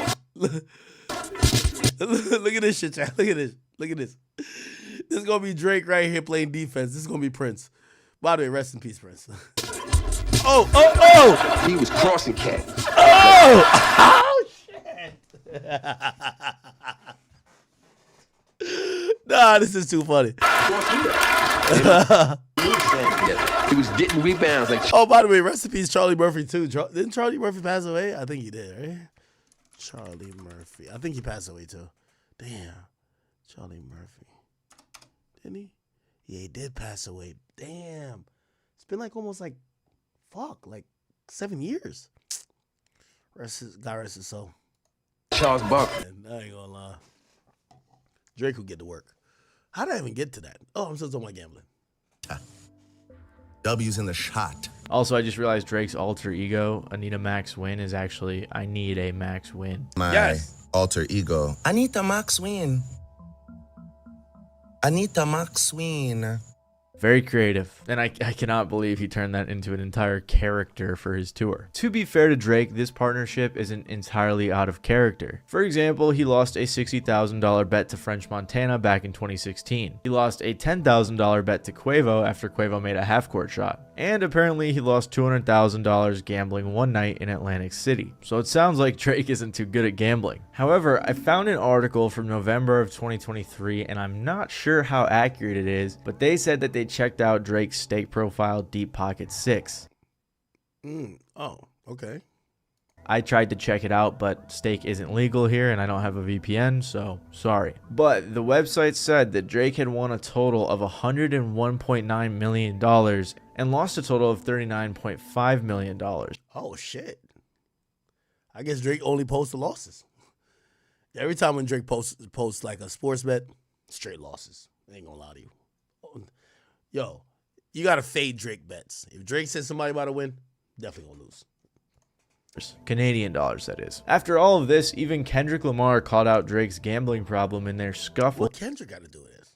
Earlier this year. These are just a few examples to show that Drake likes to gamble. But I mean, hey, if you got money to blow, who cares? But Drake doesn't have $1 billion to burn. And that's where the problem arises. I mean, Yahoo estimates his net worth to be $250 million, which is...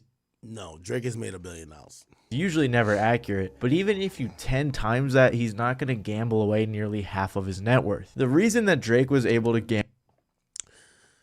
Respectfully to Matty Balls, I just want to let you know, you're clearly not a gambler, but also that's not how it works. So the amount of money you gamble isn't about what you have. I can tell you as a fact, if you look at my gambling profiles on websites and I'm using all my money, I've gambled over $600 million.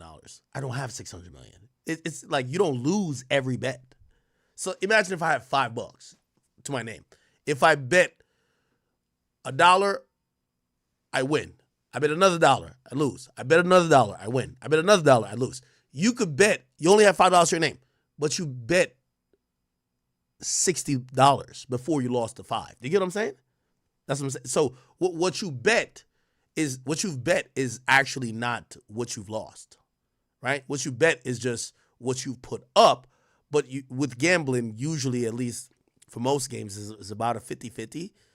So, yeah. Somebody said Drake, somebody said cap. That's not cap. If you look, like, I've bet over $600 million, and this is what I'm trying to say. I've won, like, right now, I think I've bet $600 million, and I've won $600 million, but I've lost $600 million. That's how it works. And then the difference of that is what you really lost. So you've won your total bets. It doesn't matter what you win or lose, right? It's just accounting for every bet placed. So I've bet $600 million. I've won $600 million, but I've lost $600 million. But the difference between the wins and losses, there's a difference there. That's how much you've lost. I've lost a few million. Yes.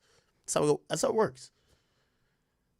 Like, people don't understand gambling like that. Like, if you ever looked at any, like, gambling, like, profit loss sheet, it's going to show you how many bets you've made. You've bet $10 billion. You don't have $10 billion. Maybe you have 50 million. Not 10 billion, but you've placed bets like that. Do you understand what I'm saying? Like, this is really simple stuff that I'm explaining. I'll give you another. I'm just trying to explain. If you have $100,000 for gambling, we're only saying for gambling, and you bet $5,000. Say you bet $5,000 on Jake Paul. In the registry, it says you bet $5,000, but then you won. So let's say we're just gonna even odds. So you got 10,000. Then you bet again. So now you got 10,000 that you made off of that, right? Or you're plus 5 from the 100. You bet again, and then you lost 5,000. So now you're back even. In the gambling registry, you bet $10,000. You profited nothing. Do you get what I'm saying? You won one bet of 5,000 and you lost one bet of 5,000. So it says you gambled 10,000, but you didn't make any money. That's the point. So when you hear Drake bets billions of dollars, again, anything with stake, he has a deal with them, it might be whatever. But it do make sense. Like, if Drake is a big gambler, which I know he is, yeah, if he gambled billions of dollars, it's not because he's gambling his billions of dollars. It's because he's just making a lot of bets. and you're going to win some and lose some. Gamble $1 billion in less than a year is not because he had all that cash, but because again, so the place I gamble, this is 5 years. In 5 years, I've gambled $600 million. I don't have $600 million. Okay, I can tell y'all that. Okay, I don't have $60 million. Okay, but it's just I'm gambling tens of thousands constantly, winning, losing, winning, losing, winning, losing. That adds up, that adds up, that adds up. And even if I gamble, say, for 5 hours and I end up only winning $10,000 or $20,000, the amount of bets you put over all those hours turns out to be $1 million, right? You didn't gain no money, though. Because he was playing with house money. See, what happens is Steak gives Drake money to play with. Drake posted. I'm gonna turn it off here because I think he doesn't have the right idea with what he doesn't have the right understanding of what this is. Even though I agree with the gambling thing though. I think gambling is a huge thing. It's a huge thing. Okay. Okay. All right. All right. Okay. P. Diddy prosecutors add big name to roster. Oh, yeah, they added a new prosecutor. It's all good. All right. Let's then go to Stephen A. Smith. So Stephen A. Smith, and now I guess we are talking about Drake, right? Stephen A. Smith, Drake. Okay, here we go. So Stephen A. Smith did a video about Drake, and after the video about Drake responded. This is the original video. Can I get to item number 2, please? Because that would involve Drake and Kendrick Lamar. Remember last we had to talk about this Drake lawsuit thing, right? Well, it's some additional news that y'all need to know about. Drake's recent lawsuit against Universal Music Group, UMG, has seemingly backfired, y'all. In a big way, by the way. Inadvertently boosting Kendrick Lamar's streams. The legal filings, which accused UMG of artificially boosting the popularity of Kendrick's diss track, Not Like Us, through streaming bots and payola, have resulted in a massive 440% increase in the song's sales and a 20% rise in streams. Since the filing on November 25th, the track has surged back up the charts on both Apple Music and Spotify, even making a significant jump on Spotify's global chart. This unexpected outcome has led to industry experts to warn Drake that his legal battle might be doing more harm than good. While Drake claims that UMG defamed him by releasing a song that accuses him of being a pedophile, the lawsuit has only drawn more attention to the track. Music industry insiders have pointed out that this could be a case of the Streisand effect, where attempting to suppress something only amplifies it. Entertainment lawyer Kevin Cassini even speculated that Drake's filings will likely lead to even more streams for quote unquote Not Like Us. Ladies and gentlemen, here's what I want you to understand. In the day and age that we live in, religiously, people tell you to kind of ignore folks, because when you ignore folks, you understand, you don't give them no shine. You don't buffer them. You don't elevate them. When you don't ignore them and you give them attention, it serves their best interest as opposed to yours. I understand that reality. This is different. People usually do that because they're nosy and inquisitive and they want to hear something and they want to find out what's going on. All right, what is this you pissed about? What is this you reacted to? Blah, blah, blah. That ain't the case with this. Everybody heard the song Not Like Us. They knew what Drake did and they said, F that. That's some BS. Nah, you don't be suing that. So you got a problem with a cat in front of the mic, dropping bars and lyrics against you, you got to do the same. You got to get back in that studio and do your thing. Where your shit at? That's what they saying. What they saying is, Drake, you got a problem with Kendrick Lamar? Where the hell is your Not Like Us? Where that at? You Drake. You gonna sit up there as many times as you've skinned cats alive with your lyrics, taking them to school, doing whatever it was you was. By the way, I see the donations. I'm going to address those in a second. Supposed to do. Kendrick Lamar, you came at the wrong dude, it appears. Because what you were supposed to do is get back in that studio and said, Not Like Us? Well, guess what? It's going to be my turn. And I'm going to make sure I drop that shit on you right before the Super Bowl. That's what you were supposed to do. That's what you're supposed to do. But instead, here's what we're seeing. Lawyers. Now, I told y'all. I like the music that I like. I listen to songs that I like to listen to, but I ain't no aficionado. I ain't no expert. I'm not covering hip hop. I got a lot of shit to do with my time. That ain't one of them. But I still love the music, and I love the genre, and I love the generation. Having said all of that, I know this much. It don't usually involve no damn lawyers when it comes to cats dissing with one another. I brought up LL. I brought up him going at Kool Moe Dee and vice versa. I brought up Cannabis trying to get at LL and LL having to bounce back. I brought stuff like that up. We know about Jay-Z and Nas. We know about a lot of cats. Well, we ain't never seen. So you got a song that's got damn near 1 billion views.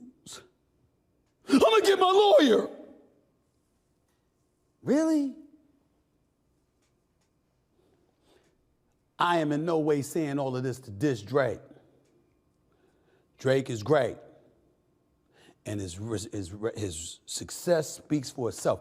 I'm saying, bro, the community has spoken against you. They ain't go to be curious about Not Like Us. They went to say, we rolling with Kendrick Lamar. We rolling with him because we don't like the shit you just pulled, trying to get lawyers involved. And they're going to stay that way. And as the Super Bowl draws near, it's only going to proliferate even more. It's going to come at you harder. There's only one way out of this, Drake. Actually, two. One is to get in the studio and make your own Not Like Us. Hell, you damn right I ain't like y'all. Drake can't get in the studio and he can make the hottest song in the world. Again, it's the internet factor. The internet has said anything he would ever drop, they would be like, oh, you're trying too hard. You care too much. You're sensitive. You can't do nothing. Just can't do anything.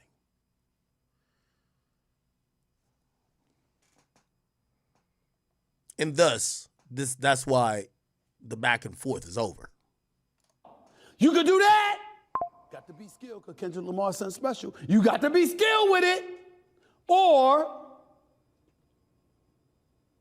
you got to say, he got me. He got me. One of the two. Okay. Lawyers can't help you with. All right. Anyway, so apparently he said he got some word that Drake didn't fuck with what he said, and this came out of it. Here we go.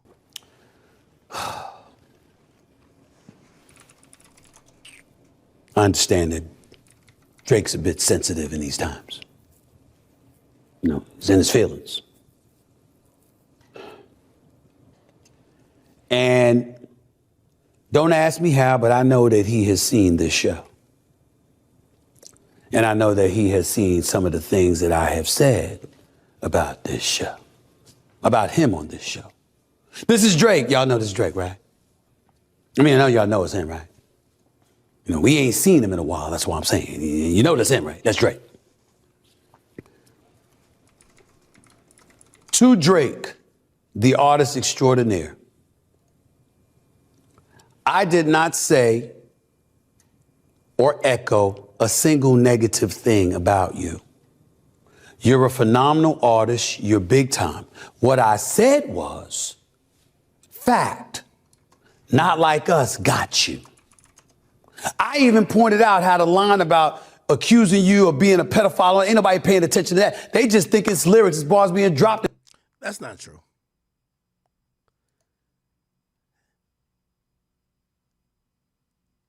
It's definitely not true. It's not just lyrics and bars. And he got the better of you.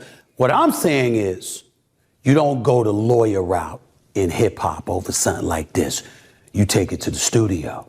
You take it to the streets. That's all I said. I didn't sit up there and say you can't answer Kendrick Lamar. I said you better figure out a way to do so, meaning you have the capability, I think, to pull it off.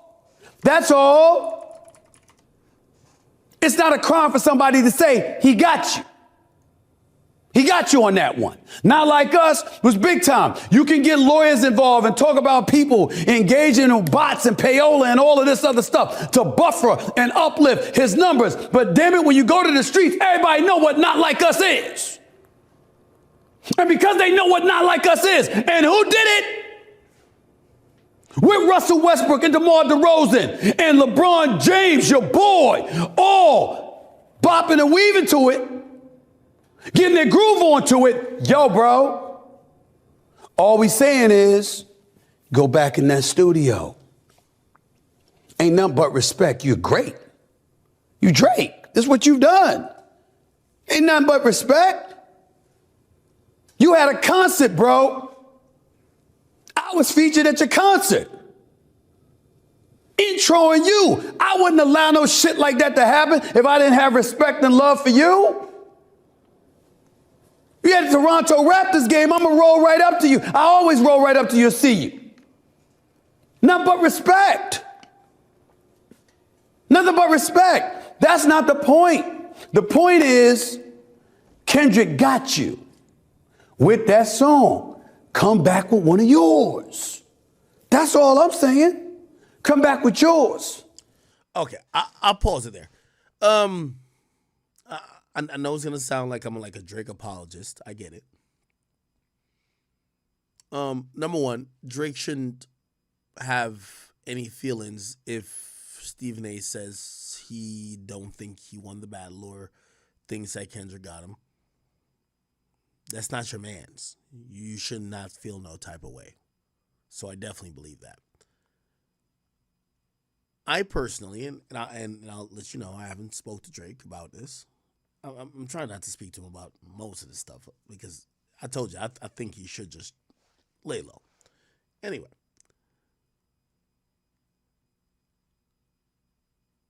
The only thing I could think is that I do believe Drake feels like people are misrepresenting what this lawsuit is. This lawsuit isn't as an attempt to explain the battle.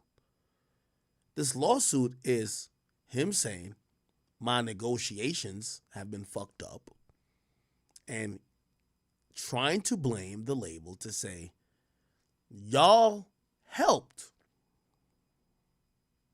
this situation that I'm in now where my negotiation has been fucked up. Yes, is Kendrick Lamar or Not Like Us within that realm? Yes, but the lawsuit isn't about, oh, I lost the battle. No. I don't believe that's why he would be upset at anyone who might have that opinion. It's trying to frame the lawsuit like this lawsuit is only about or is exclusively about I'm mad about the battle. So that's what I would think. He's probably looking at Stephen A. or maybe sent a message that Stephen A. received where Stephen A. is like, damn, why are you mad at me for? Okay. All right. We're not going to be talking about this all goddamn night. Give me a second.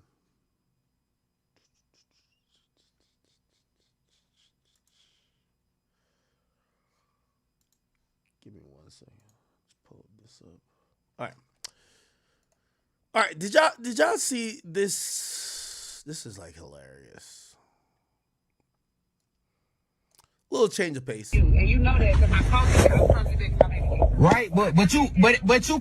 So Sexy Red's alleged baby father, and apparently the guy who signed the birth certificate of her child, is now coming out to leak even more footage and more audio, kind of showing not only the nature of the relationship with her and Sexy Red, but basically, showing that he ain't a fraud. Now, this leaked phone call is the one that Sexy Red is telling this guy, hey, I was trying to get Chief Keef to claim my kid. And by the way, I think the story of Sexy Red is so sad because I do think she's being taken advantage of. But I don't know if I could feel bad for her because y'all claim y'all own a real ass bitch like this. And people are going to take advantage of somebody like this. Sexy Red is the woman that has songs like Fuck My Baby Daddy, this and third. Well, her alleged baby daddy is now claiming fuck her too, but he's claiming, yo, you have STDs, and also the kid that's mine, whatever. Listen to this phone call. And you know that because I called you, I was contradicting my baby. Right, but you could have. He was mad. He was hurt. Okay, I felt bad. I heard him. So I'm sorry. Cut you off, and you still bother me. So you leave me alone. But it's like you brought a child in this world, and now it's like you want me to. But why would you have me sign some birth certificates to a child that ain't mine though? That's weird. Now, it appears that this guy is complaining and saying, well, if it ain't my kid, why'd you have me sign the birth certificate to say it's my kid? Now, I personally believe everything that comes with Sexy Red is real and authentic. And I think all this is real and authentic. And I think this is what you should expect with someone like Sexy Red. Sexy Red came in the game telling us she has an STD. So when people leak a call accusing her of having an STD, I'm not surprised. Sexy Red came in saying, fuck my baby daddy. Then basically there's a video of her getting fucked by a nigga with an ankle monitor. Then she later said, Drake's her baby daddy. I would imagine that there's some nonsense like this going on in the background. So I wasn't shocked by this at all. Now, I don't know if you heard what she just said. She said Chief Keef was going to sign the birth certificate, and she wasn't going to even ask this guy. Because I was using, I could have asked folks to sign the birth certificate. Folks was going to do it. Me and him was talking. I already told him about you. You was a deadbeat. I didn't like you. I already told him about everything. Sosa was going to save me. It ain't fit to sign a birth certificate. What happened? Why he ain't saved? He saved me. He got tied back for sure. For sure. And you know that because I called you. I was contradicting. Now, okay. So I just want to put it out there. So she's basically almost damn near raffling off tickets to who could be her baby father. I do believe that this child is going to be affected no matter what at the end of the day. Man, I like Sexy Red because she's herself, but I believe she is the epitome of what America has created by hyping up certain shit. Oh, we do love when women brag about their sexual promiscuity, their unsafe health practices. Yeah, well, these people have kids. And now the kid is going to be fucked up forever on them not knowing who their father is because the mom was raffling off tickets to who could sign a birth certificate. Like, this is, I like Sexy Red, so I never blame her. But this type of nasty behavior is where we see elsewhere in the culture and that nobody has actually checked.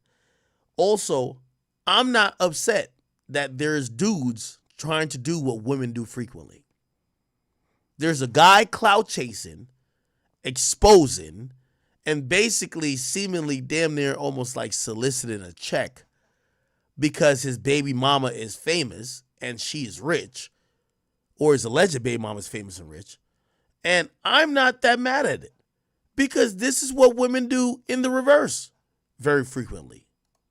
Right, but you could have. He was mad. He was hurt. Okay, I felt bad. I heard him. So I'm sorry. Cut you off, and you still bother me. So you leave me alone. But it's like you brought a child in this world, and now it's like you want me to. But why would you have me sign some birth certificates to a child that ain't mine though? That's weird. Because I was using, I could have asked folks to sign the birth certificate. Yo, eventually we'll hear the real story of Sexy Red, man. Even though I think she's being herself, Sexy Red is clearly looking for love or some type of acceptance. Bro, like, no, she's a really good case study that money don't cure everything. The more money she gets, the more ratchet she gets. The more we keep seeing a lot of this, like, very it's like uncouth behavior, swine type behavior. Hey, it is what it is, man. As long as people keep claiming that this is what they like, fuck it. I don't think us dudes should be complaining. A woman who basically don't give a fuck about the paternity of their child, they'll fuck anybody. They're bragging about STDs. Somebody try to expose them for STD. They're going wild. I don't got a problem with it. This is what y'all claim y'all like. Let's run it up. I don't got a problem with it. Anyway, this is the latest in the saga. And by the way, I think her baby daddy even Sexy Red baby daddy.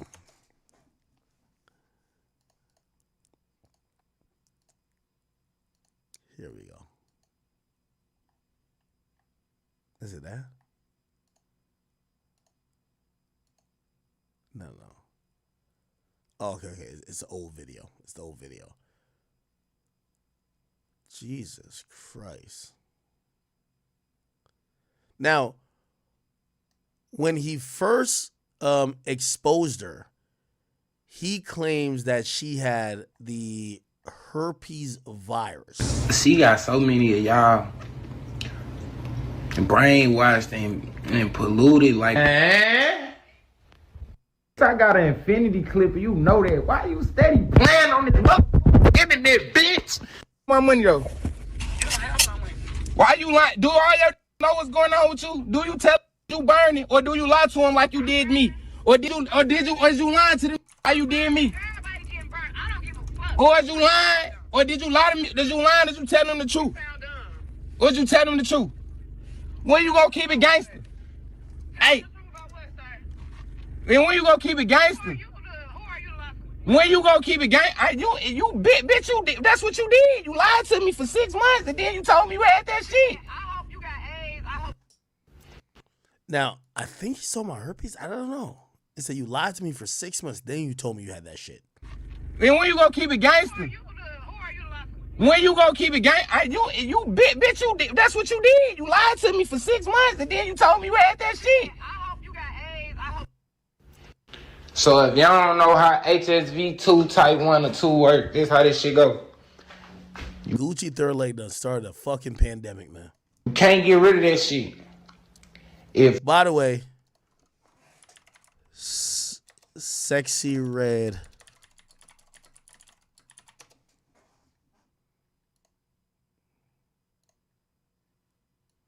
Somebody said, this picture leaked. Somebody said, someone tell Sexy Red she got my heart. Oh, this is what Gucci third leg said. Thanks for inviting me out. So what's the problem, man? Sexy Red. Sexy Red invites me out to club. Oh, this is Sexy Red and Gucci third leg. Who the fuck is this? Oh, no, that's Sexy Red. Never mind. What the fuck? I was like, why does she just walk in the club looking like a wrestler? It's Gucci third leg.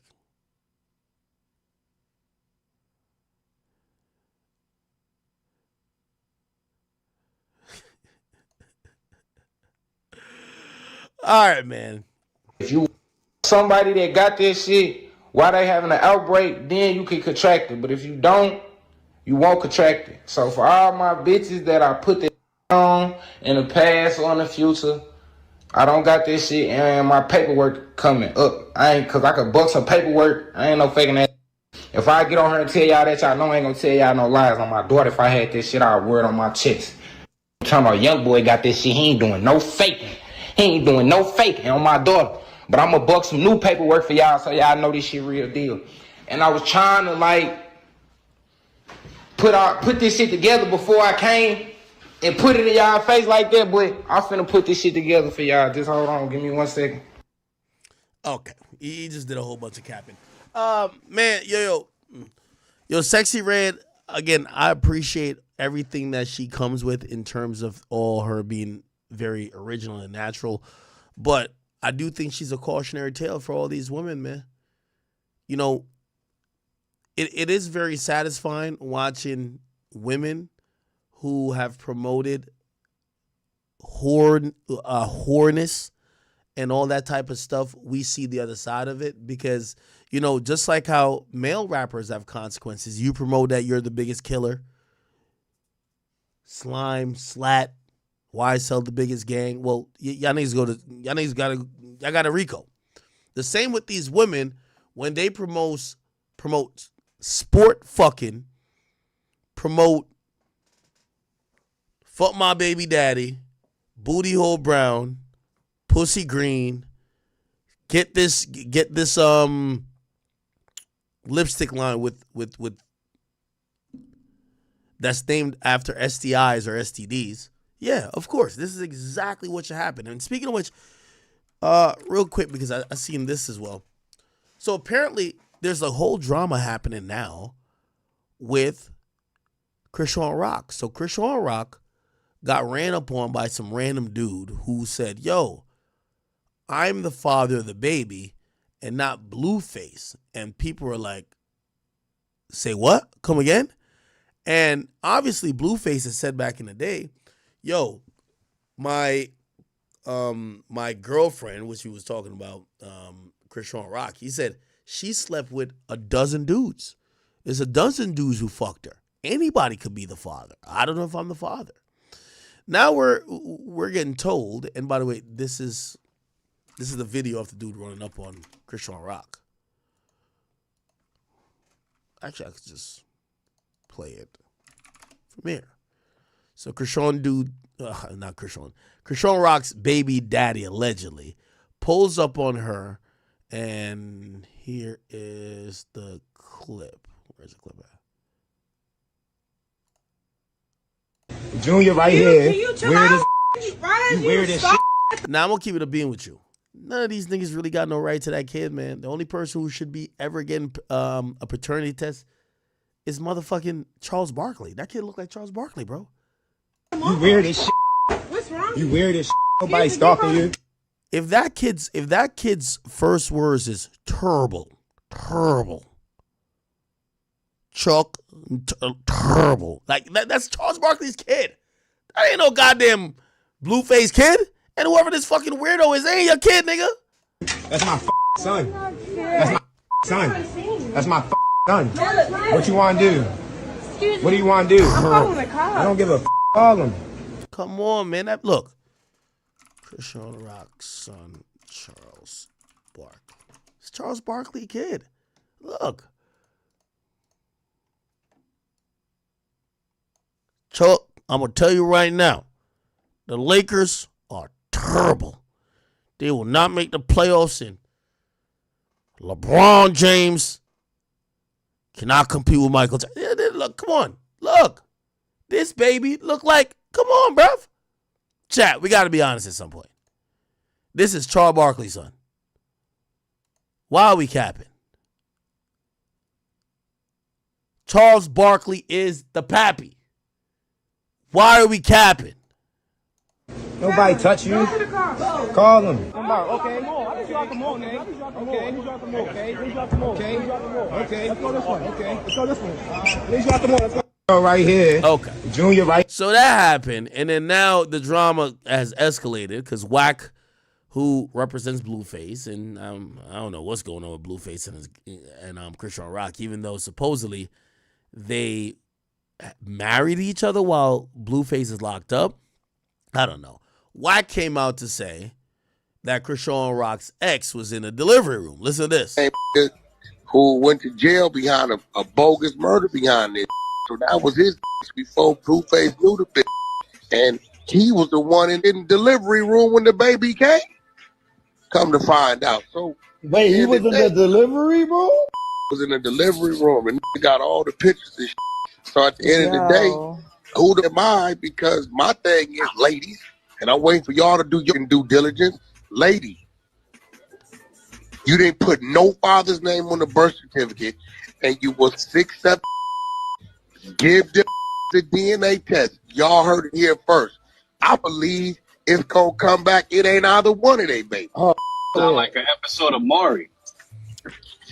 Okay, so WAG 100 believes that it's neither one of their kids. And then this is I think this is Blueface Mama. This is what she said. Feel bad that the baby is just thrown on the internet like a rag doll, and they running around here talking about, this my baby, that my baby, that ain't my baby, that ain't my baby. Like, this is so fucking bad. Like, what the Just get the fucking test that y'all need. If you need 2 or 3 tests, hell, I need another test too. Everybody get a test. Everybody get a test. You get a test. You get a test. You get a test. Hell, I want a test. I want to test Offset too. Y'all, Offset about to pop up talking about it's his baby too. I don't know what else to say about this. Look at this. Man, how Offset getting this?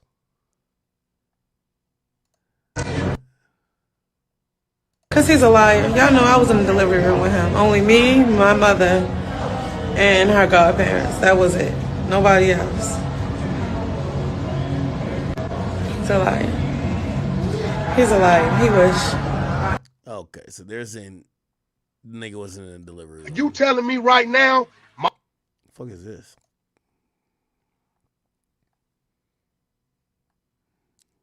I told Tokyo yesterday. What the fuck? Anyway, man, it's just more drama going on, and I don't know. You know, the only thing I'm happy about is that all the fuckery that those women were promoting, that all the young women ate up. We're talking about Sexy Red. We're talking about Krishan Rock. Krishan Rock taught all these chicks to think that they were around Ronda Rousey. Fight, act a fool, be toxic, get locked up, do dumb shit. Well, if you were encouraged by that, you're getting to realize the ramifications.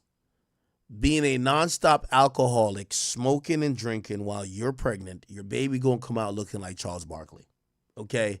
Look like it's suffering from a fetal alcohol syndrome. Okay?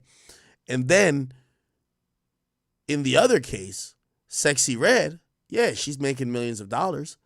But when you're bragging about having STIs and STDs and you're saying that fuck a nigga because he got a bag, and this is the mantra that all these women are attracting because they want to be fucking on a scamming ass, rich ass nigga. Yeah. Once you start using your pussy as a tool, shit, I'm glad that there's some, you know, we got to think about this. You misusing your pussy. This is why God put STDs on the planet. You misusing your pussy. You're going over the speed limit. You're fucking too many people. You're bragging about it. You're doing, okay, let's give you a little bit of, let's give you a yeast infection to calm you down. Oh, that ain't calm you down? Fuck. All right, here's some chlamydia. That ain't calm you down? You still, oh shit. Man, get this bitch some gonorrhea. That ain't calm your stupid ass down? What more could we pull out of this joint? The bacterial vaginosis ain't really, oh, that ain't calm you down either? Man, just give her some herpes. Damn, you still speeding with that? Yo, Magic, give us a sample. We need to get this bitch some AIDS. Like, we got to give her some AIDS or some shit. Yes. All of this fuck shit being promoted of just fucking everybody, whore behavior. I'm glad we're hearing some allegations of STDs. Y'all need to calm it down. There's too much mileage on this shit. God don't like this type of buffoonery.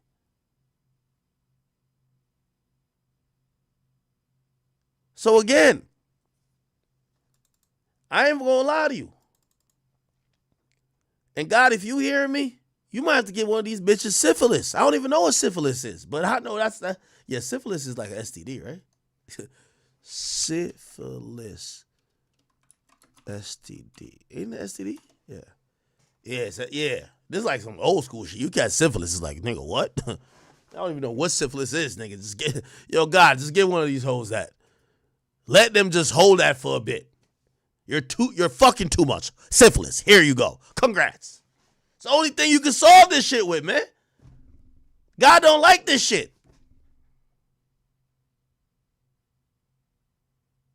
God don't like this whore behavior, and I'm talking about in both genders. Now, I think God is realizing it too. Because before, like, I ain't gonna lie to you, about 10, 15 years ago, somebody having herpes was like, oh my God, what the fuck? These days, you heard what a nigga said, man, young boy got that shit and he's standing on business. Huh? You standing on business or you standing on bumps? Like, what's going on? So I think God is realizing he got to spin the block with the STDs with these motherfuckers. Oh, you still think it's cool to brag about your booty hole brown? God gonna start giving y'all, fuck HPV, he gonna start giving y'all just HIV. Okay, all right, hold that. That doing too much. Too much fucking. It's too much. The lady sharing in the comment section talking about syphilis is old school and it's very rare. And it can kill you. That's what I'm saying. God got to bring it back. I don't know if y'all biblical, but anytime God gets tired of y'all fuckery, he brings some new shit in. Back in the day, he gave people leprosy. Shit, you motherfuckers doing too much. Yo, hold this leprosy real quick. You feel what I'm saying? Somebody says there's a cure for HIV and herpes and it dropped in 2025. Everything getting cured. Yeah, I did see that there's a cure for HIV now. Yo, Magic Johnson been had this shit for the longest, gang. This here twice a year shot could help end AIDS, but only if it could get to everyone that needs it. They said this twice yearly shot is 100% effective in preventing HIV infections. Oh, so it's a preventer. It's not a cure. Results were published that it showed it worked nearly as well in men. The drug maker Gilead said that the cheap generic version will be sold in 120 countries with HIV rates, mostly Africa, Southeast Asia, and the Caribbean. Let's watch a video on this shit. Nobody tells Sexy Red about no fucking cure for AIDS, man. Let's see. Let's look this week. I definitely read about it on some like... Huh?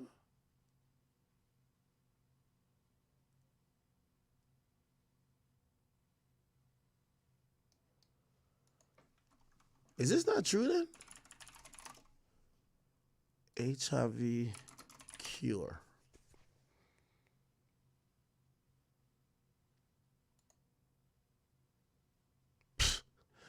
Yo, the site that they... Yo, the site... Look, breaking. New AIDS cure is almost 100% effective and require 2-shot yearly. Read more here. Nigga, I click on it, nigga. It bring me here, nigga. This is like the Wuhan lab website, nigga. The cure for COVID is here. Fuck out of here. Nigga, I see this. I've seen this thing everywhere.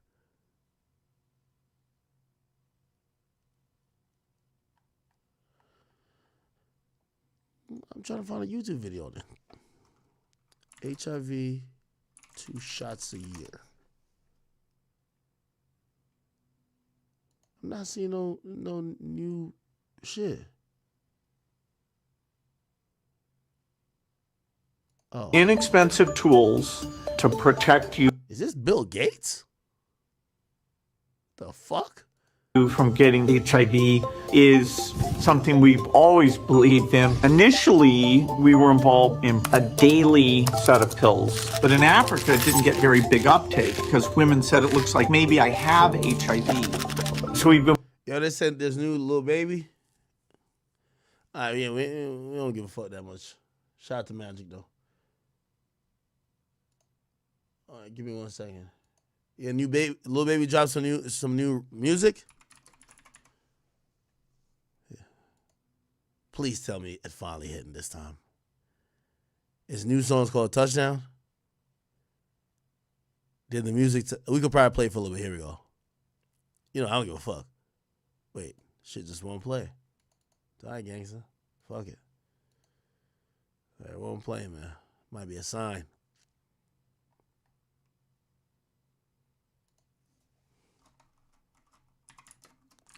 Oh, the daily shit's called Prep.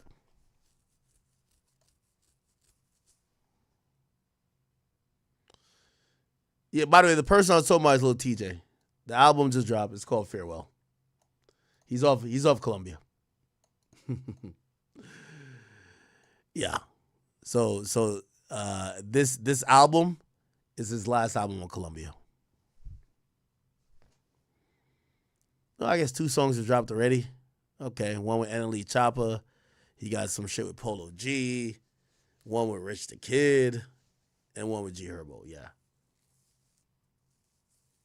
Okay. Yes, this was the project I was telling you. All right. And with that, hold up. I'm part of his announcement, though. Oh, Big Act gotta get it on that.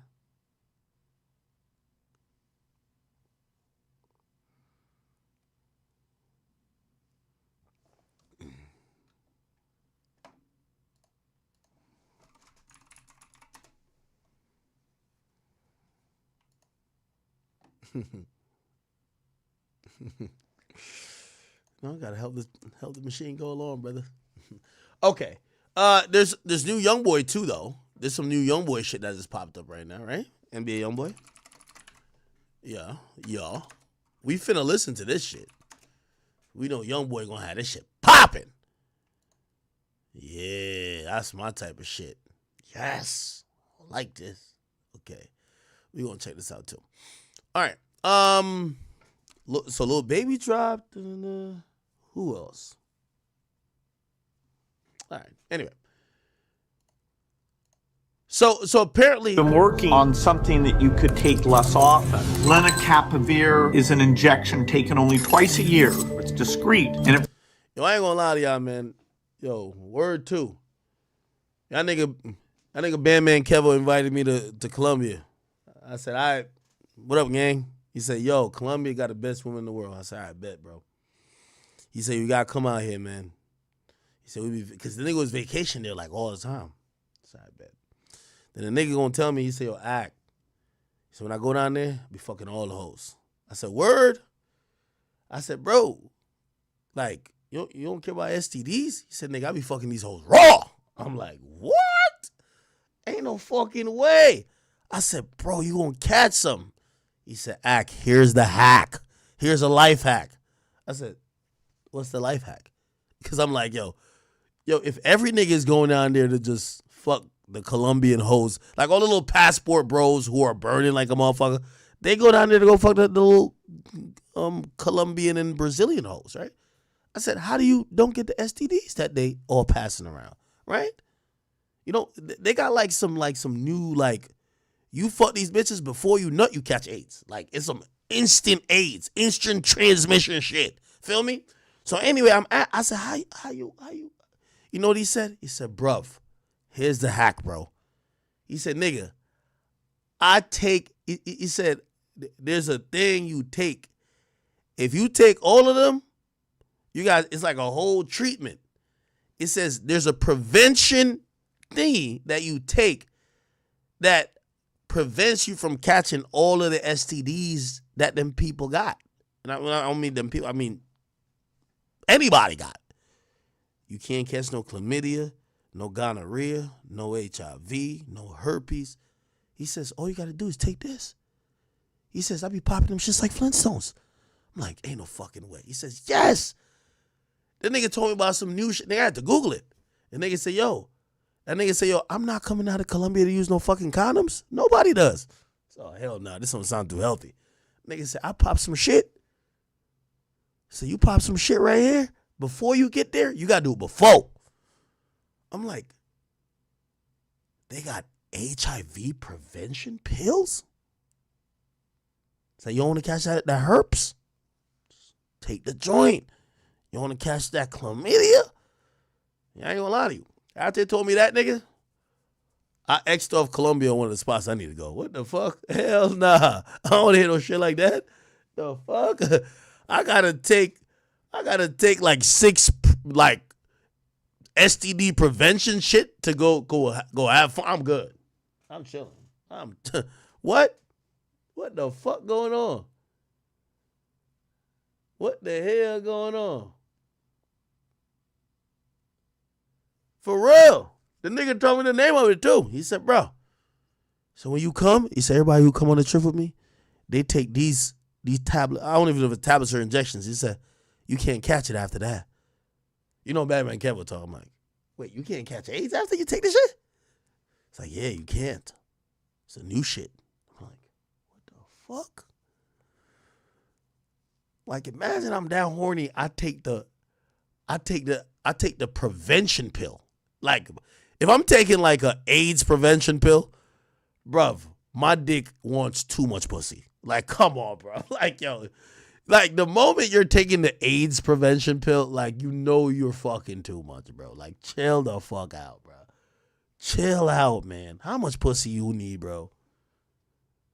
Nah, this is the chlamydia prevention pill. Give me a second. Give me some water, too. What the fuck? That shit's crazy to me, brother. That shit's crazy. But he told me it worked. Nigga said, I never caught nothing. I'm clean. I do a test before and after I go there. Never caught nothing. Them pills work. I said, fuck. You got it. All right. All right. Provides strong protection against HIV. With it, we could substantially reduce the number of people getting HIV. Yeah. Bandman Kevo about to open up a pharmacy, nigga. Take all these pills and that nigga gonna be in Colombia for life, nigga. You gonna think this nigga is Pablo Escobar, nigga. Pablo Escobar, nigga. For real. I ain't gonna lie. Anyway, all right. All right, okay. What was I going on about? That's went on a random tangent. Oh, yo, y'all seen that nigga get smoked in New York City? Oh, nah. It's getting critical out here, man. CEO killed. Yo, CEO got smoked. Oh, hold on. Wait. Yeah, I can't even. I can't show the bullet. Yo, they got. This is a fact. This is like some Hitman shit. You ever played the video game Hitman? They got Agent 47 to kill this nigga, man. Yo, this nigga just popped out of the cut. He had a backpack on, nigga. He had a hoodie on, and the nigga had a silencer on his gun. And the CEO of one of the world's biggest companies, okay, one of the world's biggest companies, United Healthcare, biggest companies. It's one of the biggest companies in the world. And their CEO was a guy named Brian Thompson, okay? And, you know, matter of fact, let's watch, there gotta be like a little video on it. Here we go. So essentially, the guy did a speech, walks out, and a hitman, it gotta be a hitman, because first of all, let me point out a few things. So this is right at the moment he's shot in the back, and then the guy walks him down and pretty much executes him, because he kind of stumbles over, and then the guy finishes him. Number one, that's a silencer. Let me tell you how silencers work. It's possible to 3D print a silencer, but these days, dumb niggas only print or 3D print. They're really good at printing the switch, which is an illegal thing. Any of these things are illegal, by the way. You know, gun control really prohibits them. But silencers are actually, you know, you could get a gun through a FFL, right? Which is a firearms, licensed firearms dealer. A silencer, you have to be approved by the ATF. So it's federally regulated. My boy actually got a silencer. When you get a silencer, you actually waive your right to your Fourth Amendment for the reason they're allowed, the ATF are allowed, one, no knock, no scheduled search of your house, right? They could just come into your house at any time, one time per year, to make sure you're complying with having a legal silencer. By the way, it also takes up to a year in vetting for you to get a silencer, okay? When they come into your house, Really, what they care about is that the silencer can never be attached to the gun unless it is being used in a allowed environment. Which, if you go to a range or something like that, cool. But you can't just leave your silencer attached to your gun. That's how much they regulate it. And you literally have to sign off on your Fourth Amendment right, which is the right against unlawful search and seizure. You have to say the feds could just run up in your house just to see if you're just to make sure you're following that rule. Why am I saying that? For a person to have a silencer, and it's not some 3D printed ghost silencer shit, that junk is probably very, obviously there's some silencer that's, people have sold through the black market. But most of the silencers are going to be legal, and they're definitely heavily tracked and monitored. Now, this guy got to be a professional hitman, 100%. Few things. Obviously, the silencer. Dumb niggas don't think like that. By the way he holds the gun, the form was right. Didn't look like it's that guy's first time. You could tell just by how he steps up and he even fires the shot. You would imagine, hey, you're taking somebody's life at the end of the day. You would imagine he would have a lot of nerves, looked very calm. What you're going to notice, I won't play it, when he shoots, the gun jams, right? Or not really jams, but it doesn't cycle, right? So it appears that it jams. So he pulls the trigger, the bullet goes out, but the bullet from the clip doesn't go back into the chamber because it's a semi-automatic weapon, that he could pull it again after the first bullet leaves. What does that mean? And I'm making a point here. Silencer sounds like a pro. The caliber bullet, most likely that happened because the bullet wasn't powerful enough, right, to cycle, to cause a cycle action to happen, which is the next bullet would load. Why? It's because he probably was shooting a 22, which is a very, it's a much more silent round, but it's a very small shot as well. It's smaller than 9mm, where you normally see with Glocks. When you hear these niggas running around with Glocks, it's mostly 9mm. Definitely, it's not a 45 or nothing like that. Which means not only does this guy have a silencer, and by the way, when you hear, I don't know if you guys ever heard a silencer being fired, it don't sound like the movies. It's not pew pew. Like, that's not how it sounds. Like it's a little bit muffled and a little bit lower, and there's some decibel corrections if you ever look at it on a audio map, but it don't sound. You do hear it, right? But you hear it if you're shooting. Say you're shooting a 45, or you're shooting a 9mm, or even the 40 caliber gun, right? If you're shooting a 22, right? That's gonna be pretty silent. So the bullet didn't cycle because it's a 22, and it's really because you could tell this guy put some thought into it. He wanted to be undetectable and didn't cause a stir down the block. This is New York City. Cops are on every block. If they hear what's obviously a gunshot, even if they're 2 blocks away, they're gonna, let's go respond. This, you're not hearing much of anything. This is a professional hit job. Now, this guy runs this healthcare company.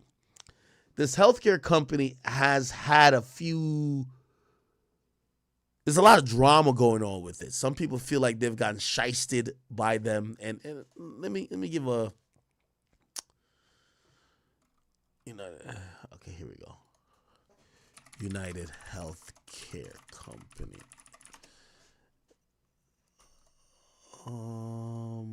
Now to our other break.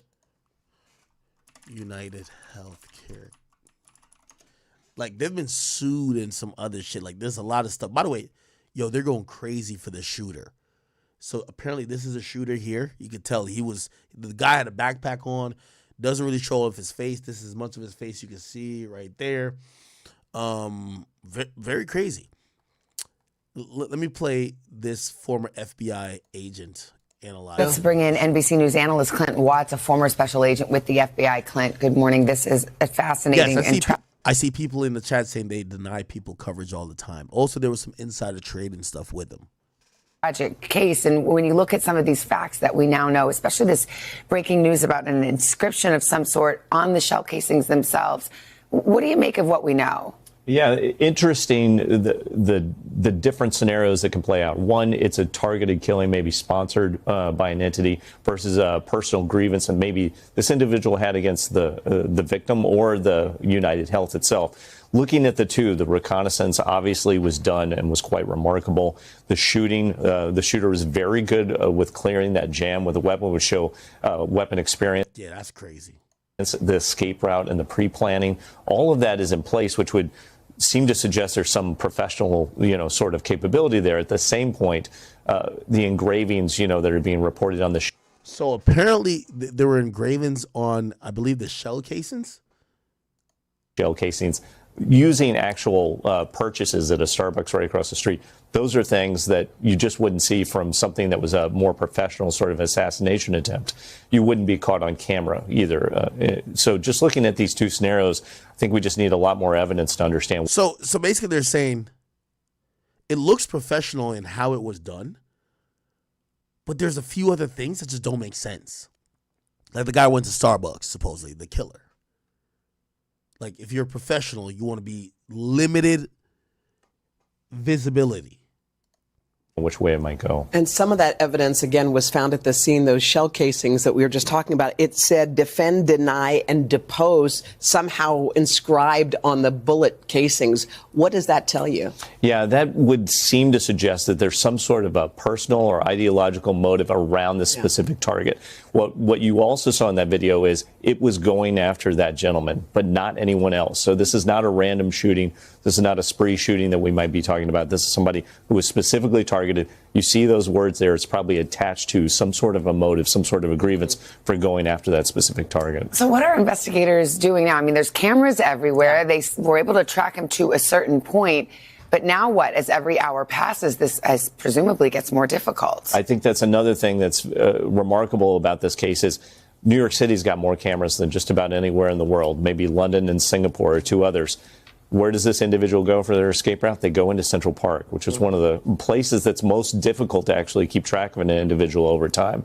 So from now forward, I'm sure the NYPD are moving very aggressively on really three things.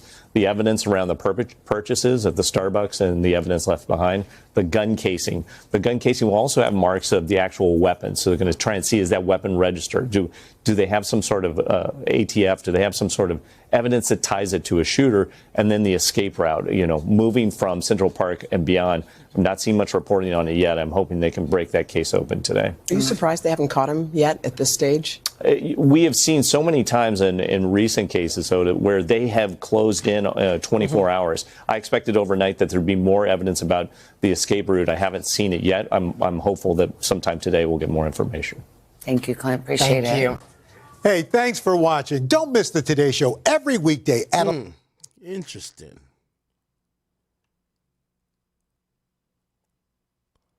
They show his face.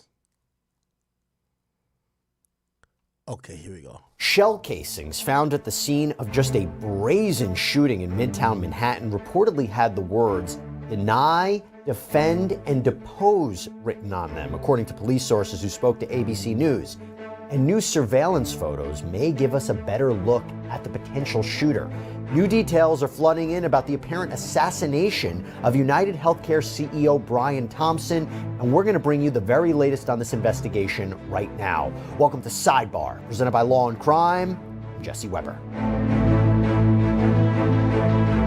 Okay, so at the time of this recording, as this is a rapidly developing story, law enforcement may be getting closer to identifying the man who walked up behind the CEO of United Healthcare as he was just walking to the Hilton Hotel in Midtown Manhattan and shot him in the back. And while he was on the ground, that is what police sources have told ABC News. You see, at the time of this recording on Thursday afternoon, a senior law enforcement official has told the New York Times that authorities have a picture of the suspected shooter's face from inside a hostel that he was staying in Manhattan. It's called the HI New York City Hostel. Now, according to the New York Times, the shooter reportedly shared a room with two men with whom he didn't know. Now, to be more precise, Crime Stoppers released these new photos of what some outlets are saying is the suspect. Yo, I ain't gonna lie to you. You could tell this. I mean, obviously, I think it's the nature of the crime, but obviously, this it's about who they killed as well. It's the CEO of one of the biggest companies. The dude had no security, supposedly, like no security. Now, I'm gonna be honest with you. I think so many people were shocked by that. I wasn't. Now, they do risk assessment with CEOs. I'll tell you this: you won't find no CEO or high-profile person in the music industry, executives that don't got security. You know why? Rappers want to pull up on them, got an entourage and third. I remember meeting up with the goddamn label exec, and he had literally a former Navy SEAL guard him. Why? You know, rappers sometimes, like, if they can't get their lawyers to negotiate whatever, they want to pull up and scare you. So he got somebody there to make sure whatever. I don't know why this guy, you know, if you're the CEO of a healthcare company or insurance company, shit, why wouldn't you, on a risk assessment purpose, just kind of be like, yo, y'all deny a lot of people coverage. They might be mad.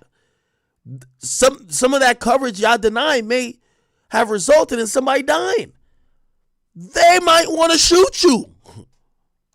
NYPD had said earlier on that this was just a person of interest, but they show this person's face. And they were reportedly taken from inside that hostel. The exact date when it was taken, we don't know. But in one photo, and it's kind of eerie, this person seems to have a big grin.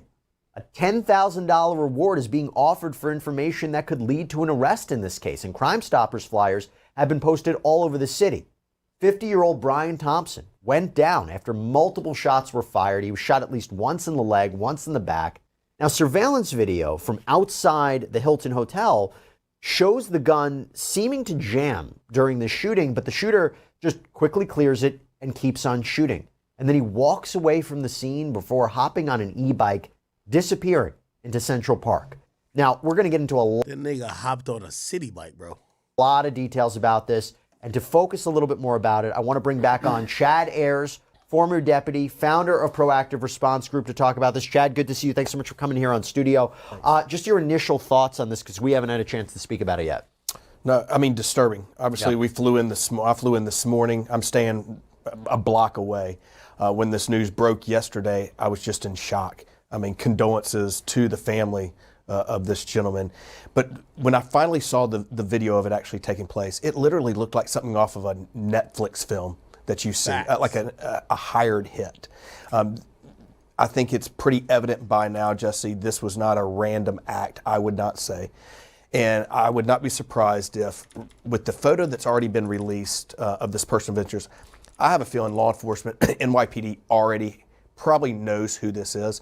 But obviously they want to keep this investigation, as secure as possible until they apprehend this. But isn't it good to get that photo out so more people could see it? 100%, and that's what I'm getting at. Yeah. From the hostel on Manhattan's Upper West Side. What's the latest? Let's get a timeline real quick. So there's a timeline of like what happened, because apparently the guy did a speech. The guy did a speech or some shit. Here we go. So the suspect showed up 10 days before the shooting. Entered Central Park here after the brazen early morning killing. We now know that police have reviewed footage of what appears to be the gunman exiting the park nearby on West 77th Street. And this new video obtained by CNN shows a person police believe to be the gunman riding westbound on West 85th Street. 7 a.m. video captures what appears to be him on his bike coming around this corner, heading this way. And as you can see in the video, he's not wearing his backpack. 18 blocks north, police began to search this hostel Wednesday afternoon. The NYPD released these images of what they're calling a person of interest checking into the hostel. Police released the first clear images of a man they want to question in connection to the murder. They say the man stayed here at this hostel in a room with others on the 4th floor. Police were back here today speaking to people who have been staying here. We're told by the folks who are staying here that they saw the police on the 4th floor. We're also told by hotel management that when you check in to this hostel, they do ask you for ID. Police say employees at the hostel say the man almost never lowered his mask or hood. And a law enforcement official tells CNN the shooter used a fake New Jersey ID to check in, a full 5 days before the murder. Another new piece of evidence, this video, time-stamped at 6:15 a.m., shows the suspected gunman leaving the 57th Street subway station just 3 blocks from the scene of the crime. 30 minutes later, Thompson would be fatally shot. Then there's the words delay and depose found on a live round and a shell casing at the scene. Are they signs of a motive? Police now exploring whether they are a reference to a derogatory phrase leveled at the insurance industry for denying claims. Investigators also have a water bottle from the shooter left behind at the scene. CNN learned earlier today that it yielded a single smudged fingerprint. Shimon, what are, investigators focused on specifically tonight? So it's interesting, Anderson, because we actually... What's wrong with the audio? Our team, we've been going up and down Broadway and some of the surrounding areas trying to find surveillance video. And even late tonight, just about an hour ago, we were a little downtown towards 85th Street. We're at 103rd Street. We saw detectives going into different shops and restaurants. Somebody said they believe he lost a grandparent. So it's either two things, right? Like, there's a conspiracy theorist in me that thinks someone hired this guy, right? And then there's something else that says, no, this guy, yeah, maybe he's the one being affected by this. Maybe he lost a parent or a grandparent. And he's probably a guy who probably emailed them a lot of times saying, how could y'all do this to me? How could you, whatever? How could you not pay for this surgery and whatever? Like, he's probably had mad correspondence with them that he took it real personal. And they're probably like, sorry, sir, we denied your coverage. Get the fuck on out of here. Sorry, you got to bury your blah, blah, blah, blah, but we don't give a fuck. And he's like, you know what? I'm going to put you in a box. I'm going to kill one of y'all motherfuckers. And I'm going to kill the top guy. Restaurants still looking for video to try and find out where the suspect is. It seems like they have a pretty good idea of when he got here, how he got here, some of his movement at that time. But at this point, it just seems they don't really have any idea, or at least they're not telling us of where he went, where he is. And it's a big mystery. You know, a city of this size with so many cameras everywhere, it's still very interesting that they still have no idea where he is, where he went, and they're still, to this hour, out here looking for video of where he went. Anderson? Shimon Prokupecz, appreciate it with me here tonight. CNN Chief Law Enforcement and Intelligence Analyst John Miller. Also joining us, former FBI Deputy Director Andrew McCabe and Brianna Fox. She's a professor of criminology at the University of South Florida and a former FBI special agent. John, at this point, at this hour, I know you've got remarkable sources. What's the latest you're hearing? Or where that happened. So he's interesting. What did that guy do so crazy, right? Has he had communication with anybody else? Has anyone that he probably already knew exactly how, if he is gone, he knew exactly what means of transportation. Yeah, that dude just disappeared. War II with a silencer. It was possibly purchased in Connecticut. We want to warn you now that some of the images you are about to see are disturbing. Today, the NYPD released 2 new photos of the man wanted for questioning in connection with the murder of United Healthcare CEO Brian Thompson. One of the photos shows him smiling. Meanwhile, authorities searched this hostel 3 miles away from the scene, where police believe the suspect stayed before the murder. The police was right there, and the Iceland fellow told me that his friend was in the same room as the guy, and he was like, no, I'm sure that's it.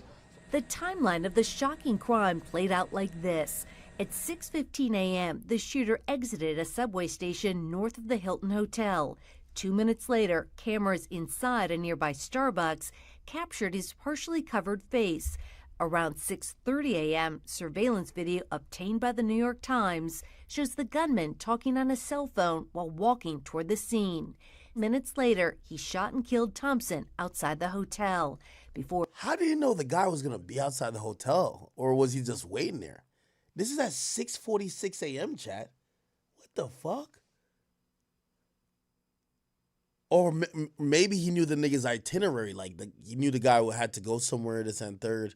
And why was the guy like just walking down the street? I would think he would just get out of a hotel and get into a car that would be waiting here if he had to go somewhere. Or escaping through an alleyway, then riding a bike to Central Park, where police say he was spotted on surveillance cameras. Less than 15 minutes after the shooting, he left the park and was seen on a home security camera. Richard Esposito is a former NYPD deputy commissioner. I wouldn't call this person a professional. Professionals, hitmen, assassins, they're in and out. And they're gone. Professional hitmen wouldn't stop at a Starbucks. They're not there to have a coffee before, and if they're lying in wait, they're lying in wait. CBS News has confirmed the words delay, deny, and possibly depose were written using a Sharpie on shell casings recovered from the scene. Those are the words that sum up what people are concerned about with insurance companies. Delays, denials, defending themselves, pushing off complaints. So it certainly points to a motive. As far as the evidence, the Starbucks coffee cup the suspect used was found outside in a garbage can and dusted for prints. The cup was also sent to the NYPD crime lab, and results could come in at any moment. Meg Oliver, CBS News, New York. Good evening, I'm Christine Johnson. This person used on the shell casings, which could be a nod to the three seen wearing it while biking into the park after the shooting, and then 15 minutes later, video shows him biking out of the park on the Upper West Side without it. Regarding him being... Shit, if that nigga had popped the wheelie, I would have thought it was Meek Mill. That nigga's popped the wheelie and shit. Professional. I'm not going to give him that type of credit, but I will say that the planning strategies seem to be somewhat unique. There we go. Now, police have not yet found the murder weapon. Sources tell CBS News that investigators are visiting gun dealers in Connecticut, trying to trace where it was purchased. On the Upper West Side, Allie Bauman, CBS News, New York. Hey, Allie. In this whole case. Very good job so far, and I think it's just inevitable that in short order this individual will be taken into custody. But they still have not found two of the most important pieces of evidence, the gun and the backpack. Where's that knapsack? So supposedly he rides into Central Park. If you guys don't know, look, Central. This is how New York looks. Central Park from above. Yo, look how New York looks. Shit ton of buildings. All these like things. These are buildings, and then there's a park in the middle. Right? It looks like this. These are all buildings, and then they have a square park. Right? Just like this. And he rides into this shit. Probably leaves, stashes a backpack somewhere, right? Had to, right? Which means the backpack's still there. Are they going to be looking? Unless he gave the backpack to somebody else. It's a possibility he had help, right? Somebody may have known this guy's schedule. Maybe somebody was like attending these, like, you know, I don't know if he was giving speeches at like at a conference. Maybe somebody helped this guy. For that likely place for it to be Central Park, where there are a few cameras. And that's a challenging place to look. So now authorities have basically tracked the gunman before and after the shooting. They've got forensic evidence from multiple locations, and they have a person of interest on camera. They hope they are indeed closing in. Christine. Thank you, Dick. And while police focus on the suspect's steps through the city, people in Iowa are remembering the victim. Brian Thompson was a 1993 graduate of South Hamilton High School in Jewell, Iowa. And wow. They're offering a $10K reward. The CEO of United Health Group's United Healthcare Unit was shot and killed early this morning in Manhattan. Absolutely shocking turn of events. Bertha Coombs is joining us now with the very latest details. Bertha, what have we learned? Well, the New York City police are offering a $10,000 reward for information leading to arrest of the shooter who murdered Brian Thompson this morning. It happened about an hour before United Healthcare's investor conference was set to begin. Thompson was walking from his hotel. Oh, so he was about to do a conference. So the person probably showed up there like, yo, he has to go to this conference. To the Hilton Hotel where the conference was taking place. So I didn't know he was going to stay at that hotel. Somebody gave the drop. Somebody gave the low. Surveillance videos shows that the gunman had laid in wait for him, shot him. That nigga got his little Durk on, you know what I mean? He got the location. Point blank with a weapon that was equipped with a silencer and acted quickly and deliberately. The shooter steps onto the sidewalk from behind the car. He ignores numerous other pedestrians, approaches the victim from behind, and shoots him in the back. The shooter then walks toward the victim and continues to shoot. It appears that the gun malfunctions as he clears the jam and begins to fire again. The shooter then flees on foot northbound into an alleyway between 54th Street and 55th Street. They say he then took a rented e-bike and continued north into Central Park. Brian Thompson joined United Health Group in 2004. He worked his way up through the insurance division and was named CEO of United Healthcare in April of 2021. His widow, Paulette Thompson, issuing a statement today saying Brian was a wonderful person with a big heart who lived life to the fullest. She said he will be greatly missed by everybody. Our hearts are broken and we're completely devastated. And she asked that we all respect their privacy at this time. Earlier, she spoke with breaking news reporter for NBC News, David Lee, and said that Brian Thompson had been threatened. It's unclear what that was. According to police, they told NBC News in the Minnesota area where they live that they didn't have any reports of that. It's not clear that he had any kind of security this morning as he was heading in. It appeared that he was walking by himself. He had been here since. I ain't gonna lie to you. It's only fascinating because, you know, obviously it's a CEO getting killed, but it's fascinating because, like, yo, it seems so random, but it seems professional, but also personal. But not like personal that is sloppy. Thank you. Right now, the New York targeted attack. Millions of people will be enjoying the tree lighting tonight, among other holiday events, and the NYPD will be out there with them, keeping them safe. For some preliminary details about today's tragic incident, I pass it over to our Chief of Detectives, Chief Joe Kenny. Thank you, Commissioner. The information I'm about to give you is preliminary as our investigation is continuing. This morning at 6:46 a.m., patrol officers from Midtown North Precinct responded to a 911 call of a person shot in front of the Hilton Hotel located at 1335 Avenue of the Americas. This is between West 50th. Somebody said, but why? I mean, it's clear. You could tell why it is. It feels like someone felt wrong by the insurance company. Like, by the way, bad timing. Did y'all see, like, this announcement? That anesthesia, like Anthem Blue Cross Blue Shield calls off. They were gonna cap anesthesia coverage. So they were gonna say, yo, if you need anesthesia past a certain point, like, and I think it was a certain amount of time, yo, we're not covering it no more. Y'all gotta pay it out of pocket. Like, bro, like, yeah, the point of insurance is because we don't got it, motherfucker. Right? I thought we got the Obama plan or the Obamacare or whatever the case is, right? And, hey, clearly that wasn't received good. I'm pretty sure somebody was loading up their silencer like, I bet, I guess we know who we clapping next. Like, yo, whoever this CEO is, he got to catch one too, right? So they called that shit off immediately. Hey, no, we're joking. We're joking. We'll pay. We'll pay. We'll pay.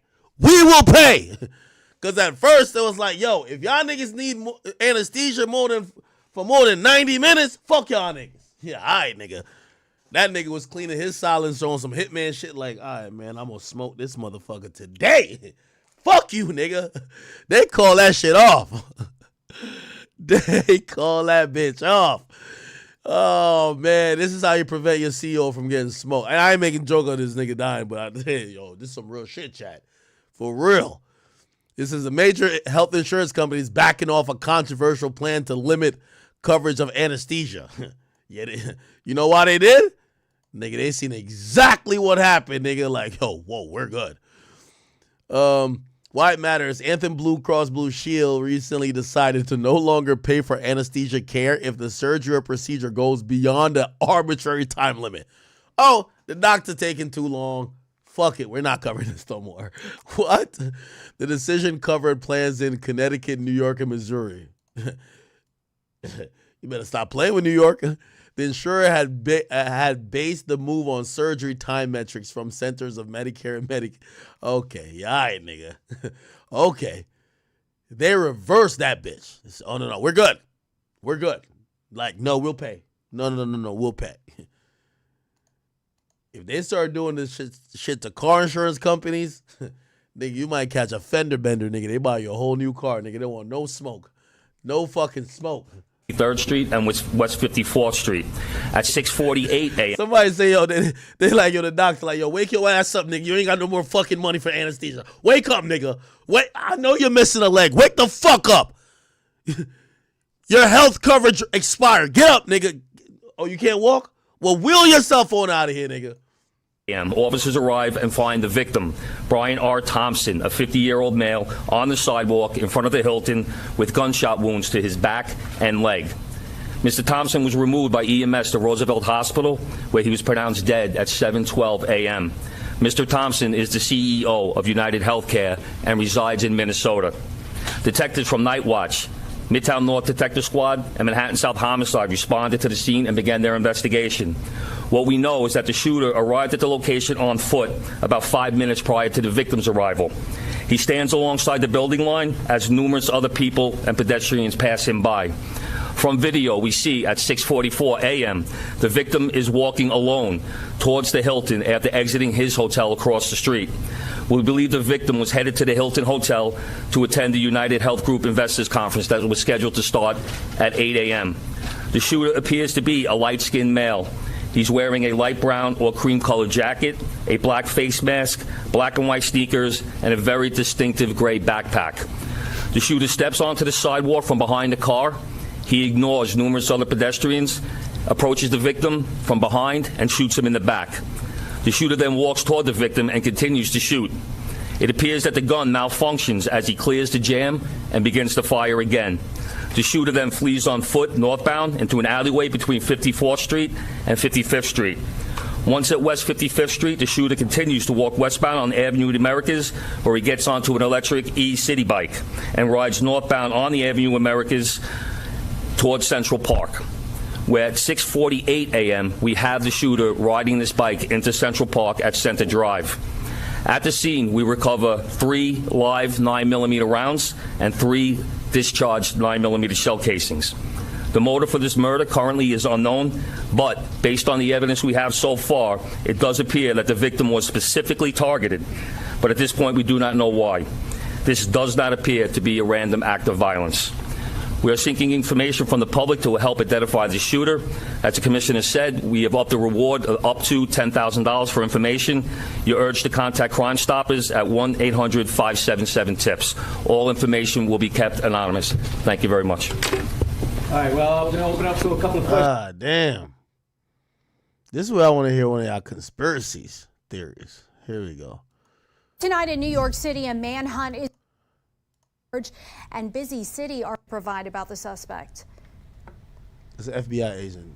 Hi, these are very interesting. This is where United Healthcare CEO Brian Thompson was shot. Come to learn that these are reportedly insider jargon for how to dismiss these claims.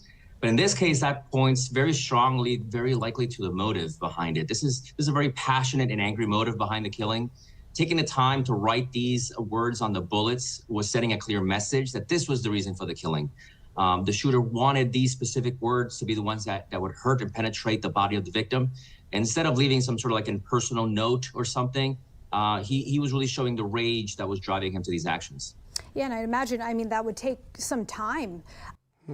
shot and killed in Midtown Manhattan while walking towards the hotel hosting the company's annual investor conference. The masked gunman used ammunition emblazoned with the words, deny, defend, and depose. A motive in the killing has not yet been identified, but the words may refer to a strategy used by insurance companies to deny coverage to patients. The words may refer to a book critical of the insurance industry named Delay, Deny, Defend: Why Insurance Companies Don't Pay Claims. United Healthcare is the largest health insurer in the US, covering more than 50 million Americans. The company is highly profitable. Yo, y'all hear this, Geico? Stop fucking. I'm playing. I'm playing. But last year, it was accused of developing an AI to automatically deny claims to elderly patients seeking treatment.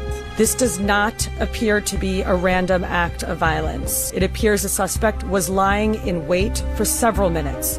Many people passed the suspect, but he appeared to wait for his intended target. After shooting Thompson in the back, the suspect initially fled on foot before escaping on an e-bike. Minutes later, the suspect was last seen riding into Central Park, and authorities have not yet recovered the e-bike or firearm used in the shooting. Holy. Nah, this some shit, man. What y'all think happened? I don't know why, like, this is like a super fascinating story. We want to turn now to our top. On headline, NYPD getting a search warrant for a youth hostel where they believe the suspect stayed. Now, this is a twist, what you're looking at, and what sounds more like a movie, but CBS News confirms that police found these shell casings belonging to the Triple D bullets that killed Mr. Thompson. The words on your screen were also on those casings. Deny, defend, depose, written on the casings. Now, police are putting together a timeline, and this map brings that timeline to life on our monitor. So look closely. 6:39 a.m. Tuesday, the gunman in position waiting for his victim outside New York City's Midtown Hilton. 5 minutes later, Thompson walks to that hotel, then the shooting, then the getaway. That entire attack from arrival to escape happening in less than 9 minutes. By 6:48, the shooter on an e-bike, Center Drive, Central Park. Not long after, the murderer got away. Doctors pronounced Mr. Thompson dead at 7:10 a.m. Now think about it. All of this happened, making international news in just 30 minutes. And look at this. This is surveillance video capturing the moment of that murder. The shooter out from behind a parked car, the gun pointed there. We, of course, freeze that video before Mr. Thompson falls. He's shot in the back. A fatal shot. That 50-year-old CEO stopped short of planning his appearance at an investor meeting. Let's go live right now to CBS News correspondent Lilia Luciano. She's just outside that Midtown Hilton location. Lilia, police just released photos of the suspect's face, no mask on for the first time. We're also hearing about a search warrant. Tell us what you know at this hour. Well, Reed, those photos are remarkably clear. I mean, the first thing you think of when you look at those photos is if that's somebody I know, I would absolutely recognize them. That's what a lot of people are talking about on social media. It's also the kind of... I thought it was like one of them little... I ain't gonna lie to you, chat. It might be one of them... Because I looked at this picture, just off this picture, I couldn't tell if it was a man or a woman. Image that allows for facial recognition. Well, it looks like a nigga here, though. It looks like a man right here. But the other one looked like... Recognition technology to spot that person and, match it to any other records that there might be out there using his... Casings. Deny, defend, out his mask. What are police going to look for in that mask? Has a nigga ever done like a Brian Thompson speech? I want to see if he ever did like a... Who was he? Let's see.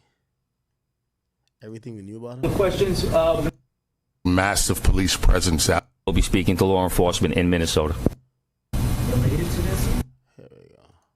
Brian Thompson, the 50-year-old CEO of the health insurance division of the $550 billion United Health Group, was killed Wednesday in what police believe was a targeted shooting in Manhattan.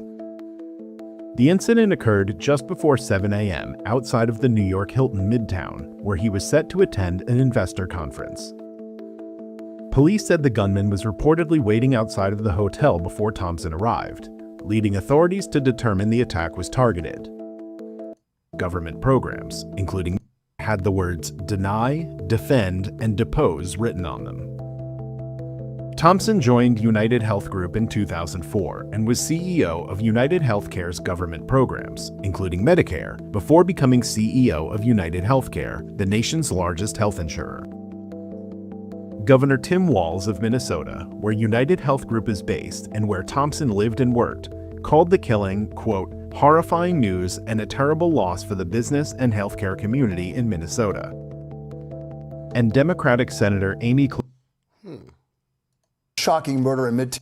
He was the CEO of United Healthcare. Thompson's wife called him a loving father of their 2 sons. This afternoon, police released these photos showing the gunman inside a Starbucks buying water and a power bar before the shooting.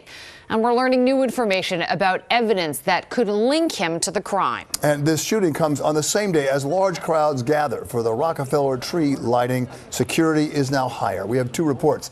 Anthony Carlo on that heightened security in Midtown. But we're going to begin with NJ Burkett and the shooting itself. He's at the Hilton in Midtown Manhattan. Newt? Yeah, right, Bill, a trove of forensic evidence and now a possible motive that the killer may have had a grudge against the victim's insurance company and acted on it by killing the company's CEO. Yes, insurance company executives do face threats. Brian Thompson apparently was no exception. Crime scene investigators recovered 3 live rounds and 3 spent shell casings just outside the entrance to the Hilton where the gunman had been waiting. In this surveillance video, Brian Thompson strides confidently toward the door as the gunman calmly walks up behind him and draws his gun. With the victim out of frame, it's clear he fires at least 3 times. Thompson will stagger to the wall where he will collapse. He's shot once more while on the sidewalk before the gunman casually walks away.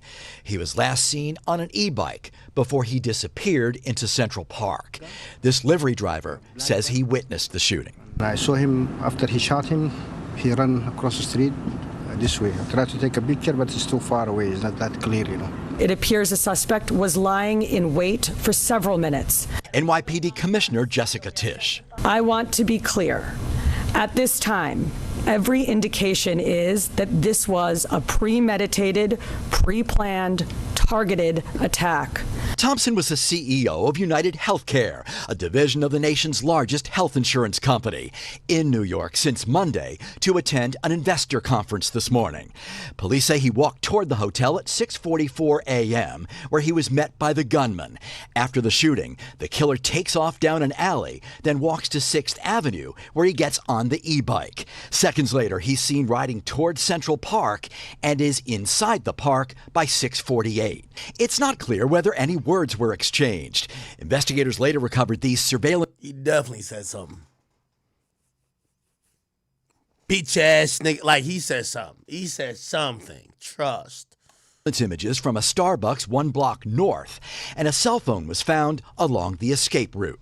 We're working through that cell phone. Obviously, we'll be processing it forensically. And as far as words being exchanged, we do not have audio of the incident. We only have the regular video. But detectives are looking to interview this person who witnessed the shooting and ran off. Police officials could not say for sure whether the gun had a silencer, but they believe it is unlikely the gunman was a professional killer. Based on the evidence we have so far, it does appear that the victim was specifically targeted. But at this point, we do not know why. This does not appear to be a random act of violence. You'd have to go back 40 years to the murder of Gambino boss Paul Castellano to find a murder in Midtown this brazen. Investigators also say that what is puzzling is that Thompson didn't have a security detail. Live tonight in Midtown, NJ Burkett, Channel 7 Eyewitness News. Brazen indeed. NJ, thank you. Well, Shit, you know what that nigga need? That nigga needed that Elon Musk security. You seen Elon Musk stepping out with his security recently?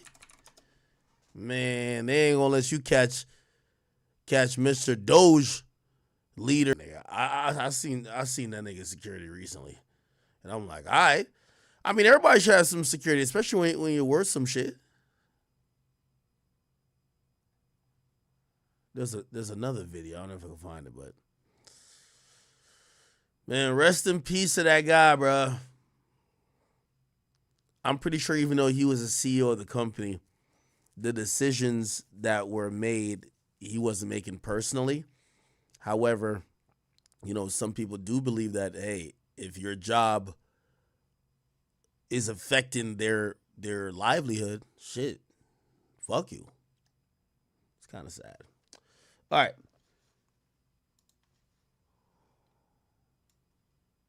Let me see. I did that. Chat. I'm still waiting on Playboy Cardi to hit me with when he's dropping. I hit him though. I hit up Cardi and asked him. Oh, somebody said go look at Lil Baby. All right, let's try to play the song. So Lil Baby dropped the song. It's called Touchdown. If it pauses YouTube, I'll cut it off. Let me just check to make sure YouTube don't get paused. This is Lil Baby. Fumble, y'all. This is a fumble right here, chat. God damn it. Yo, Lil Baby, we done giving you chances, man. Your reign is done, bro. It's over, bro. You had a good one. You know, it's okay. It's good. It's good, bro. This shit over, bro. This shit really over, my nigga. I mean, there's still like a slither of chance he could drop the album and he's rapping like a motherfucker, but my boy can't find a hit.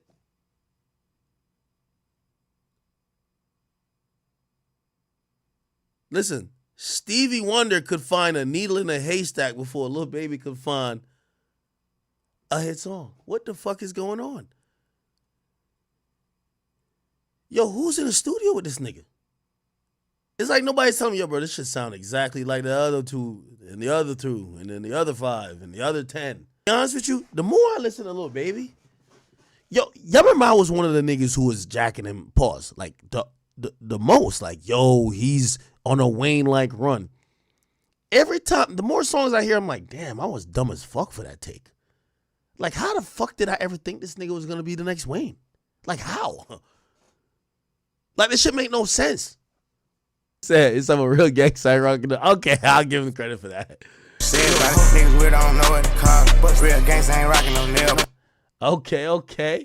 Okay. Balls in his mouth. Like, you know, you ever go to the dentist and they want to pull a tooth and they put a little fucking thing because there's gonna be some blood, so they put like gauze in your mouth. They're fucking them over and hot. Oh, someone said, I thought this was a Drake. This ain't no goddamn Drake. This shit got took and you had a charge. We gotta get Lil Baby off these type of beats. Get him some pianos. I promise y'all. Get him some pianos. Lil Baby need to go online and look up Polo G type beats. This, I'm rapping fast, like no hook type of shit. It's just not working, bro. This shit just sound. Y'all even gonna lie to you? I don't even know why I'm even like giving this nigga advice. Like, I think people have gotten. Yo, chat, am I the only one that's still like, maybe Baby could bring it back? Or y'all just been like, nigga, he lucky that he had a run. It's over now. Like, we've moved on. Like, for whatever reason, I'm like holding out hope. I'm like, oh man, he's about to do it. He's about to bring it back. I don't think nobody else is thinking like that. I get touchdown. Yo, I keep telling, every time I hear a Baby song, I think of another Baby song. His flows are so like, so this is his fast flow. He has like 2 flows. This is his fast flow. You know what this is a watered down version of this song.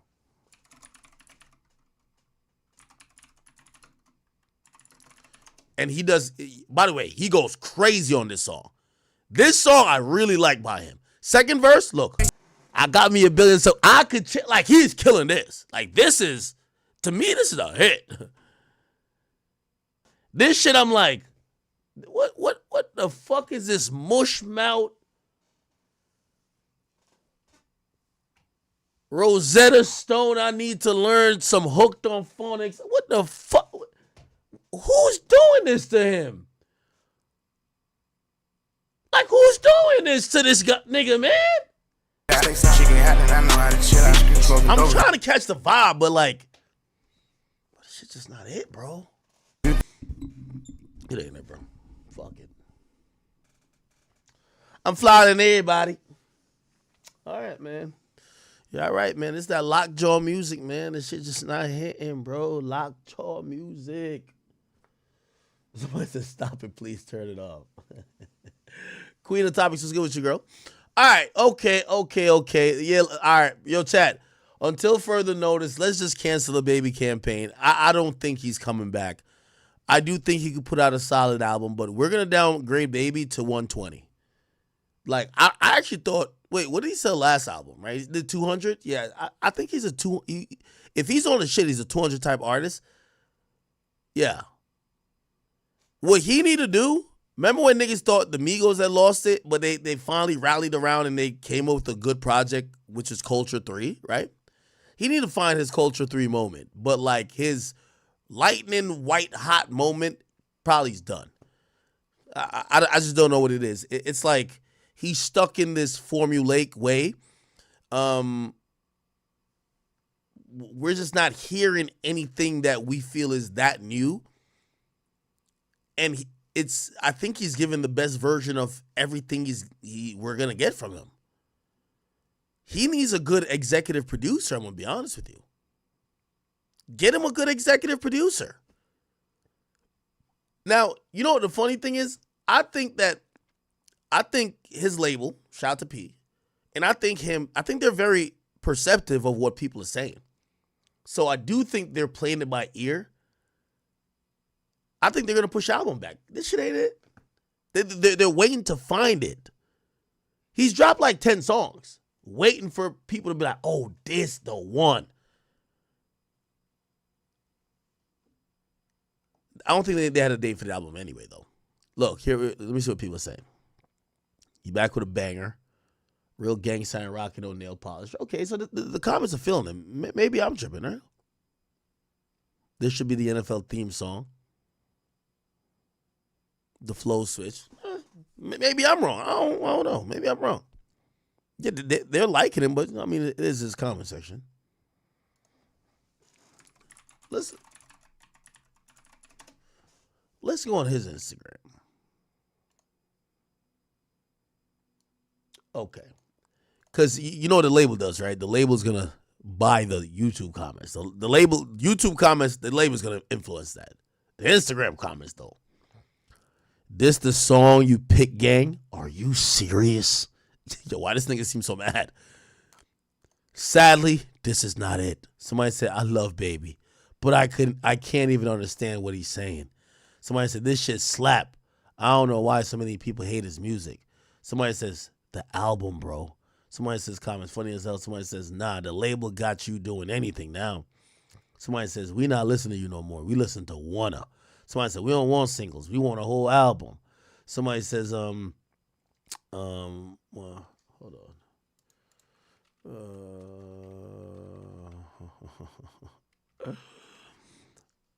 on. Somebody says, well, you forced this dude to change his flow and beat. Now this is what y'all guys got. Old Baby was better. This is so, okay. What is this? Immediately no. We want an album and this nigga trying to be Derwin Davis. Personally, I could have trouble getting into it after 5 a.m. in Insecurity. You could do better. We want the album though. Man, this beat ain't it. I don't know, man. I don't know. Baby's at the point of he's fumbling that run, man. He's fumbling that run. I'm gonna be honest with you. Like he's been so mediocre that I'm really starting to think, was he ever that fire? And that's like it feels like a hater saying that because I really thought. First of all, I'm not like y'all. I never thought that Gunna was hotter than him. Never. And I never thought Gunna was better than him. I'm going to be honest. But now I'm starting to think back, and I'm like, maybe he used to be hiding behind features. What I mean hiding behind features is like, if we get these solo songs of his, it just reveals so much. If it's a collab, it works better. The him and Central C collab is fire. Maybe he should just do collabs. Why is he trying to prove a point to us or himself with these solo songs? Bro, we don't want to hear a solo Baby song right now because they all sound alike. Just do a collab. Just collab with niggas. It's fine. Just get to the hot songs any way you can. And these songs, I don't know.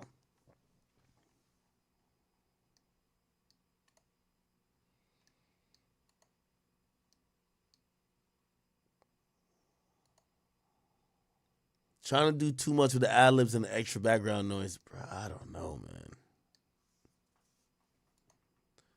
Yo, at this point, this is going to sound mad egotistical, but bro, I'm so mad he dissed me because I really think him dissing me gave him the curse of Big Act. And anytime a nigga got that curse, they never came back. And I want him to come back because I really think me and him, we're going to squash our issues at some point. I really want him to come back. I want to say positive things about his music. But the curse of Big Act is too powerful. Meek dissed me. He says he can't get a show booked. Meek done. Anybody who dissed me, them niggas had to either apologize, they got to apologize, or become irrelevant. I don't know. I want Baby to win. But this shit is not in. Fuck. Somebody said it's bad. Bad isn't bad. How did this nigga fall off this bad, though? Even this song was fire. Oh, no, this is Young Thug's song, though. Bad, bad, bad. I like the song. He went crazy, though. That is even fucking Since. Meanwhile, you ever go over to Gunna Pace? Straight heat. Yo, Baby, I'm gonna be honest with you. At this point, nigga, find somebody to tell on. Like, nigga, if telling is a secret sauce to making hot music, please tell, Baby. Please. We don't care that much about street nigga shit. Please tell. We just want hot music. Please tell. Find somebody to tell on. Okay, Wham, just tell on somebody, Wham. We don't give a fuck, nigga. We want you to be like Gunna.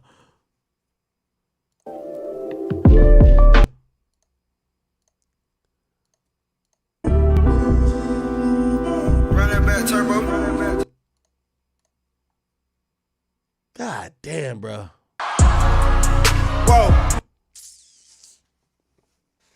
If you told me in 2018 that Gunna would be hotter than Baby, I would have said, fuck out of here, little nigga. If you told me in 2020 that Gunna would be hotter than Baby, I would say, you're dumb.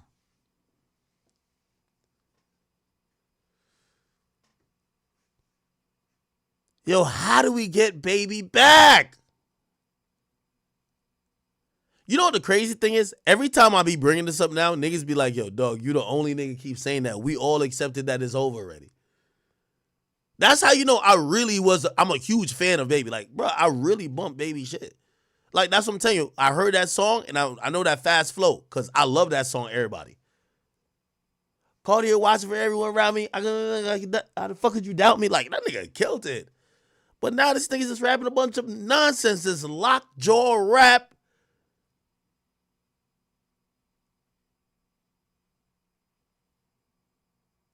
This shit is just fucking, I don't know, bro. Hey, at least he made hundreds of millions. He'll be all right. And Lil Wayne, we apologize. We should have never said that nigga was going to be the next you or compare him to you. You're a one of one. You still shouldn't be performing at the Super Bowl, but we apologize for ever comparing Lil Baby to you because that nigga can't live up to a motherfucking thing. I don't know what it is. I don't know what it is with Baby, bro. It's like, bro, I'm going to be honest with you. It's mind-boggling that he just doesn't have like a hot song. And it's mind-boggling that he keeps trying the same thing. My nigga, how you going to keep trying the same fucking thing? Every time. We keep saying this isn't it. That's why that's what I'm telling you. I know the boy can rap. That's why I said get off those let's get him with different production. We need different production.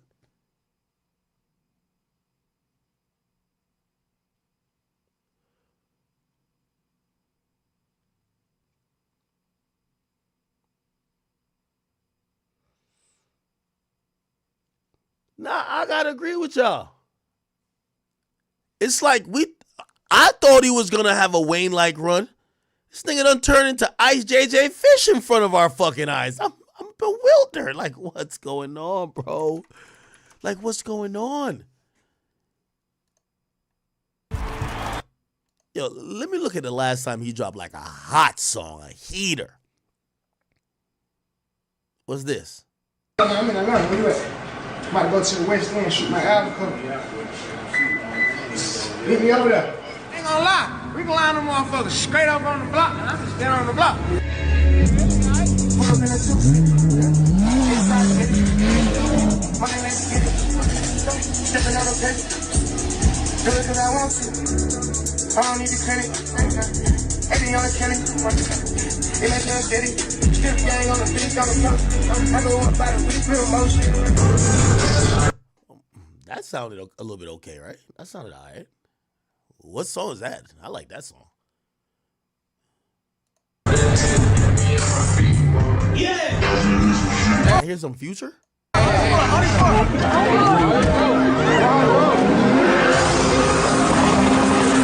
Oh, that's a Ferrari truck?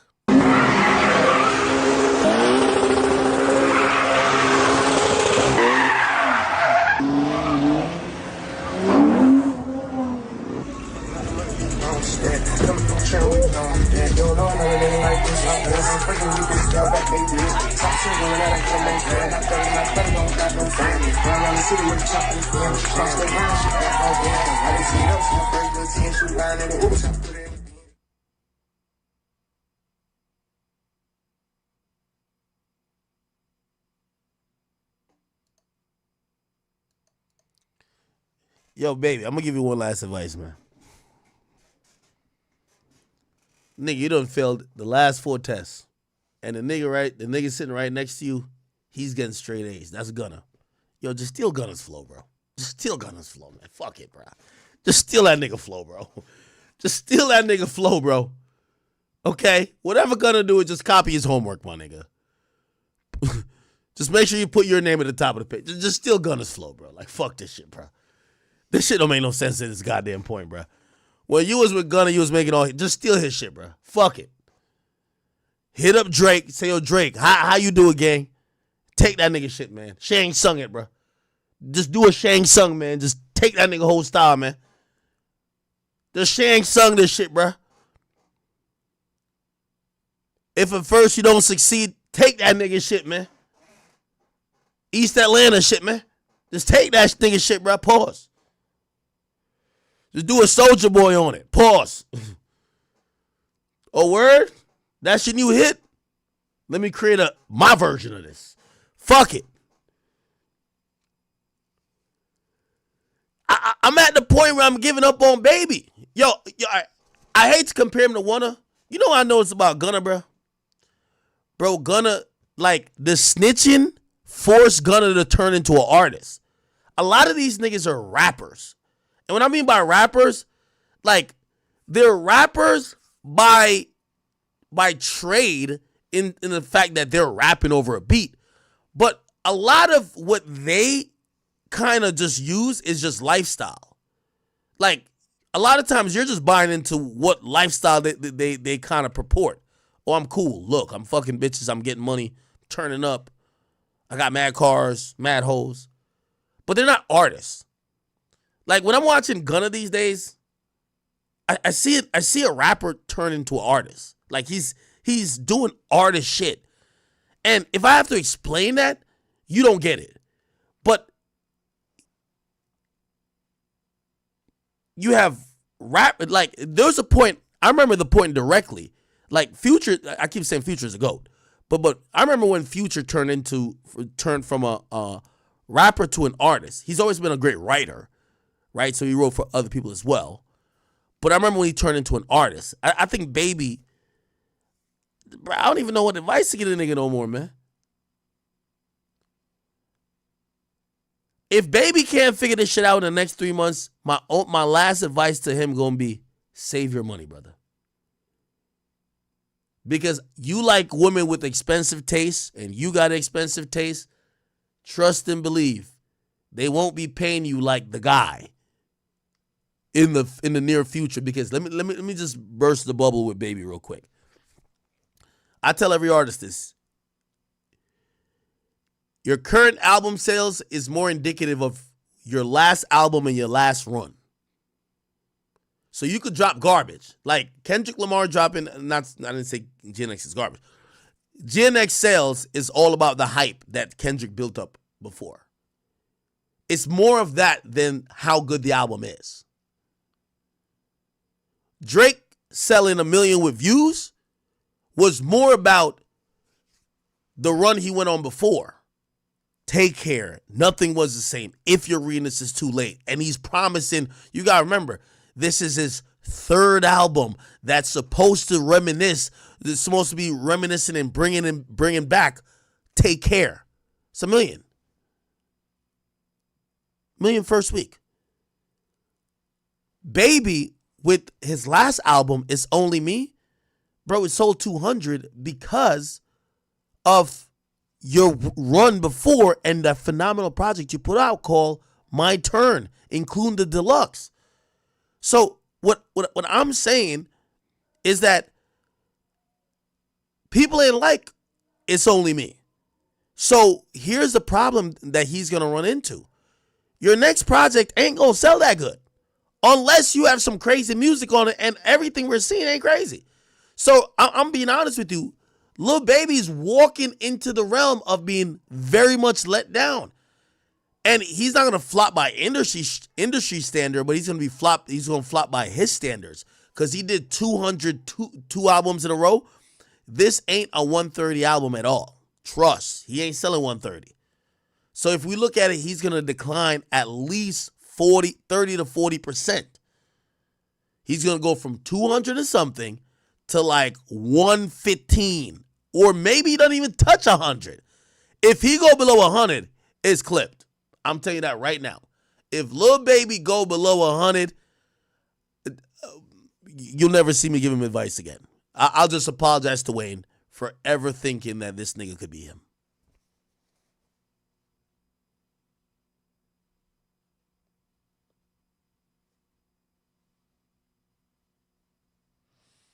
Somebody says he's going to use bundles.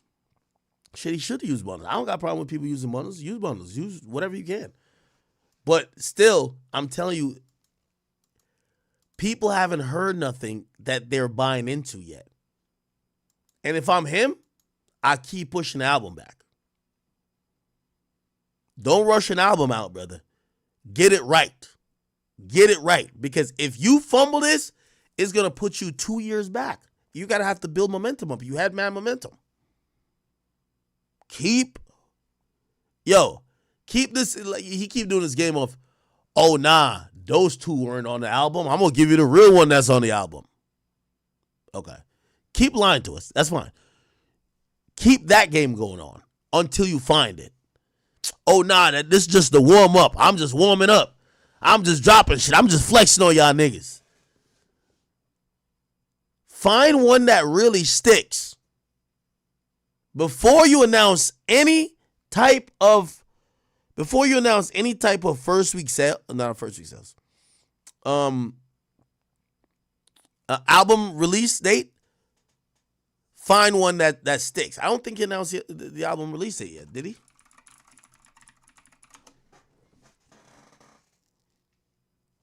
And another thing too, bro, who gives a fuck if it's a collab? Who cares? Oh, the NFL tweeted this out?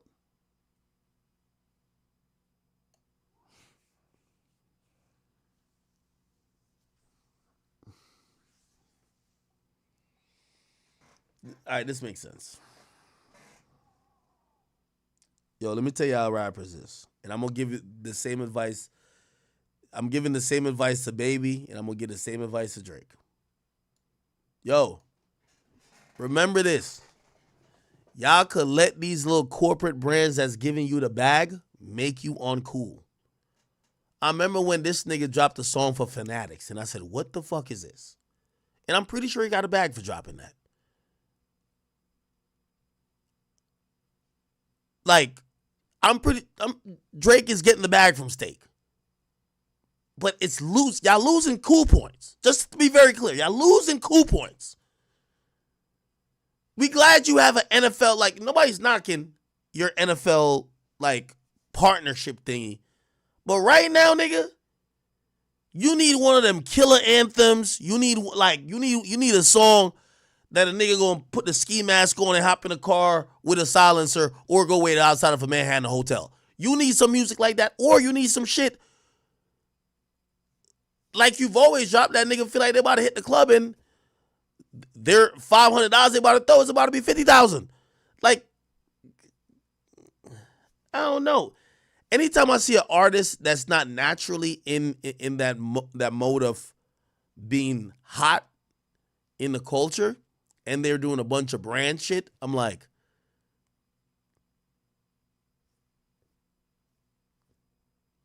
you're just running your career into the ground. You get what I'm saying, Chad? Like, this is a phenomenal partnership. But maybe not the partnership we care to see when we think that you ain't hot no more.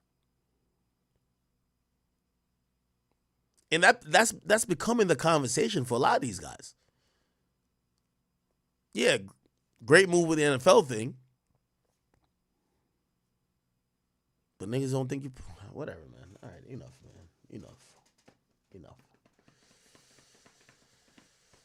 Enough. Okay.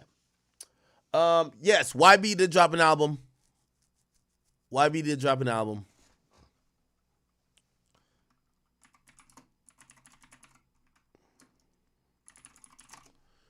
just go to Never Broke Again, LLC. Okay. So YB dropped an album, and it's 16 tracks, including a bonus, which is Tears of War, which is on my page. And it's called I Got a Lot on My Shoulders, right?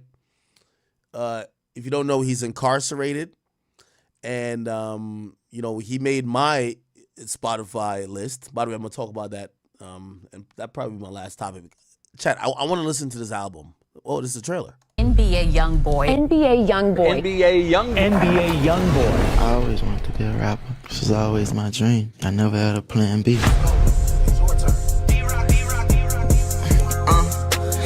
I said I ain't I be want to talk to you, go ahead. But there'll never be another young boy, and I'm not going back to where I used to be. She might get killed, he might get hit up. In my section, we keep sticks for safety. It's on our bad boy if you try to play me. Inside my hood, we said dope to make it.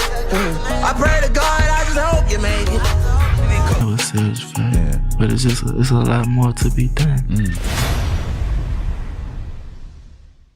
Rapper. I always wanted to be a rapper. I never had a plan B. Baba on the floor. But I gotta cut. Maybe I should just react to it tomorrow before I get on YouTube, because I don't want to cut YouTube right now. Anyway, give me a second. Let me just react to Spotify Wrapped. So anyway, Spotify Wrapped dropped for everybody, and here's my list of my top 5 most listened to artists. My top artists were Drake. Number 2 was Kendrick. Number 3 was Young Boy Never Broke Again, YB. Lil Durk, number 4. Future Vandross, number 5. Yeah. I thought my list was very telling. I made a tweet and I seen some people like they were like, I don't know if they were trying to incite me. I don't know what they were doing, but I said normally on my list, Kendrick would never be on my top 5. In the sense of Kendrick isn't a top, like, of the 5 most listened artists for me. I have a lot of respect for Kendrick's music. I think it's good. Don't get me wrong. No matter if he's beefing with Durk or not, I like I do like some of his music, and I do think he's very talented.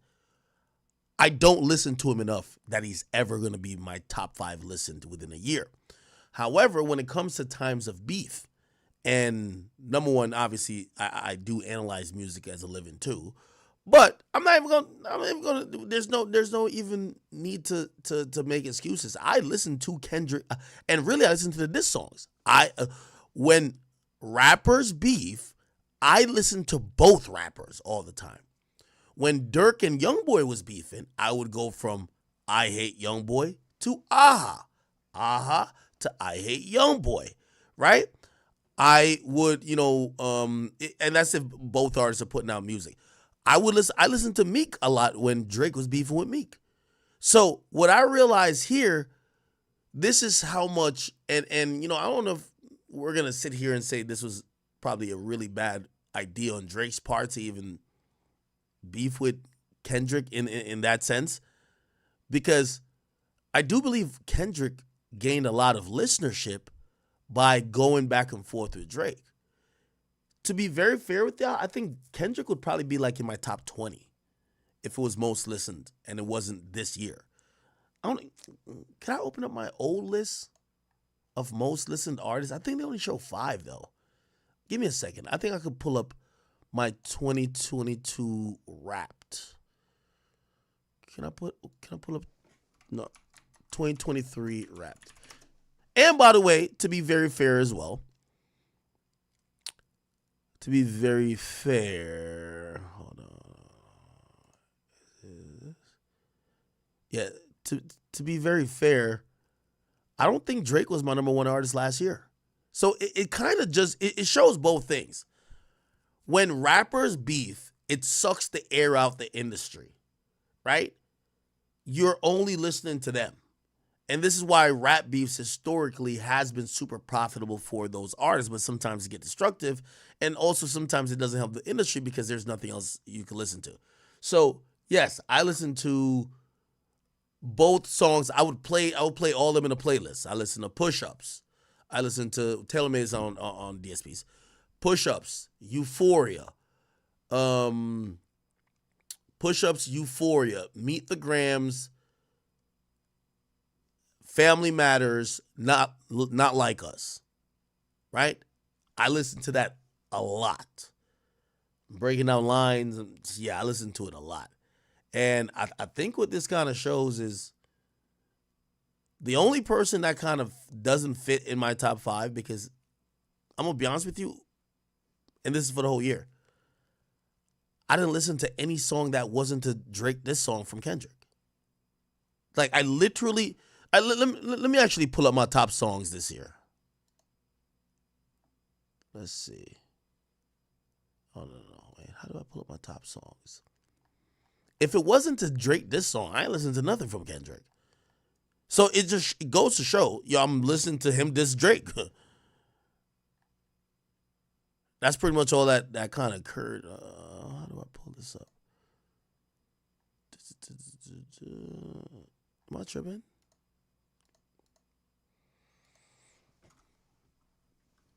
'24 Wrapped. Oh, it's a playlist.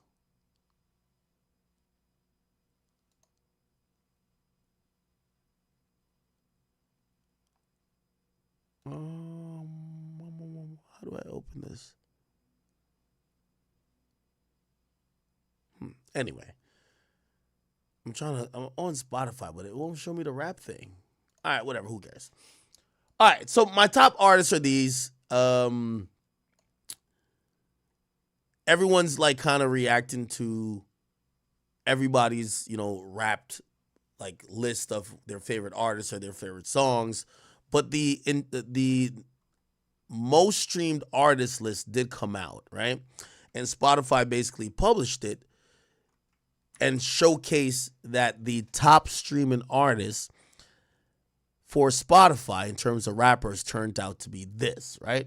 So globally for Spotify, the top streamed artist was Drake, then Travis, then Kanye, which, by the way, I gotta say, man, Kanye, to be an artist, and I know he has a back catalog that's still on Def Jam, but for him to drop, 2 albums, for him to be independent, and for him to be in the top 3, that is crazy.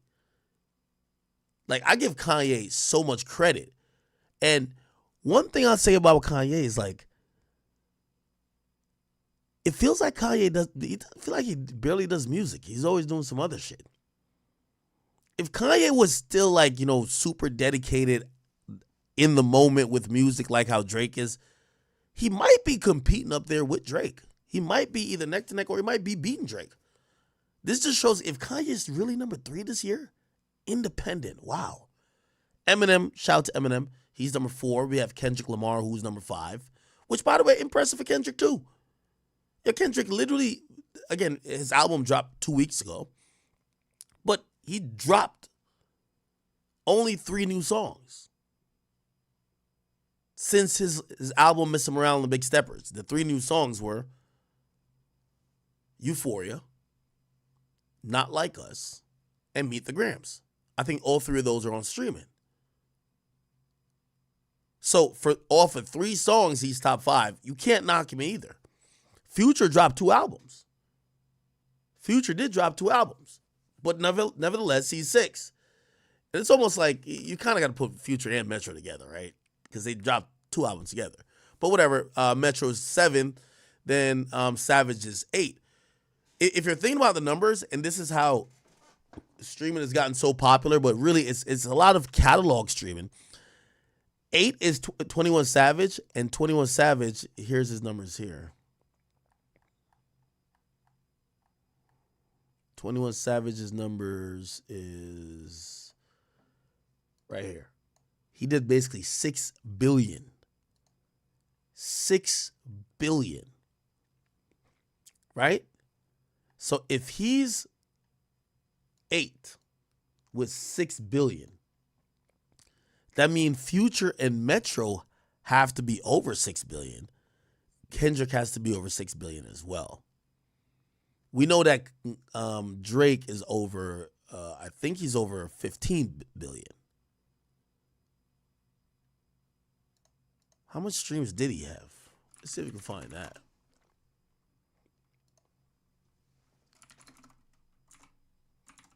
Drake streams. I don't know if they actually say the number. They just gave a list.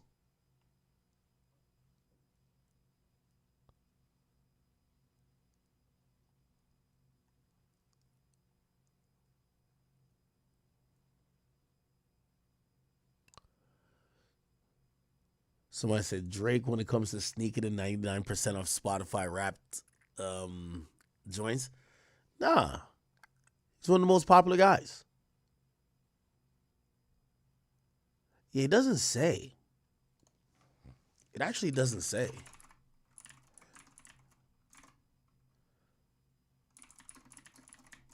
Hey, yo, chat. If you want to know how competitive this shit is, yo, The Weeknd and XO, cutthroat. So everybody's posting stats. As soon as this gets posted, right? The most streamed rap artist globally for 2024, and they say Drake number 1. XO hits the PR button immediately. Look, you can even see it even happen on my page, right? Look, The Weeknd comes as The Weeknd is crowned number 1 for the most streamed artist, male, globally. If you don't think that's them trying to shit on Drake, they're like, all right, yeah, Drake is number 1 for rappers, but the number 1 male, Weeknd. As soon as Drake gets that, they shit on it. It just shows you how competitive shit is, ain't it? And then I think there's something else in here too. Hold on. There was another like XO like focus thing where they're letting it be known. No, Drake is not the most popular male streaming artist. It's The Weeknd. Which is very interesting. Whatever though. Anyway, so this list doesn't surprise me that much. Congratulations to all of these guys. This is still a huge accomplishment. Let me see. Spotify rap. Do they have a Twitter? I think they do.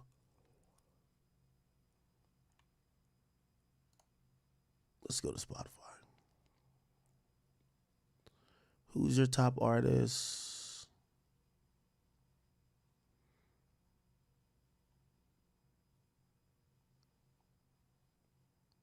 Yo, chat, what do y'all think is my top song? Let me go look at it. What is my top song for 2024? Why can't I find it so... It's taking me so long to fucking find the thing. And I'm on Spotify. How do I find it on Spotify? Does it go to my account? No. Profile? No.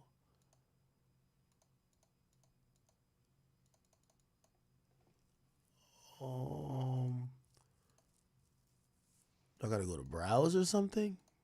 Okay.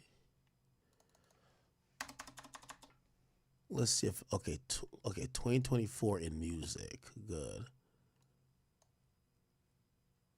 I'm looking for my Wrapped. Pause.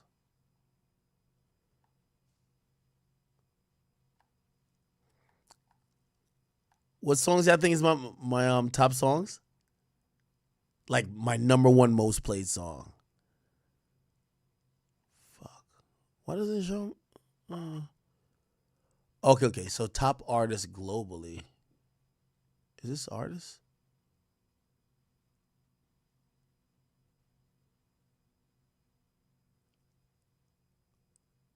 Drake number 4, Billie Eilish number 5, Travis Scott number 6, 7 is Peso Pluma. Peso Pluma is killing it. I don't know why I can't find it.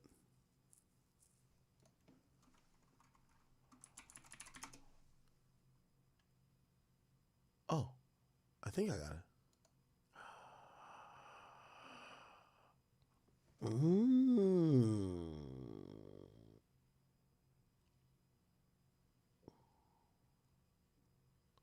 Oh, shit. I found it. Chad, should I show y'all my top songs? Nah, I ain't gonna show y'all.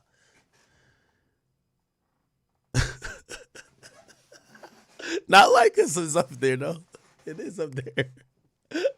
Hell no, y'all not getting that screenshot out of me. Fuck out of here. Hell no, y'all ain't getting that screenshot out of me. I'm good. Y'all ain't clip farming with my ass. Get out of here, niggas. I'll tell you some interesting things in my top 5 though. 4-1 Bent is in my top 5. Yo, it's all diss songs. Other than that, it's all diss songs. So the only non-diss song in my top 5 is 4-1 Bent, which I guess I listened to that song a lot. I did. I know I did. And then remember I used to play it on stream all the time? And then the rest of my top 5 is Push Ups, Family Matters, Euphoria, and Not Like Us. I kid you not. I just won't tell you the order. I won't tell you the order. I can't tell you the order. Then number 6, guess what's number 6? Number 6 is Aha, Durk. Number 7 is The Comet by Vibes Cartel. Number 8 is Bitch Let's Do It. Number 9, Drake, First Person Shooter. Number 10, YG Marley. And then number 11, I ain't gonna lie, I gotta be honest, Deli by Ice Spice. I was bumping that shit. I ain't gonna hold you. You know what I mean? Like, come on, bro. Come on. I'm an Ice Spice fan.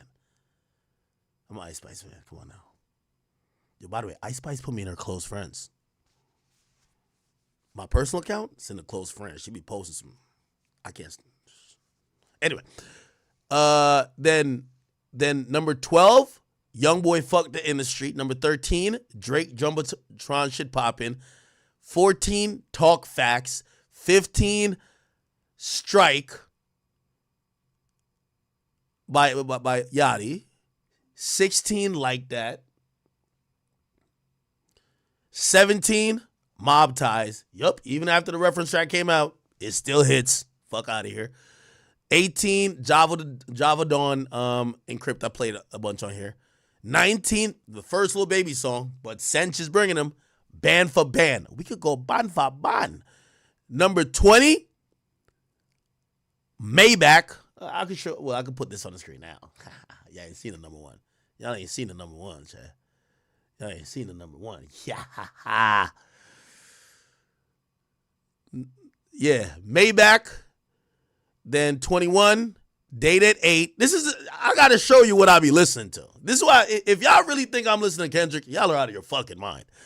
This is what a real nigga listens to. Date at 8, Drake and Four Bats, Act a Donkey, Wabi, Die Young, Sleepy Hollow, and shit, I listen to Praise Giant the Moonlight so much.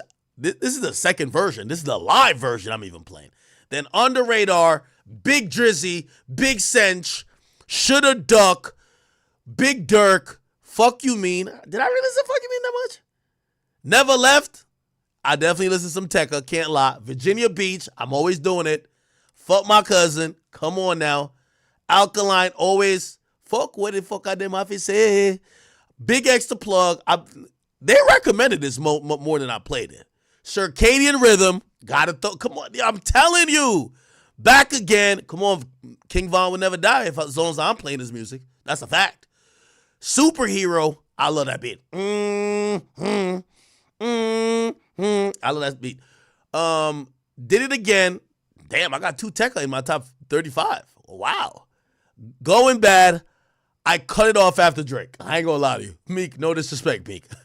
I cut that shit off right after Drake. Back Home Smoking Legal. I got more slaps than the Beatles. Like, yeah, I cut it off after Drake. I don't want to hear about, I put bands on his head like Jason Terry. I cut that shit off, okay? One Call. I don't remember playing this that much, but okay. Talk My Shit. I do like some Boss Man D-Lo. And you gotta have Lil Baby freestyle up in there, you know what I mean? Members Only, PND. That's what I'm talking about. I ain't even broke in a minute. Got that at 42. I love What Happened to Versus. That's my song. And I've been rocking with that Kalani joint. The Kalani. Actually, that it's y'all know who she like that song. Scene Green. I do like listen to this song too. Wayne killed it. Nicki killed it, and Wayne obliterates it. No Flockin made my top 50. Okay. Date at 8 without Drake. Okay, that made it too. Back in Blood. You know me. I love some killing music, man. Come on, bro. I like listening to the real killers. That's what I'm talking about. Jaded. Ooh. You played me. Low down 30. Shameful. I love that song. Oh, my boy YK. Hardcore. 51. Yo, I ain't gonna lie. I do like me some Ice Spice. Think you the shit? You not even a fart. That's 2 Ice Spice songs. That's 2 Ice Spice songs in my top 50. My boy YK. Hardcore. Okay, and then I got Time Today. The fuck? Why'd I play that much? You My Everything. Yeah, this song was kind of dirt.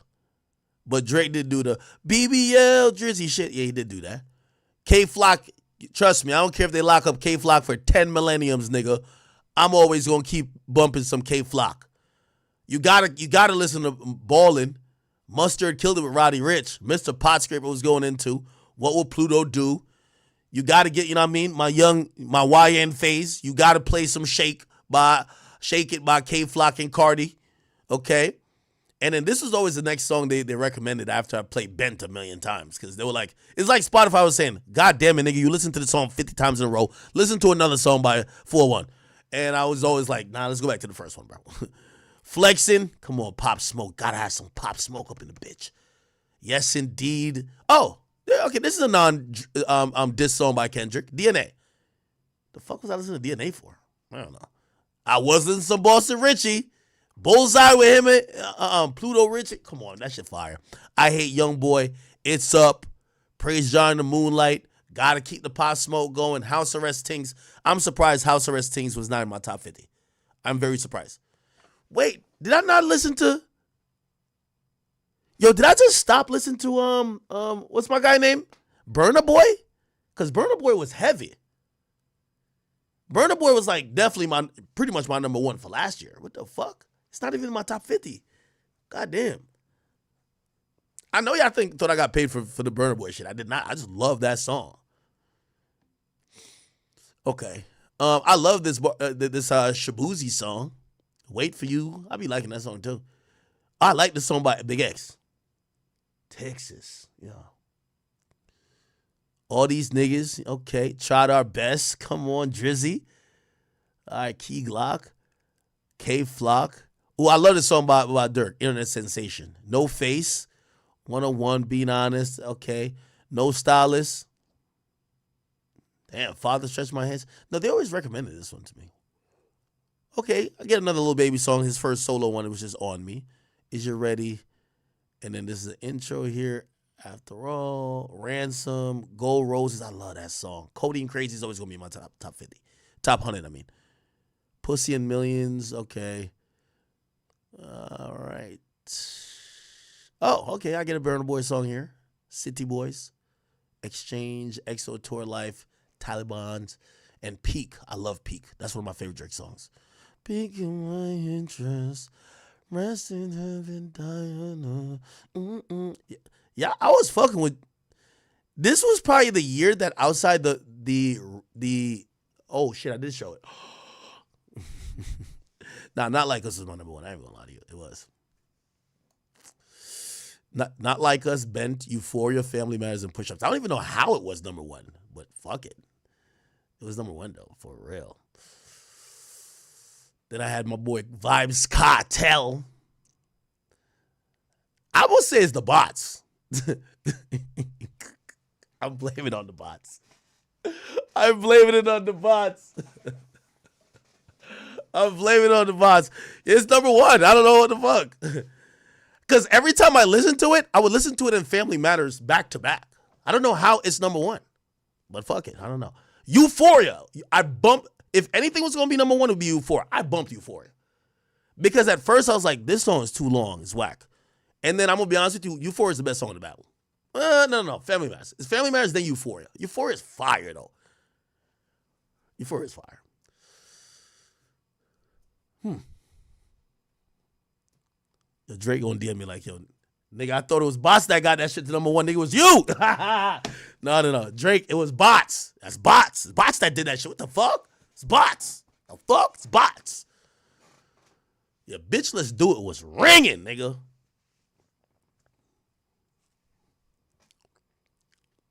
Y'all love beef music. Yo, think about my top 10. Yo, only Delhi. Look at Delhi right here. Yo, Ice Spice almost made my top 10. I did burn the shit out of Jumbotron shit popping still, not gonna lie. Okay, all right. How do I look at my top artist? Wrapped artists. How do I look at my top artists?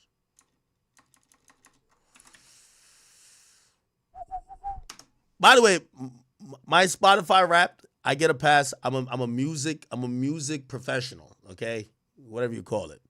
I'm not listening for any type of love. I'm playing. I like them songs. I even like Not Like Us. What the fuck? I told y'all this. It's so funny when people be like, oh my God, I like Not Like Us. I always tell y'all, I just don't listen to the part where he's calling Drake a pedophile. No, not listen. I won't recite it. I love the part he's talking about Pac, though. All eyes on me and I'm going to send it up to Pac. Yeah. I like that part. Yeah, and Family Matters. I wish Family Matters was cut into 3 songs because I love the drill, the middle part, which is drill. It's like a drill beat, and he's dissing mad people. And then I love really the last beat is the hardest, but I gotta play through it to hear it. It's all good.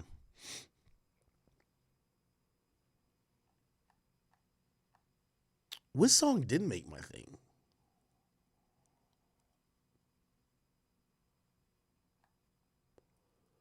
Playlist. Oh, okay. This was my top songs for all of the years. Look at this shit. Chat. Look. So look at it for last year. Look at it for last year. Burna Boy running that shit. Last. Yeah, I was killing it last year. Jumbotron shit made it twice 2 years in a row for me. Yeah, I've been bumping It and Strike for 2 years straight. That's a fact. That's a fact. That's a fact. That's another reason why we got to give Yachty the GOATness. Because if he did Jumbotron shit popping, you know what I mean? Come on now. All right. Yeah, I didn't even listen to that much Drake last year. I was listening to crash out music. Yeah, Internet Sensation was getting mad burned. But I was listening to D-Thing, K-Flock. I was listening to a lot of fuckery. Let's go to my 2022. What was I listening to then? Talk Facts ran that shit. Look, my top 5. Look at my top 5. Talk Facts, Is You Ready, Being Honest, and Shake It. Nigga, all I was listening to was crash out shit. The first Drake song comes in at a 10. Jimmy Cooks. And I was listening to Free Mind by Thames. Shout out to Thames. I love you, Thames. Okay? We love you. And I told you, I love that What Happened to Virgil song. Let me go look at 2021. All right, let's see what I was doing then. Back in Blood. Bro, I love crash out music, bro. Back again. Yeah, nigga. Yeah, nigga. Ooh, I must have been in my feelings this year. You're mine still. And I know that type of hug. Same shit you used to do when I know you used to fuck or whatever. And then I was killing Alkaline Cree. Walk on back. Okay. And then Lil Baby was in my top 5 too. Yeah. This is a Pop Smoke here too. Yeah, I was bumping mad Alkaline. Mad. Look, 6ix9ine was in there too. Zaza was in there. Yeah. Mad crash outs. Lemon Pepper Freestyle. I was burning a hole in that. You know what's funny? Look, all right, look, chat. I'm keeping it real with you. Kendrick ain't never made my list. Look, this is since 2021 till this year. Look, this is my top 50 song or top 100 songs. You won't see not one Kendrick Lamar song in there. Like, respectfully. Look, there's no Kendrick Lamar. Not one. I'm listening to crash outs. Piss Me Off is the last song. Nigga, I listen to Tootsie Slide more than I listen to all that shit. Look at Myron by Uzi. Yeah, nigga, I listen to every nigga. Spot him, got him. Made my what the fuck? Oh, beatbox. Okay. Yeah, so he didn't. Kendrick is not even in. So 2021, he doesn't make my top 50. 2022, he don't make my top 50. When did he drop the album? I guess I should look after he dropped the album. When did Mr. Morale come out? May 13th? Okay. 2022? Okay, good. So if it came out 2022, okay, so if Kendrick is going to be on it, it should be this year. Or 2022. Okay, D-Thing, K-Flock, Durk, B-Love, Young Boy, K-Flock, Gunna, A Boogie, Drizzy, K-Flock, Kodak, Thames, Fetty, K-Flock, Cartel, Future, Ron Suno. Yes, yo, Suno, I used to be bumping your shit heavy, nigga. Durk, Black Youngster, I love I'm Assuming. Okay. Does any Kendrick song make this?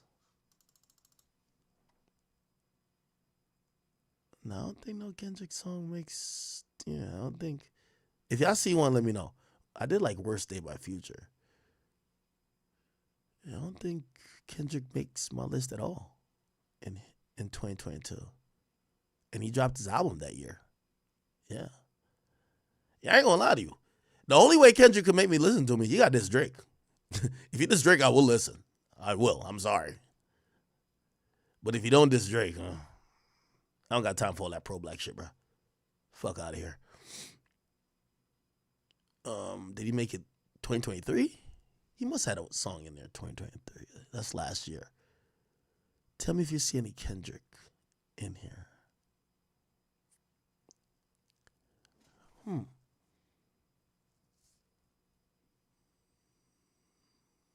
Yeah, not one. Fuck. Yeah, Kendrick ain't never made my list. He never made my top 100 song list until this year. And the cheat code was dissing Drake. I'm telling you, that's just the way to do it. I can't be mad at the nigga. Like the nigga, that's a great finesse. Just diss, let's diss everybody's favorite rapper. Of course, I'm gonna play this shit, and the song's hot too. So give him that. Yeah, I did like Euphoria.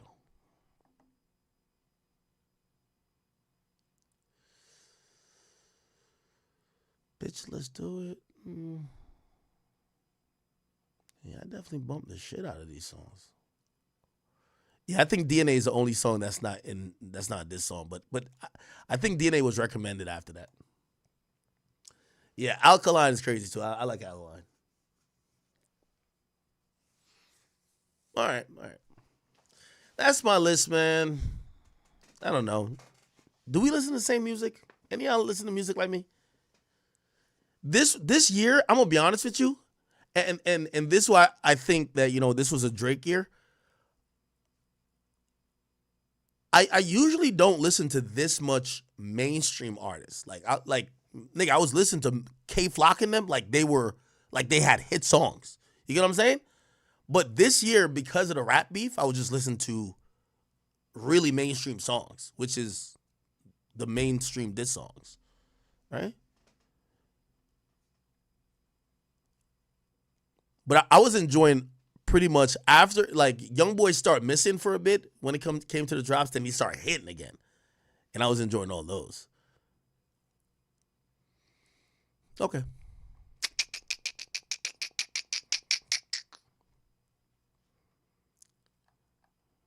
There's a lot of Drake R&B songs. Let me see if I could I do it by artists? Shit, I wish I could sort it by artists. Oh, I can't sort it by artists. No, how much of For All the Dogs did I play? Let me see. For All the Dogs. Yeah.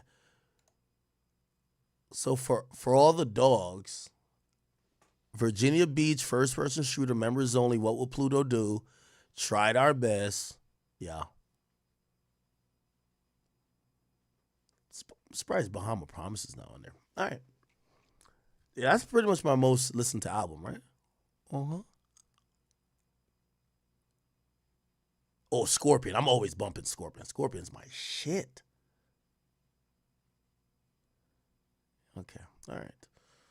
All right, people. That is my how could I wait? Hold on. Give me 1 second. Spotify Wrapped. I'm trying to wait. How do I log into it?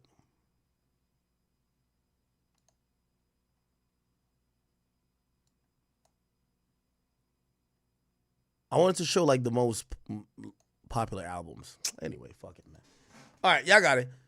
So, yeah, top artists, Drake, Kendrick,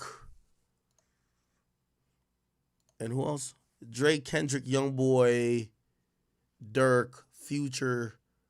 Top songs, all diss songs, except 41 Bit. All right, people. Yo, chat, it's 2 o'clock. I'm getting the fuck off of here, man. Tomorrow when I get on, I'm gonna listen to Youngboy's album. So I won't give y'all a time, but I'm gonna try to do it during the daytime. I'm gonna hop on stream, and when I get on stream, we're gonna listen to Youngboy's album in its entirety. And I want to support my man while he is locked up. I know he's not around to get on live and turn the shit up. So I like to just show some support. So tomorrow we're gonna do a live listening of Youngboy's album. I think I'm only listening to his album in its entirety. But if you want me to listen to a 1 or 2 song by some other person, let me know. But tomorrow, Youngboy listening, and then we'll get on all platforms and we'll do the rest of topics. All right. Somebody called me out. They sent me a nasty DM. Not nasty DM. I actually responded. They said, "Yo, bro, could you please stop getting off stream without reading all the donations? It's disrespectful." And I agreed. And I apologize to that person, actually. So from now on, before I get off stream, please chastise me. Make sure I read all your donations, because I do appreciate if you've ever donated $1 to the stream, all right? Let me read...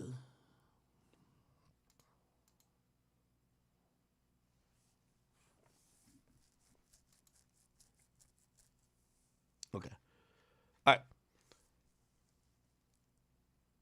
Florence Floret, thank you for the donation. It says, screw update? What are you talking about? It says, see his YouTube? What are you talking about? Beast Mode Jones, thank you for the $33. He says, what's good, Ak? P. Diddy got the key to the city soon after legal heat came. Durk got the key to the city, then all the legal heat came. Do you think that could be a message or a lesson from the universe? I have a different theory on that, Beast Mode Jones. So when you get the key to your city, it's usually because you have started to do things on a philanthropic level that it's like anything, you kind of lobby for it. They don't just randomly pick you to give it to you at a random time. It's because you're doing things within the city. And here's the thing with both guys, right? I think Durk, not saying Durk isn't a good person, I think Durk was doing things in the community because shit was getting hot. So he was trying to change the thought around him. Same with Diddy. Diddy was starting to do things that were philanthropic because he knew lawsuits were going to come, right? Remember, like, he started going like, yo, it's Brother Love, and then he went on, yo, I want to give back the artists they're publishing. You kind of lobby to get these things. So you get to realize a PR company trying to change your image, they're going to do things in your home city that's going to lobby you for getting that honor, the key to the city. And you got to realize these niggas ain't given just randomly. They have a goal in mind, and it's usually trying to calm down some of the heat that's around them. So I don't think it's the key that's the plaguing thing. I think it's the situations they have that make them want to do the things to get the key, right? Oh shit, the feds might be looking at me. Shit, let me try to start distancing myself and start aligning myself over here. Oh shit, people are trying to shake me down for money for lawsuits. Let me try to distance myself and try to, yeah, exactly. You get what I'm saying? Thank you, though, Beast Mode.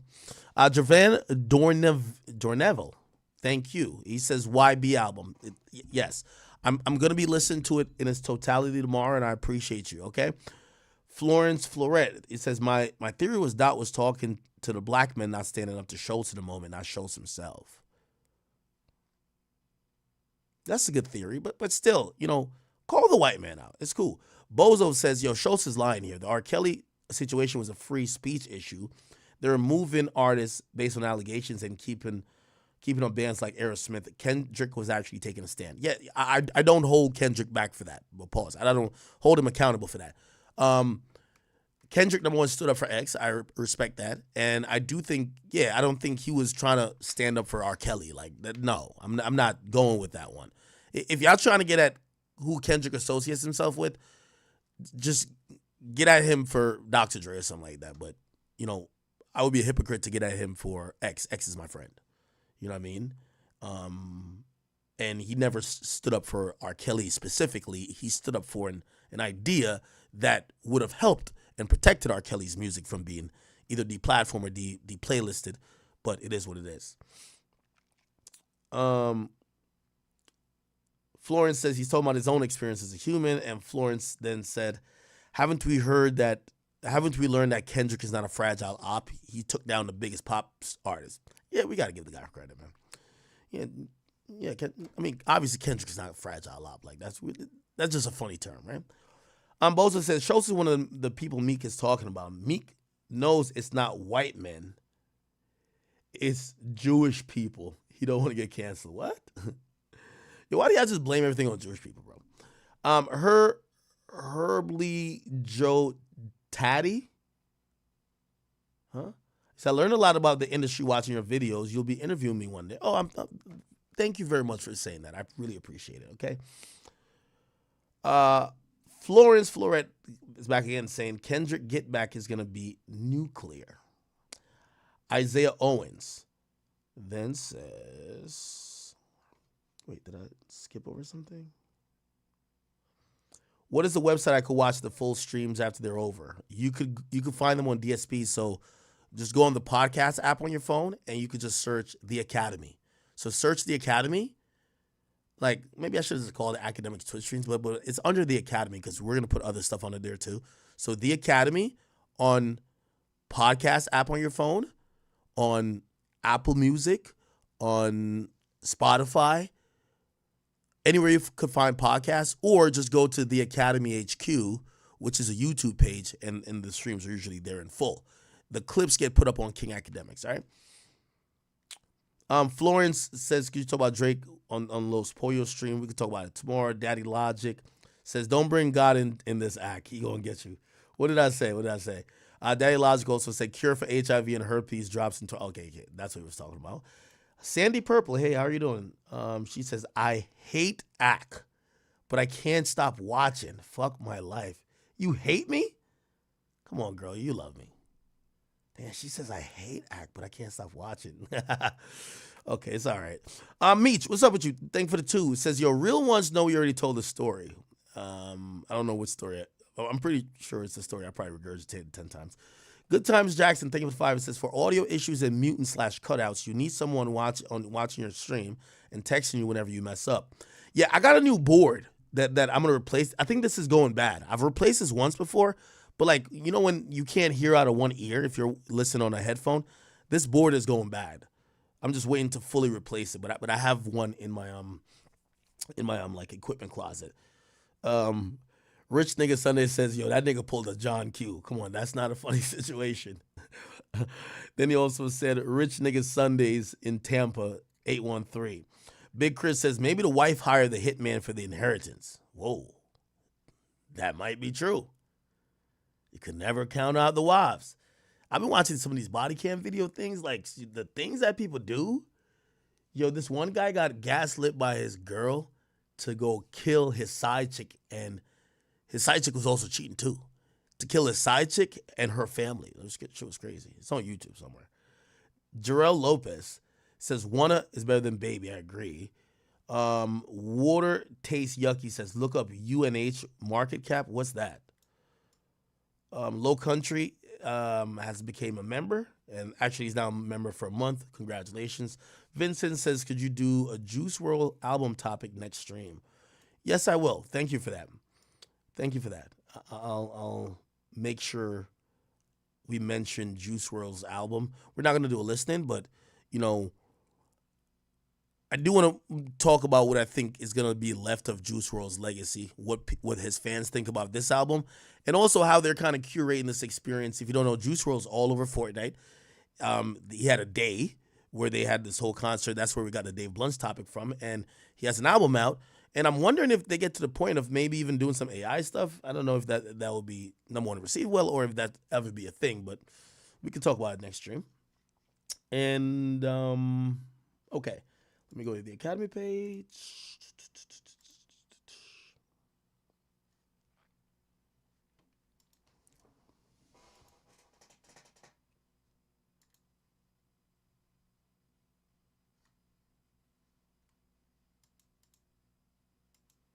Somebody said they thought I had my ear to the streets. I do. What's the problem? Okay.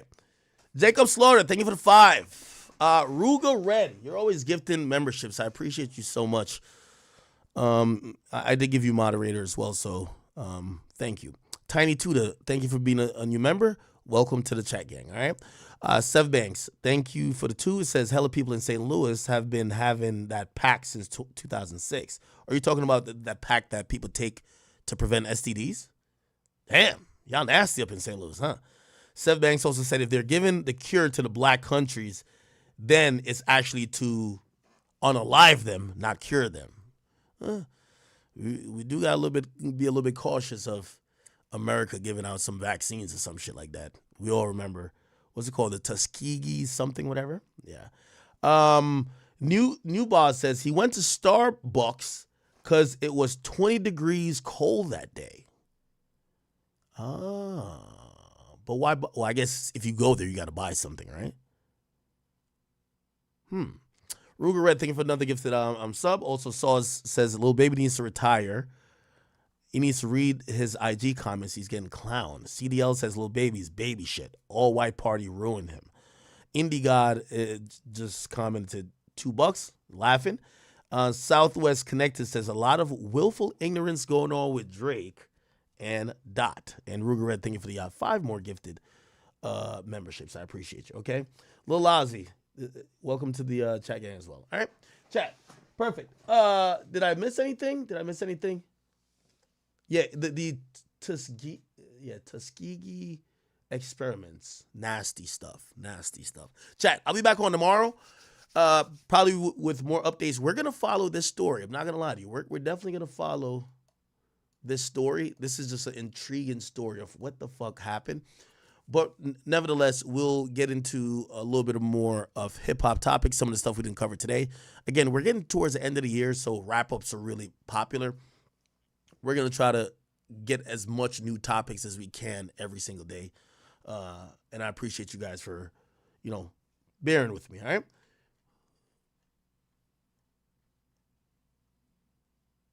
D. Johnson Star says, do I watch Rhythm and Flow?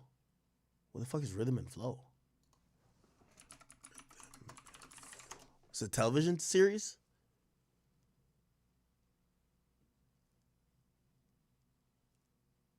Oh, this is that shit that... No, this is like nah, I don't watch this shit. This is basically like, what do you call America's Got Talent? Except it has rappers as judges and shit like that. Nah, I'm good. All right, people, I'm getting off of here. I love y'all. I will see y'all tomorrow. I hope you will appreciate the stream. I hope, again, if you donated whether $1, a membership, or you donated your time is the most important thing to me. I appreciate you guys so much.